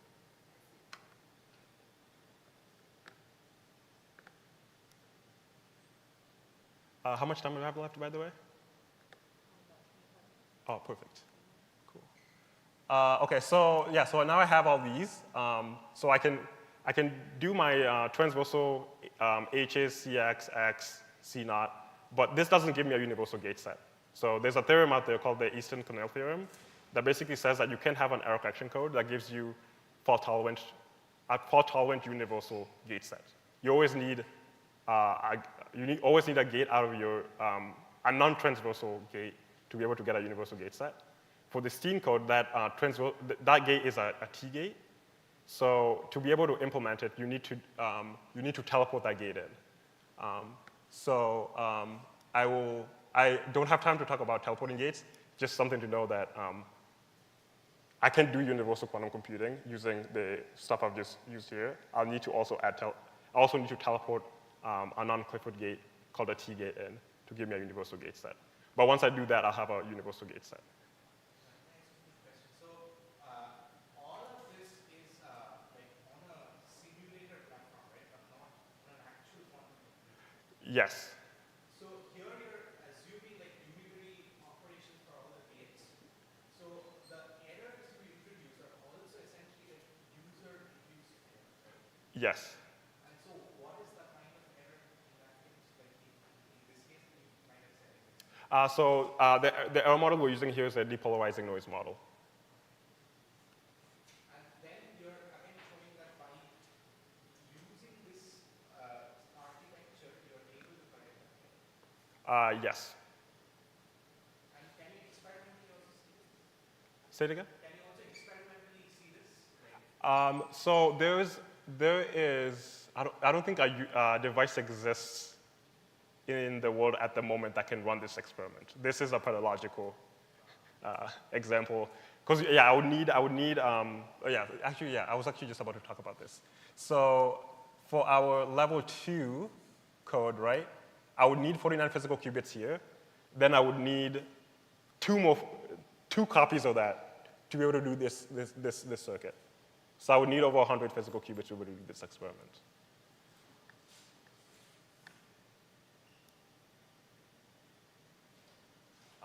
Okay, nil error correction was the way to do fault-tolerant, large-scale fault-tolerant quantum computing back in 2004, but it fell out of favor. In fact, there's this quote from Daniel Gottesman that says that because I'm spending so much resources trying to create these ancillary states, we'll never get an efficient way of doing large-scale quantum computing out of this. But this, go on. How do we handle the measurement error? So the measurement error that's a good question. I don't think what I'm talking about here handles measurement error. Oh, no. No, actually, let's see. You're talking about the measurement error that happens when I measure these physical qubits. I think that can also be corrected because that measurement error will be occurring like, so let's imagine like let's imagine in the cell that what I was doing was I was putting an X error here. If I put it here, we also consider that measurement error, right? So if an X error happened here, it'll also be corrected and detected as well. So this does handle measurement errors just by virtue of its design. But I'll put this notebook online, and maybe a good exercise would be to add measurement errors to this circuit and confirm that it is being corrected. But I believe it'll work. Yeah.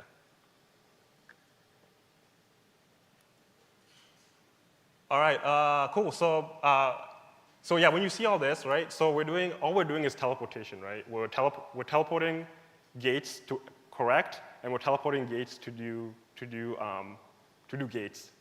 So this just reminds you that a quantum network is basically the same thing as a quantum computer, right? Because you can imagine having this block, and this block all in different modules, and then just distilling Bell states to do these transversal gates, these transversal CX gates, and then just doing classical feed forward to teleport the gates and to do error correction. So this is why this is a conceptually very simple way to do compute, but it's not the way people want to build quantum computers at the time. So I will switch back to my slides.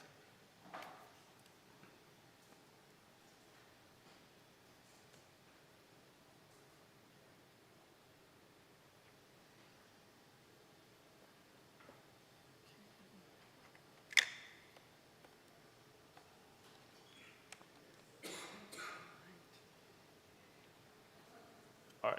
So what is the way of doing trying to build the big machine, right, these days?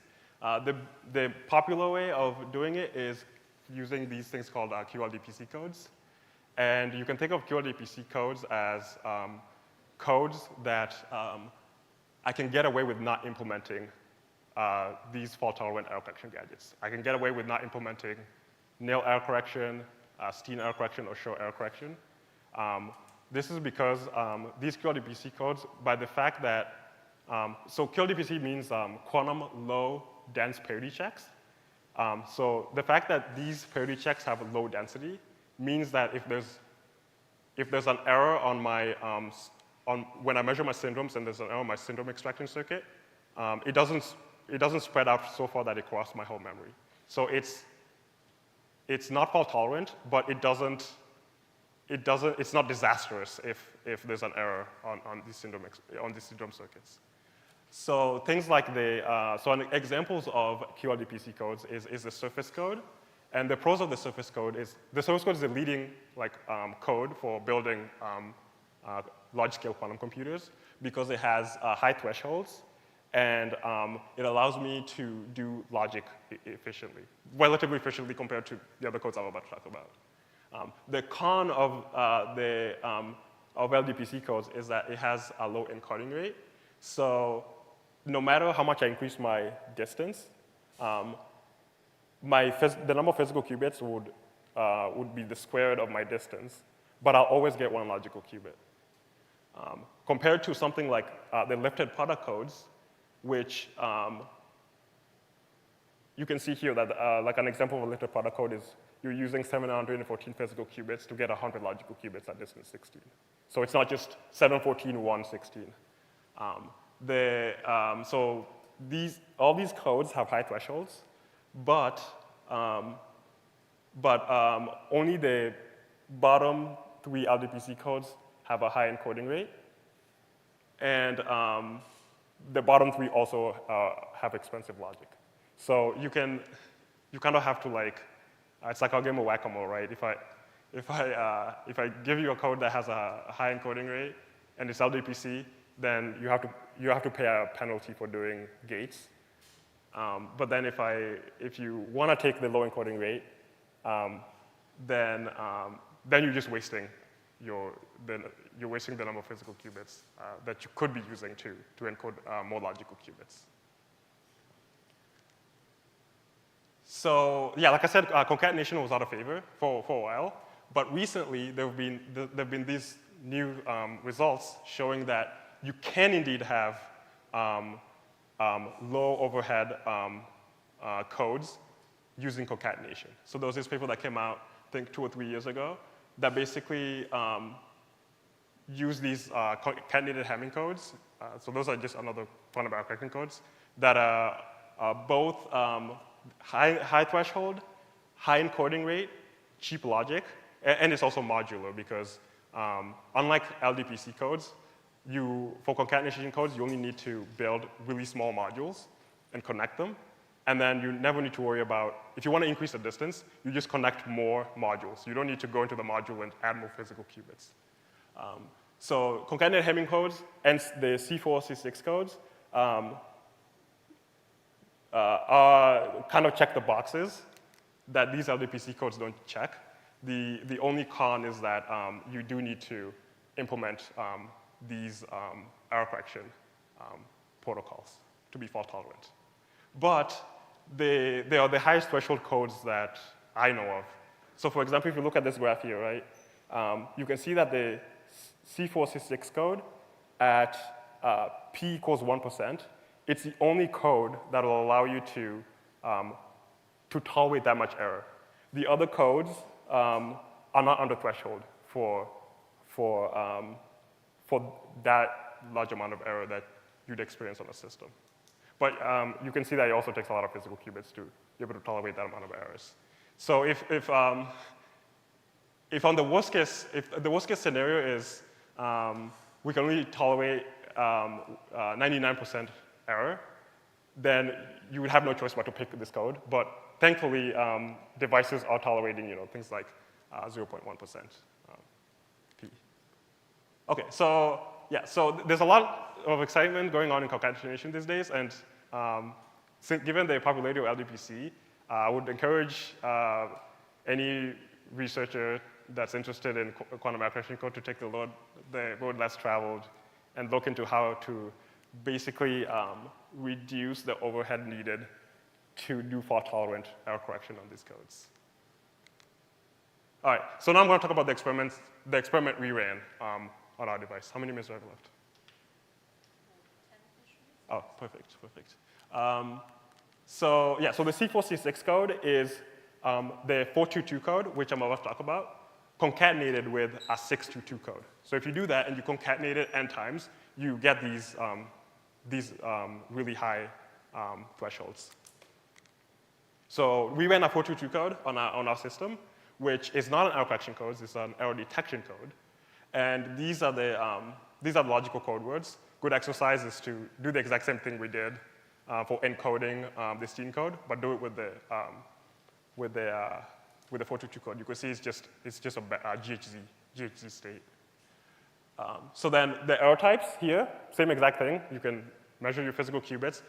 You can tell whether or not you had, you can detect whether or not you had an error or you had no errors. The problem is, unlike the Stein code, you can correct for that error. These are the gates, logical gates for the 22 codes. Don't worry about the details here. I'm just showing that this is just from the paper. We just compiled this through our quantum software platform to be able to get these gates. And then we ran this protocol called the Gottesman protocol. And it's one of the earliest proposals for fault tolerance. Fault tolerance, again, being that your logical circuits are doing better than your physical circuits because the amount of errors that are happening on your system are not disastrous and destroying your whole memory.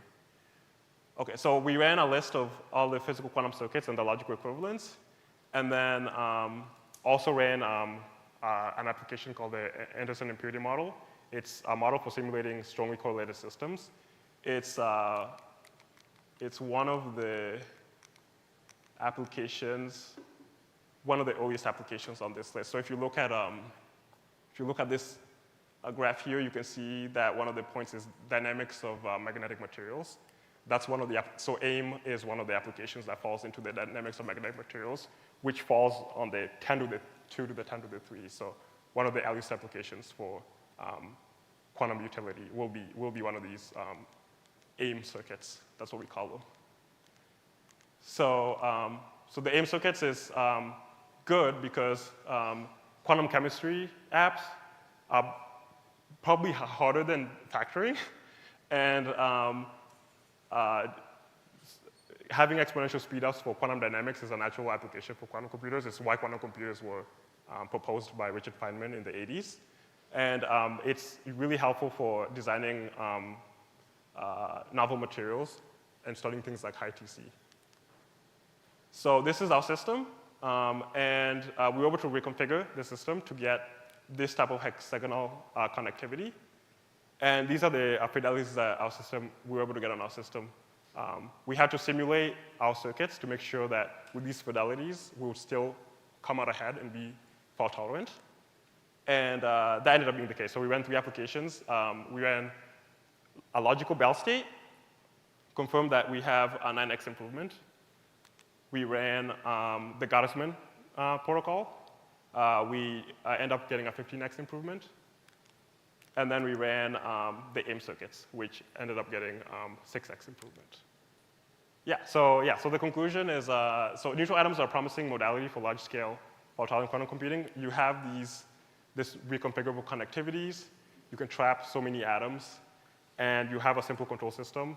You don't need to worry about all the wires for controlling all these transbonds like you would for superconducting. And the flexibility of neutral atoms allows you to explore a wider range of codes than just the surface code. Because if you're on a nearest neighbor system like the superconducting system, you can only run one code. But given that you can just reconfigure your system on a neutral atom machine, you can explore things like these dense LDPC codes that I talked about, these concatenated codes that I was able to demo on the programming session. And then, so given that you can concatenate the 422 code with other codes to get high threshold codes, we did run a 422 code on our system, and I was able to show you the results. So, so I would, these are my acknowledgements, so thanks.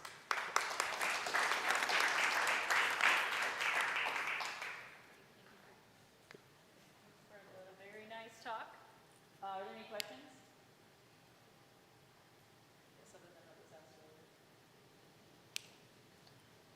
Yep.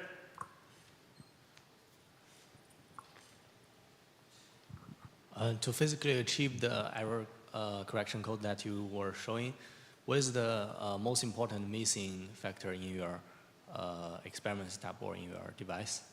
Is it connectivity? So connectivity is not the problem. I think the missing factor is just getting that many physical qubits at that error rate. So I kind of feel sorry for experimentalists. So when we go to experimentalists and we say can you build us 100 physical qubits at 99.5% CZ? They panic and it's just really hard to build a system that big and that stable to be able to run these really, really intense codes. Okay, thank you. A quick question. So you said the 422 code can fix both bit flip and phase flip. Can it also fix relaxation error, which is more common in at least superconducting qubits? Say it again. The 422 code, can it fix relaxation, the T1 error? It's a simple decay and not if bit flip error. So you can model any things like realization errors. You can decompose it to be a linear superposition of polys that can be mapped to fixing bit flip and phase flip errors.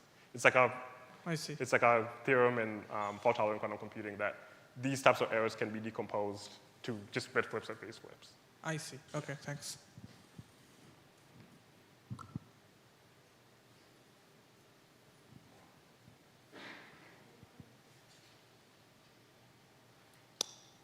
Okay, if there are no more questions, let's thank the speaker again.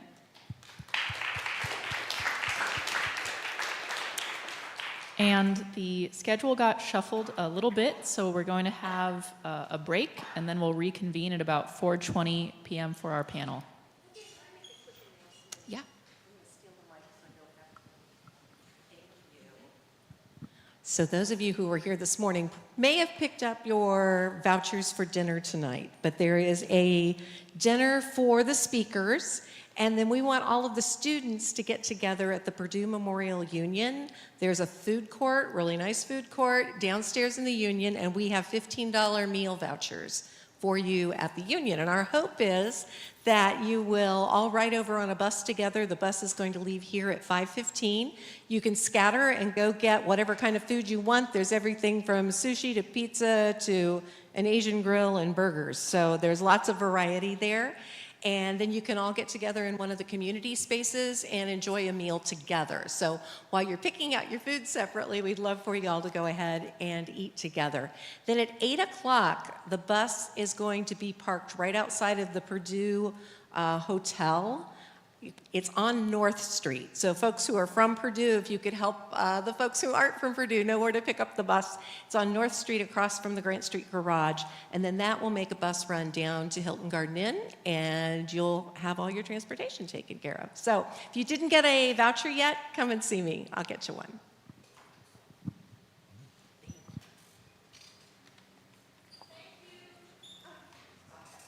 Very nice talk. Thank you. It's really interesting. Thank you. I have a lot of questions. Oh yeah, please ask them.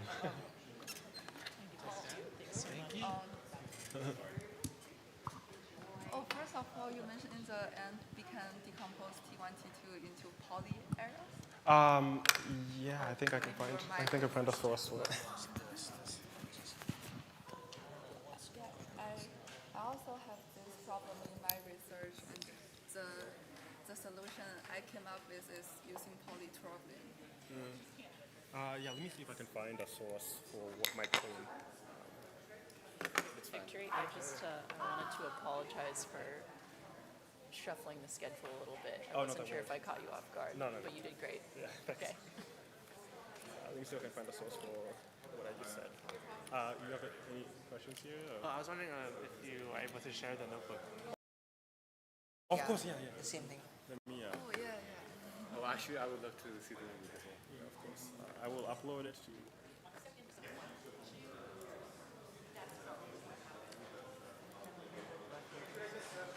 I was going to ask some questions actually.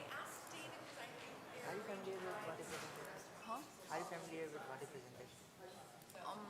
Not really. I do error mitigation, but my advisor also always think error correction is better than mitigation. What does he think? Huh? The error correction is better. Yeah. So maybe my next project will be on error correction. So is there a difference between error correction and body presentation? Error correction is necessary for fault tolerance. Necessary for sufficient.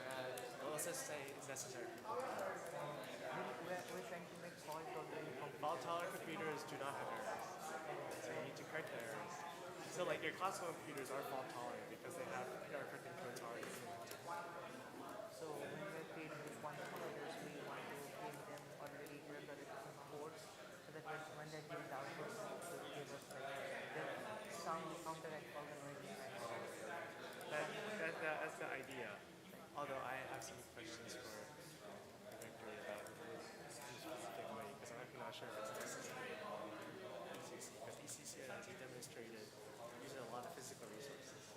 So if you have certain platforms that use like thousands of the physical units, then you will need to dedicate most of them to make logic units. Like all of the papers now are interesting. So we can make a single physical. We can make a single logical qubit from certain numbers of physical qubits, which is a good advance. Sorry, are you busy? I am uploading the slide. I'm uploading the notebook, but cool. once I do that, Sure. I'll be ready to talk. Yeah.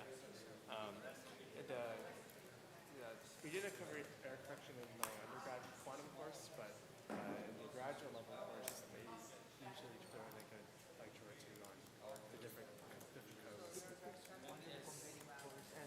I did. Yeah, I took it my last semester. Do you know Murphy? Yeah, I actually used to work. Oh, Murphy, no. Murphy's your first name? Yeah. She taught that course in Maryland. Taught the grad level error mitigation. She got the, no, oh really, at Maryland? Okay, Yeah. I wasn't aware. Yeah, I only know of one other quantum computing course at Maryland. Shelly was professor at Maryland who taught the course. Yeah, so I took it. It was the hardest course I took, probably. It was really tough because I didn't really know any of the math coming in. So because there's yours, yes. Yeah, also the CS major at Maryland, they will let you shoot yourself in the foot if you want to. In terms of the math requirements. Yeah, Yeah, like now she comes to UCSB and she teach also a CS course on quantum computing. And like almost like in the beginning there's 100 and in the end there's only 20 students. Oh yeah, I think most people who are quantum computing do well have a physics background because most of the computing part is actually not too different. So I can send you all a link to the notebook if you can give me like an email or something. Okay. Yeah. Oh, I mean, okay, yeah, this is the link, but I don't know how to share it, or if you want to take a picture of it, or I don't know. You can you can either share it or make a QR code. Oh, okay, let me make a QR code. Yeah. I have a friend with you who took introduction to quantum computing this semester and he's going to take graduate level quantum computing next semester. He's a sophomore. Oh, nice. So, but the grad courses are just the next step in the line. So it's about breadth versus depth. So depending on the professor, the grad course is not always harder. Actually, I took a grad level AI course in Maryland, and it was easier. It was actually a lot easier than the undergrad level machine learning course. Because the assignments were less tedious. Yeah. And there's no final. No, we still have exams in that class. Really, for grad course? Well, because my professor was also very old-fashioned. Yeah, I took his last course before he semi-retired. Oh. So definitely more old-fashioned. But his last course, let's make them more harder. Let's give them torture one last time. But it's more like how do I say it? The grad course may be an absolutely more work, but it's relatively less work because by the time you take the grad course, you should have more familiarity with like the field or related topics anyways, right? So yeah, the work will be higher, but people who take the class should be more prepared. So.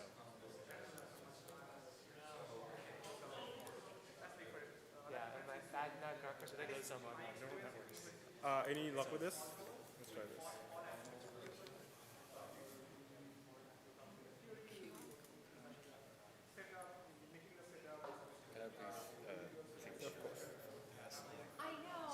Oh, you have an IQ shirt. Oh, yeah. That's cool. I did my undergrad at College Park. Oh, I see. At University of Maryland, yeah. I also did an internship there, too. So. At IQ? Cool. Yeah. Okay, perfect. Thanks. Yep. Anyway, you had like questions? Yeah, I guess I also had the same question as you, which was, if we achieve fault tolerance, will we still need error correction? Is error correction a necessary or sufficient technique for fault tolerance? No, in fact, I think the topological quantum computing people, right? They want to have fault tolerance without error correction because their qubits are inherently resistant. Yeah. I don't understand all this stuff Microsoft Quantum is doing, but there was a talk this morning about topological things. Yeah. Their hope is you don't need to error correct. Yeah. Oh, they want to make inherently fault-tolerant system. Yeah. Without error correction codes. Yeah, it's not. I don't think it's from the outside looking in. It doesn't seem like it's going well because they're still planning on running error correction codes on top of these topological qubits because their logical error rates are not low enough. Yeah. Because their error rates are like 10 to the negative 6 or 10 to the negative 4 without error correction, but you need 10 to the negative 10 to 10 to the negative 12 to run applications. So they'll still need to do error correction. They just won't do it as much as people who have 10 to the negative 3 error rates. Okay, so they already see substantially lower. Yeah. Interesting. Yeah, but they still need to do error correction because I don't think anyone's making a device that's 10 to the negative 10 without error correction. Yeah. It's too hard. I mean, the only system I really am familiar with is IonQ, trapped ions, which they also have the error correct anyways, even if they claim that the trapped ions are cleaner and have less noise inherently. Right? Yeah. So even though trapped ions can give you like theoretically, like trapped ions have the highest gauge fidelities. They have like 10 to the negative 3. They could achieve 10 to the negative, I think 10 to the negative 4, 10 to the negative 5. But again, I need 10 to the negative 10 to do something. So I'll still need to do that correctly. Is that in the realm of like classical fault tolerance, that level error rate? Yeah. So classical fault tolerance is 10 to the negative 24. Oh, okay. That's much smaller. Yeah.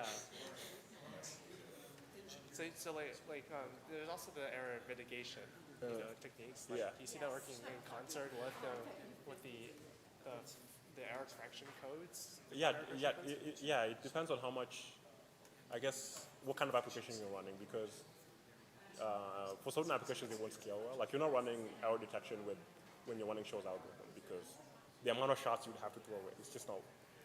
It basically. But maybe.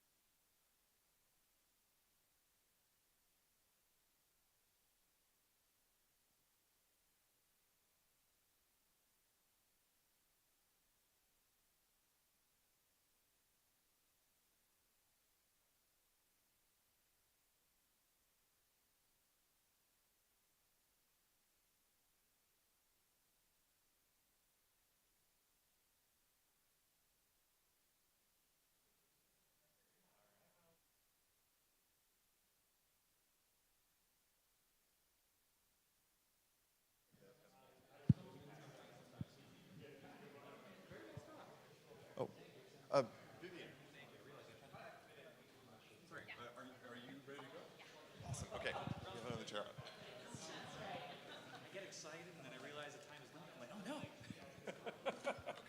But it's an easy topic to get excited about. No, I'm on the panel. All right. Not going anywhere. Yeah. Oh my gosh. All right, folks, let's start moseying back.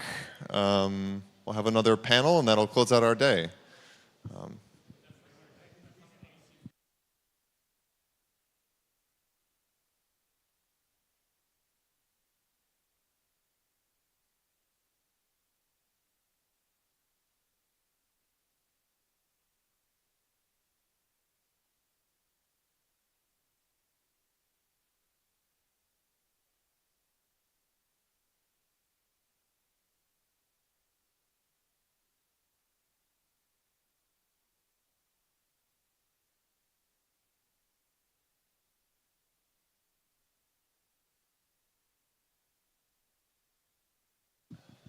All right, so this will be our final panel for the day, our final activity prior to food for the day, and I want to make sure I'm not standing in anybody's way here.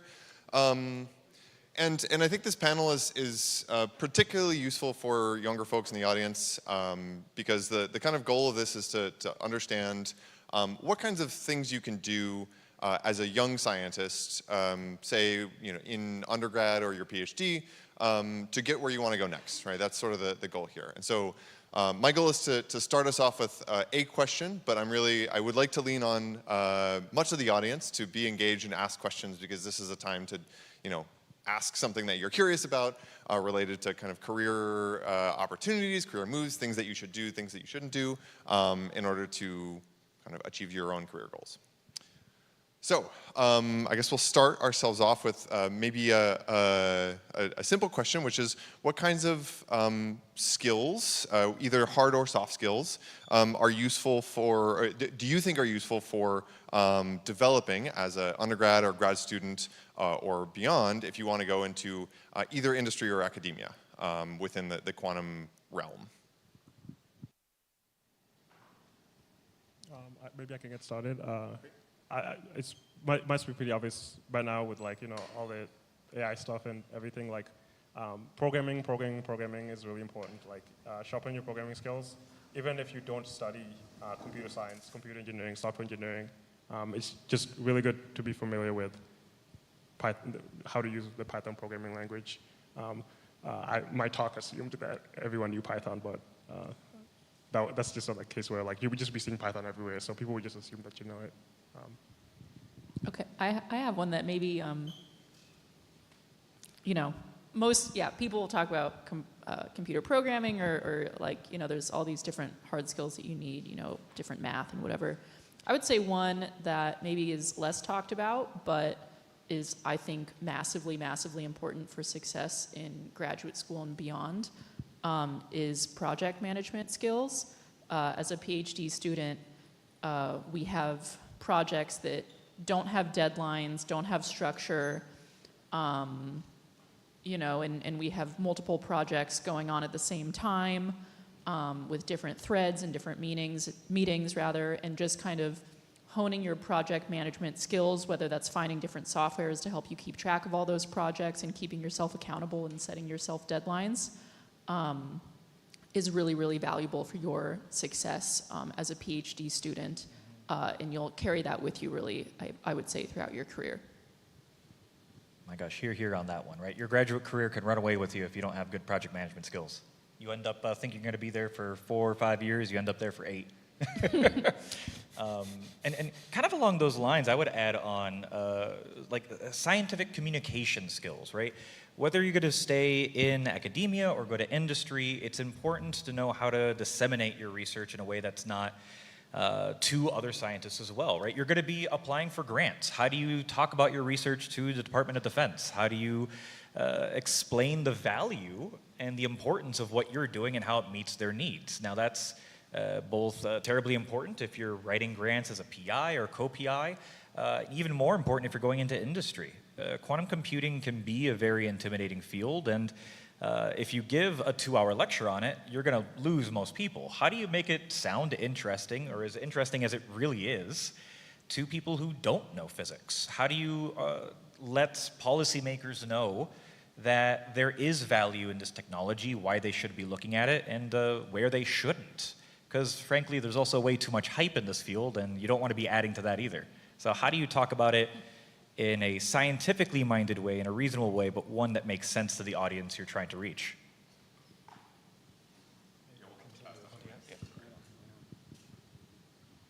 It's a hard question to answer because there's such broad diversity. I think, first of all, key is to know thyself and know, first of all, what you like to do. It's actually even more important to know what you don't like to do. At Inflection, we have about 160 people. There are extremely good physicists and electrical engineers and mechanical engineers, some of whom that's all they want to do, and they would be very happy doing that every day. Others want variety. Engineers, typically we want externally good skill sets. Physicists, we typically want problem-solving ability, and those are different. And then I completely agree. There's another project management. I wouldn't call a soft skill, but being able to in industry. But it's wrong. In fact, it's also true in academics. We just don't teach it. Is teamwork and the ability to work within a team. And very valuable is EQ. Emotional quotient is often drawn as a parallel to intelligence quotient. And you may not have it. I actually view that the best I've ever gotten in EQ is a B or a B minus. And there are other people who get an A and A plus. And to know who you are and try to, as you go along in your career, to nurture that person that can be successful, whether it's working a soldering iron in the lab every day, whether it's working on very hard quantum computer, making it work, coding, or what have you. Know yourself very well. What you get paid for, though, is solving problems, sometimes with your expertise, sometimes with your broad educational background. Make sure you have that by the time you get out, but it's everything that you're not taught that tends to be tricky in terms of making an academic or industry choice. All right, well, you took my topic there. I was going to talk about teamwork as well. But I wanted to emphasize that if you're working in a national laboratory or another sort of large research institution, teamwork is even more important, perhaps, than at a university. So we've had many postdocs come through our group who were great, and they went off in the corner and they did something, but they were not hired because they did not reach out to the larger group. They did not do something that advanced the goals of the larger group. And then even as you get farther in your career, you want to be looking wider in your organization. You want to be collaborating across different divisions, across, if you're a physicist, you're collaborating with chemists and engineers and mathematicians. And then you're fully taking advantage of what, say, a national lab has to offer. So if you're just going to go off in a corner and work by yourself, why are you at a national lab? What you should be doing is what you can uniquely and more largely accomplish at a national lab. So when you're in if you're a graduate student or a postdoc, that's partially what you're being evaluated on, and it's going to determine the next stage of your career. So. We have a hand? I was going to have a quick follow-up question to that. So this is a really interesting point where if you're being judged on your ability to reach out and make connections, like how do you, maybe this is a bit of a silly question, but how do you do that, right? Like what is, do you cold email? Do you how do you, as a young scientist, go and start to make connections in a way that doesn't feel completely random? Well, as far as, part of it is this, energy barrier. For me, it was probably quite high because I'm not naturally a gregarious person. So you have to get over that energy barrier to go wander into somebody's office you don't know and say, hello, my name is, look at my. But as far as, how you do that strategically, you've got your research and you found X, and then you think about, well, I could just publish X, or I could say, oh, I could take this to the next level. Look at this and this and this unsolved problem. Oh, I'm at a large institution where people have all of these different capabilities. Let's go find who can do this and this and this. And then you go to them with your interesting problem, and then of course they're happy to collaborate because you're handing them something new and interesting. So you're starting with your research and you're following the research, and then you're seeing where the people are, and then you naturally expand your collaborations. So. Great. Okay. I just wanted to add, I know my university, I'm sure Purdue has very similar functions. Most universities have some tea hour, cookie hour, or some collaborative communal event for their departments, for students to gather, for professors to gather. That's a great time that lowers that potential energy barrier, right? You're not going into their office and kind of maybe bothering them when they're busy. They're there to be part of the community. So engage in those times, right? Find where the university is holding these functions, engage with people there who have similar interests, doing similar research, and like you were saying, if you're doing something interesting and they're doing something in a similar field or an interesting, tangential application, that's a great time to talk about your application, their application, and things can fall out from these conversations and create these connections. Were you asking, reaching out to a sphere you haven't participated in? Yeah, just generally. I mean, what I would say is, first of all, the most important thing, in my view, is who you work with or who you want to work with, almost more important than what you work on. And to that end, if you say, that over there looks like an interesting person or an interesting company, the first thing overwhelmingly is do your homework. So that most of us are suckers for, gosh, Professor Anderson or Mr. Anderson or Dr. Anderson or whatever, I read your work or I looked at your work, what you do is so cool, et cetera. But you've done your homework, because the first thing that establishes is I know you've done your homework, right? And that means you do problem solving, things like that. Writing cold is really difficult because all of us have too much email. But it is, if you're reasonably both patient and persistent, it can work.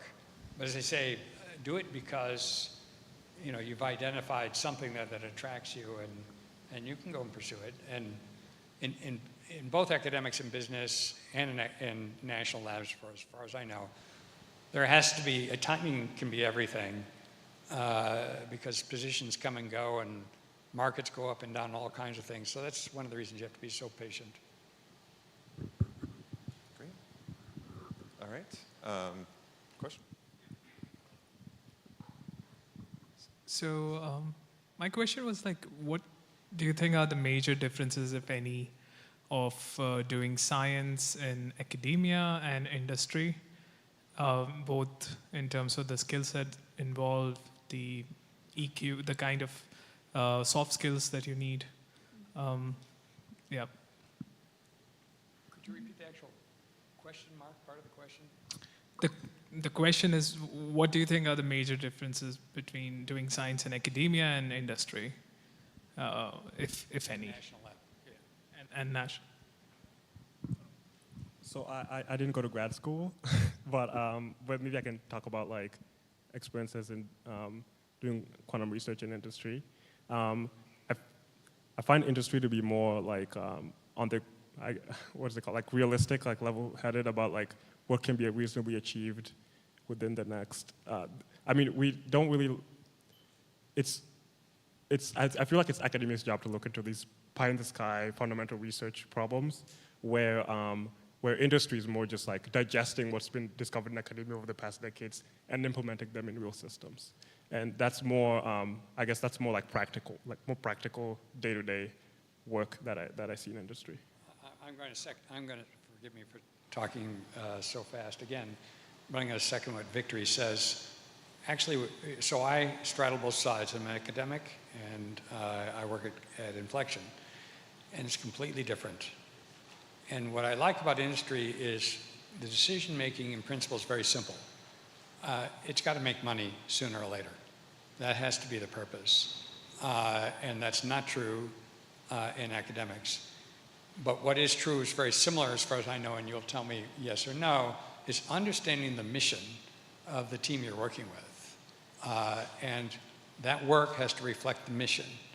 And Actually, in industry, it's rarely, now that Bell Labs is not here anymore, it's rarely science.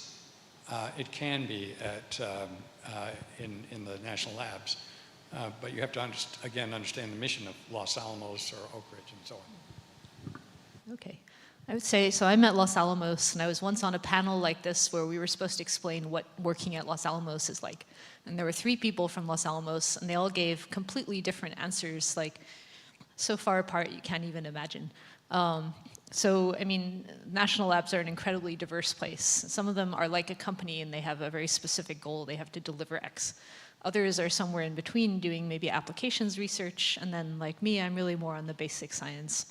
So there's no single answer for the national labs, but in all cases they do have missions. There's layers of missions and thrusts and goals, and certainly understanding not only how to work in them, but also how to pitch your work in those missions is pretty important.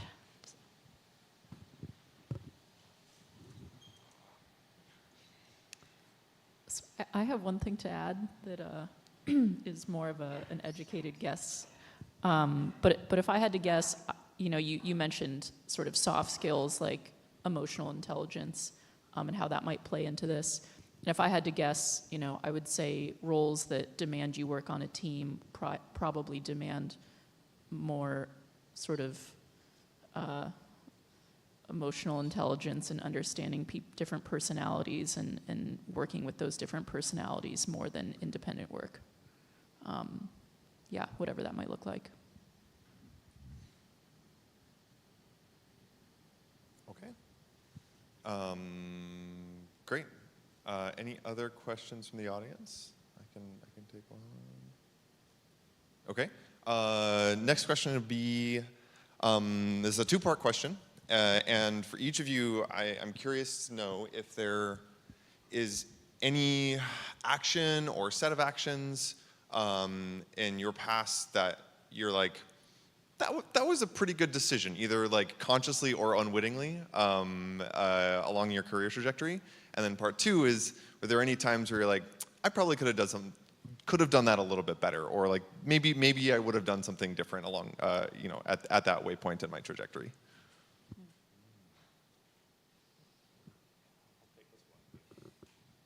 So I know one decision that definitely helped me. It was a fluke, but it was all about, kind of started off with reading contracts well in graduate school. I applied for every scholarship, every fellowship that you could to help pay my way through graduate school. And because I hated being a TA, so I wanted to just do my research, and I applied for a bunch of them. I had won a couple, and in the contracts when you're reading it, it says, I'll pay for 10 credits towards, this fellowship will pay for 10 credits towards the degree with which you applied to the university for. One of them I won said, we will pay for 20 credits, period. And I went, that's an opportunity. I don't have to put these 20 credits towards the degree with which I applied to at the university. What else could I apply it to? And I had always been intrigued about the intersection between physics and business, because I loved the professor I worked with, I loved going to colloquiums, but a lot of these professors were talking about technologies that were groundbreaking. Some could even save people's lives, but they couldn't make it sound interesting for the life of them. They can give you a 2-hour lecture, but they couldn't tell you why it was interesting in a couple of minutes. And I really wanted to learn these skills and how to articulate, new and novel sciences. How do you bring it, these incredible discoveries in a way that makes sense to larger audiences, to businesses, and commercialize these technologies? So I ended up getting a business degree partway through my graduate degree. Now, my professor wasn't too happy. It got taken away from research for a while until we started winning more grant funding. Then he was fine with it. But these skills help you articulate, right? I think that was really foundational in my trajectory, in my career, because that skill set is necessary everywhere, especially in kind of these new technological fields. How do you translate something as technologically advanced as quantum computing to somebody who's in automotive industry and only knows those terms and those jargons and their problems? I can't be talking about topological qubits and have that be understood, if I'm talking about somebody who works in, EV batteries. Just how do you translate these things to make it interesting? And that was certainly a turning point in my career that I think was quite foundational. So read your contracts. Speaking about flukes, the best thing that happened to me was I randomly decided to go to a quantum computing conference, QIP.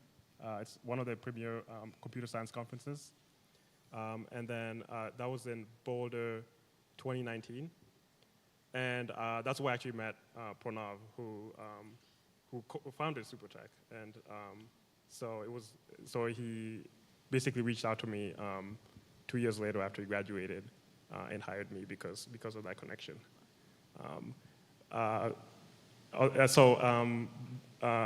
The one thing I wish I did better was trying to do quantum full-time right after graduation. So basically I spent 2 or 3 years after graduation at a data science classical programming shop. And those 3 years could have been better spent doing quantum full-time. But yeah. Okay, I have one that was a turning point for me in my career that was a good one, but it was tough at the time. I had started my PhD. I was in a research group with a professor for the first 2 years of my PhD. And for various reasons that I won't go into detail, it was just a really bad fit. Yeah, I ended up hunting for a new research group, found a new PI who thankfully had just moved to UCLA that summer from a different institution. And it was a difficult sort of breakup with my previous PI. It was very uncomfortable. They were not happy. Yeah, and it was a tough decision, but I mean, my PhD is just far and away so much more fulfilling and interesting and what I wanted out of the degree than had I stayed in that previous group. So I guess that's just sort of, make those hard decisions even if they're uncomfortable for a little bit. You're only uncomfortable for a little bit, but you're very unhappy if you stay long term. Yeah, and I guess one thing that I could have done better throughout my PhD, or something that I wish I had done, people talk about summer internships, and I really recognize the value of those. I never did one, but I think that that's something I would have benefited from.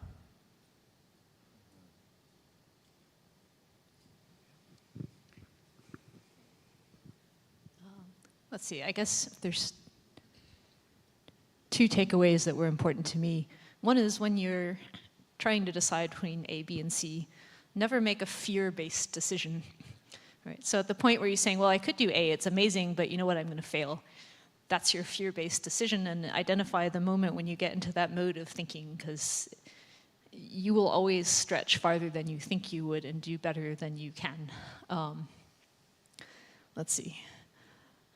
The other, which I'm kind of dealing with a lot now, is how be careful in evaluating the people you work with. So we just heard the example of the problem PhD advisor. So I'm in a field where I'm working with lots of people, and I'm necessarily open to new collaborations all the time.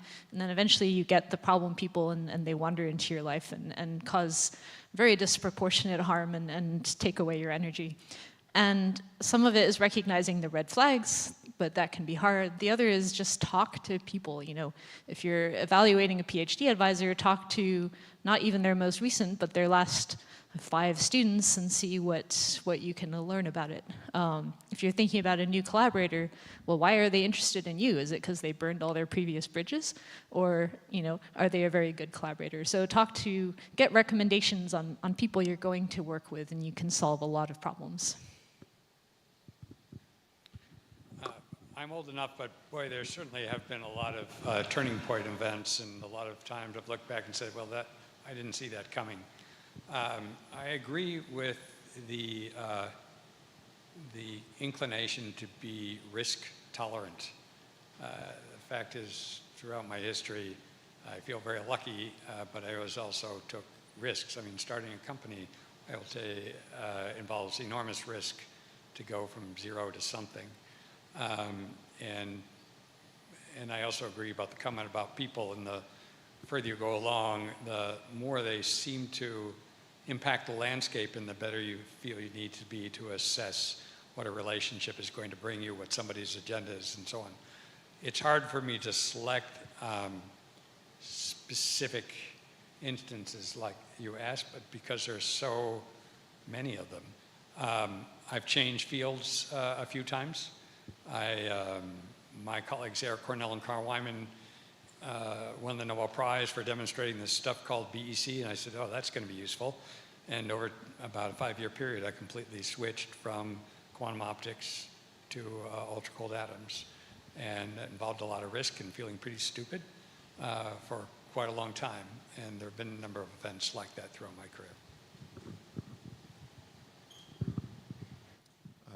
Okay. I guess I have a follow-up on that. So switching fields, we had a question like this yesterday, but I'm curious to know, especially for people who are a little bit like more advanced in their career, how does switching fields, how does that experience change as you go, as time passes, right? Like I've heard, as many of us maybe have, that it's very easy to kind of switch research topics going from undergrad into grad school, right? And then it's a little harder to switch from grad school into postdoc, and it gets progressively harder, but I'm curious to hear if that's like an accurate take from someone who's been through that whole process. So I have, I would say I switched a number of times. For example, when I was a graduate student, I worked on ring laser gyros. I went from there to work on LIGO, the early days of LIGO, and while I was there, I went into neural networks, which began to, that was John Hopfield was at Caltech and starting to rise up, and then back to inertial sensors and precision measurement, and then to cold atoms. So quite a varied life. I would say the fear goes, you just say, you just sigh and say, I'm starting again, oh my goodness. I also think it's easier in academics. Because nobody's going to stop you, whereas to go from a fairly mature position in a company from doing A to B, first of all, may mean you have to change companies. I think the barrier becomes much larger. I think the flexibility you'll have to tell me about in a lab, but I would have thought that slowly you can again change careers in the lab. But it's tough in industry.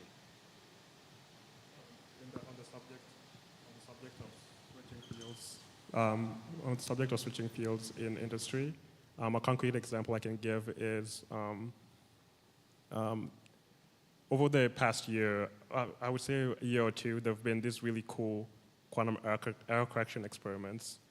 So before that, the industry was pretty much touting the NISQ errors being this noisy intermediate scale quantum error, where we would get practical applications without error correction.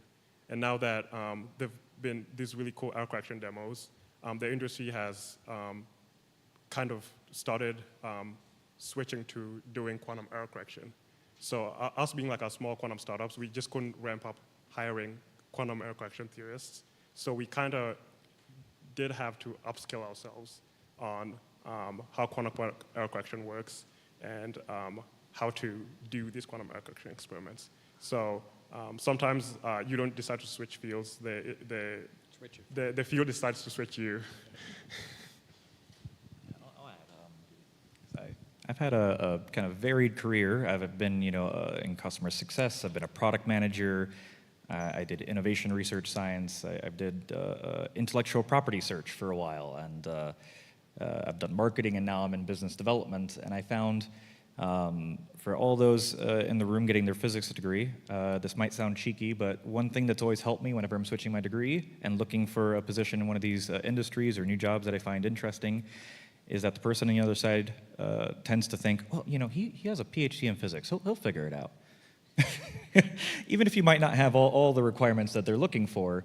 But beyond that, realistically, principles you learn in physics do carry over to quite a few things, data analysis and how to identify these large monumental problems, simplify them to the point where they are solvable, figuring out what parts of this large problem can be ignored and your solution still makes sense, right? What's just contributing noise, or what's maybe a very difficult part to solve, but that might actually be contributing very much to your final solution. So let's actually just cancel those terms out and get to the big chunks and get to kind of a good enough answer quickly. These are tremendous skills to have in any industry or job you're looking at. And it's enabled me to hop amongst these various industries. And I found that there's a lot of translatable skills as you hop around. I found that grant writing is not all that dissimilar from patent writing. It's some archaic wording and you have to know the lingo, but once you get past that, it's fairly similar. You have to know project management to be successful in most careers, as we've talked about here, right? Managing your time, managing your lab's time, your partner's time. If you're in a grant and when deliverables are needed to be had, that's also industry. So there's a lot of translatable skills you'll learn in graduate school, especially if you're working on grants that have deadlines and you might need to be reporting to the Department of Defense or things like this. If you're in those meetings and see how that reporting goes too, it gives you a sense of what this looks like in industry and what managers look for in the results you're coming out with.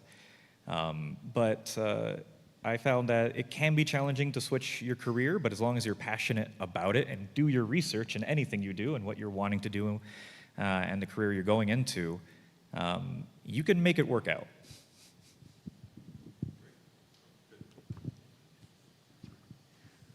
So I would say I've switched careers as a more senior person in two ways. One is starting with a collaborator. So you walk into someone's office or they into yours and they're like, let's do this. I'm like, I don't know this.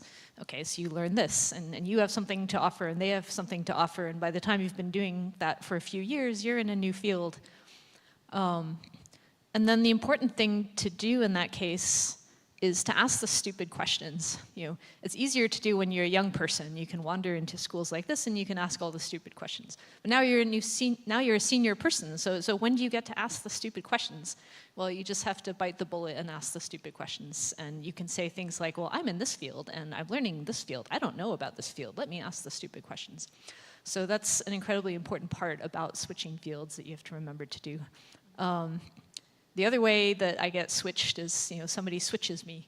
Like a few years ago, I was told, Vivian, you're going to be the deputy director of the Quantum Science Center. I'm like, what? Okay. So go learn a whole lot of things that I didn't previously know, both about science and about, management. So those opportunities come along, and you just have to be ready to dig in and be flexible. And it happens a lot in national labs. Sometimes it's an opportunity, sometimes it's the collapse of some funding, and they're like, okay, these people, all right, go do that. Okay. So those opportunities do come along, and they can be quite exciting, and generally your management, if you're a good person, will look out for you and sometimes see these opportunities for you as well as you seeing them for yourself. So.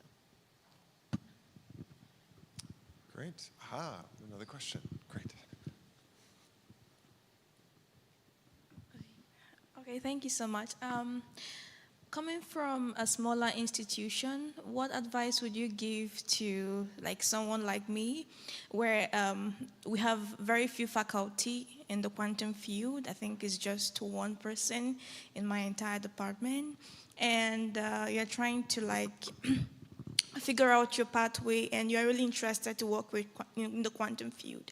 And eventually, the person has a very few group, and you don't have any option at the moment. What advice would you give to such a person?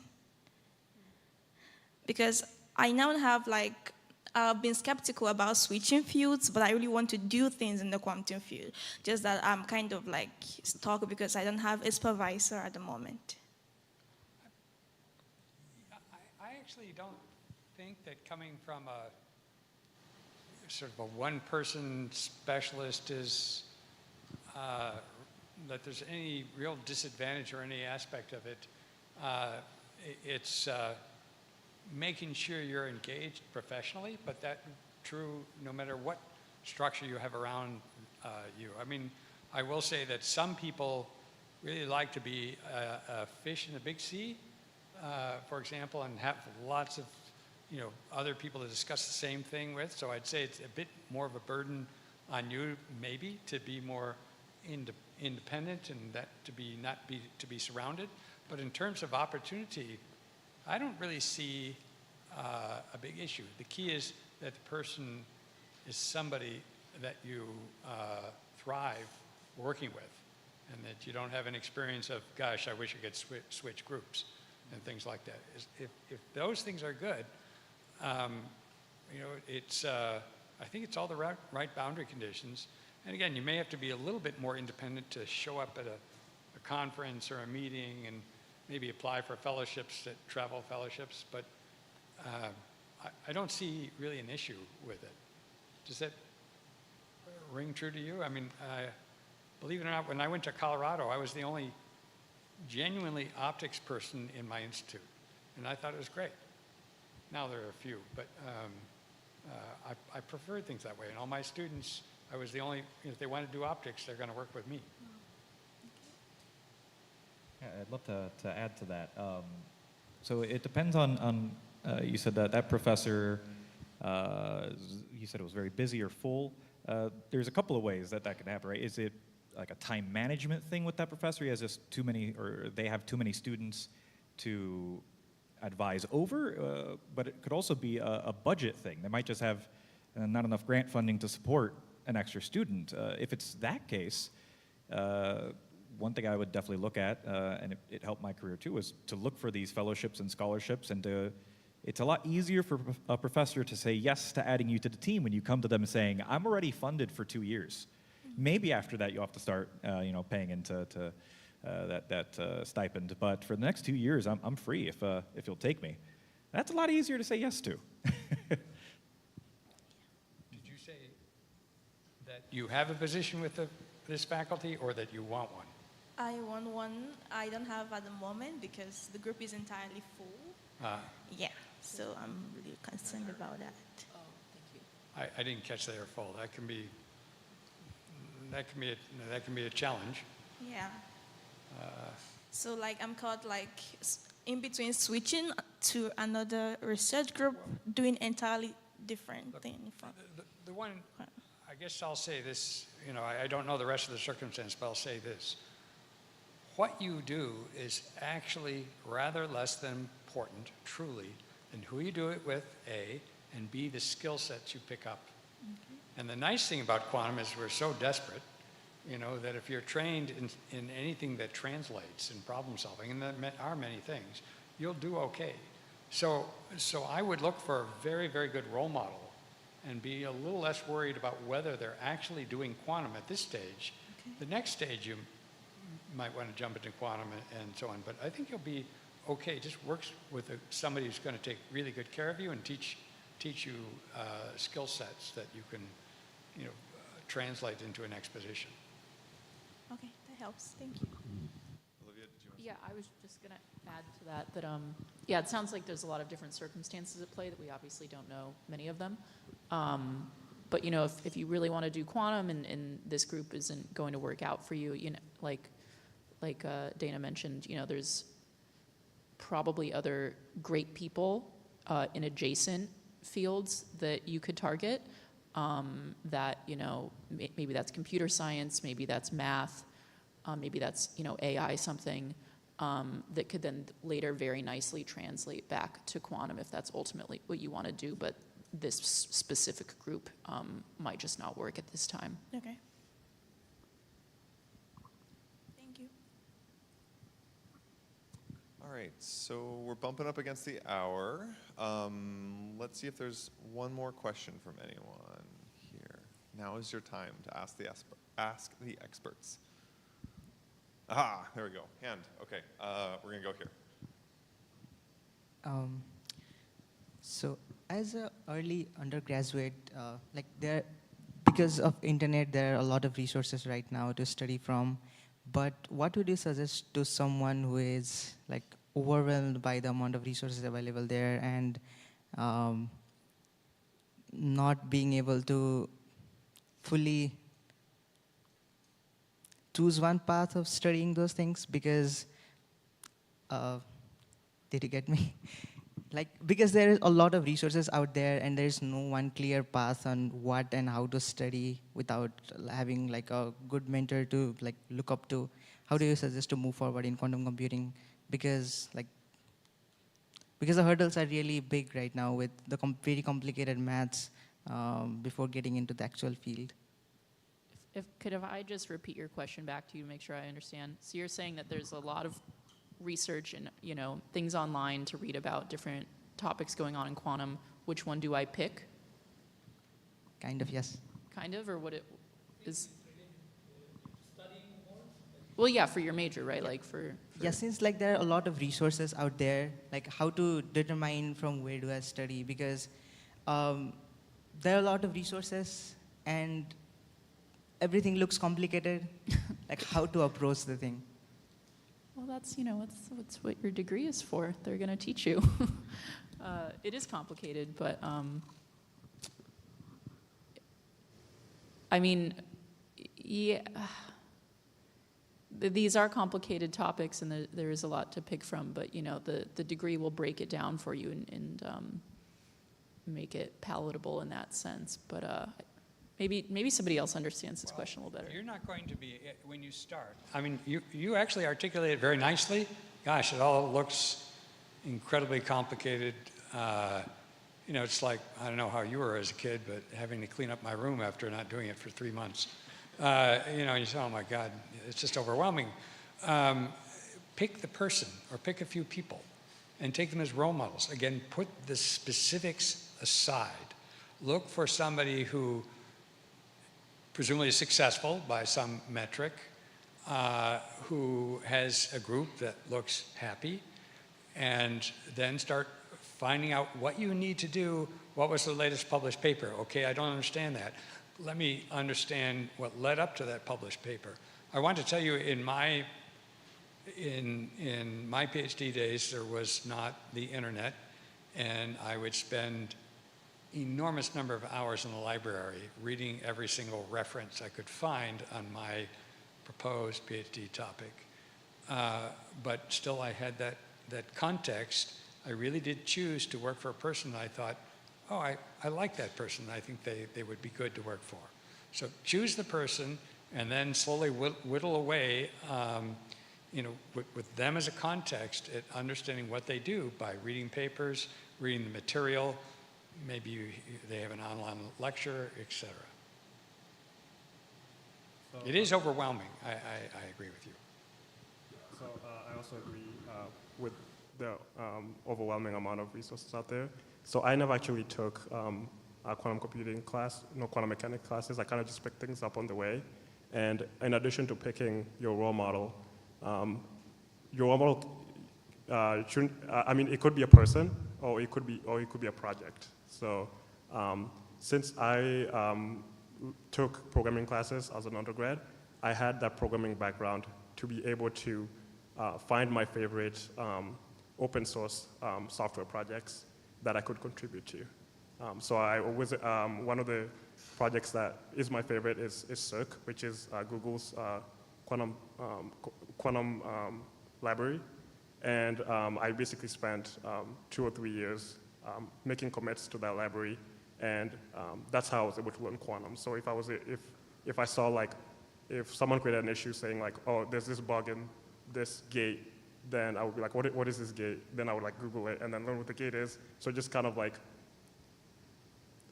pick a concrete project and learn on the way by working on that project if you are planning on going the self-teaching route. I'll just add on to what's been said already. As you're exploring and sifting through all these myriad possibilities of what you can do with your future, what you should study, how you're going through, really look for that thing that, it's almost axiomatic to say it, but look for that thing that brings a spark in you, right? A lot of things are going to look complicated. Don't worry about the complicated right now. Find the topic, the application, the use case. As you're going through, find the things that sound cool, sound interesting, like make you want to engage that little bit further. Find that topic, that item, and chase that, right? University is the place to demystify it and make it not so complicated. But narrowing that down and finding as you're going through these items that really do make you want to look a little bit deeper at a topic, to investigate, to read more about. That's what's going to drive and make your life and your career happy and successful at the end of the day. It's chasing that passion, the thing that really does drive you and what you find uniquely exciting about various topics. Use AI.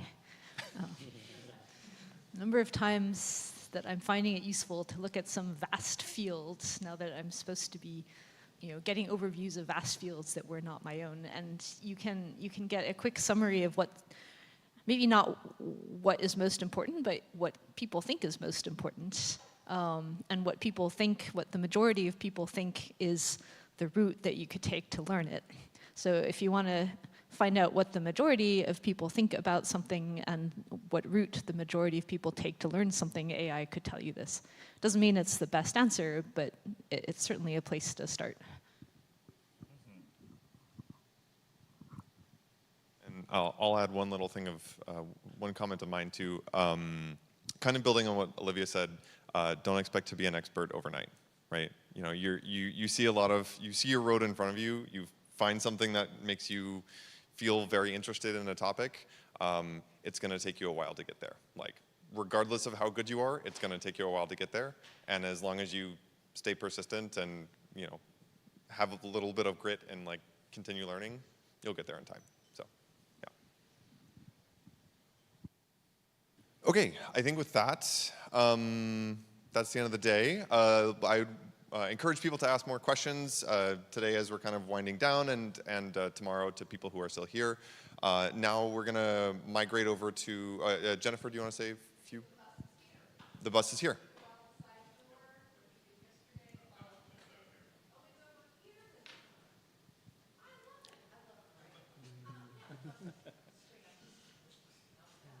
Okay. So let's thank our panelists again, and let's go get some food.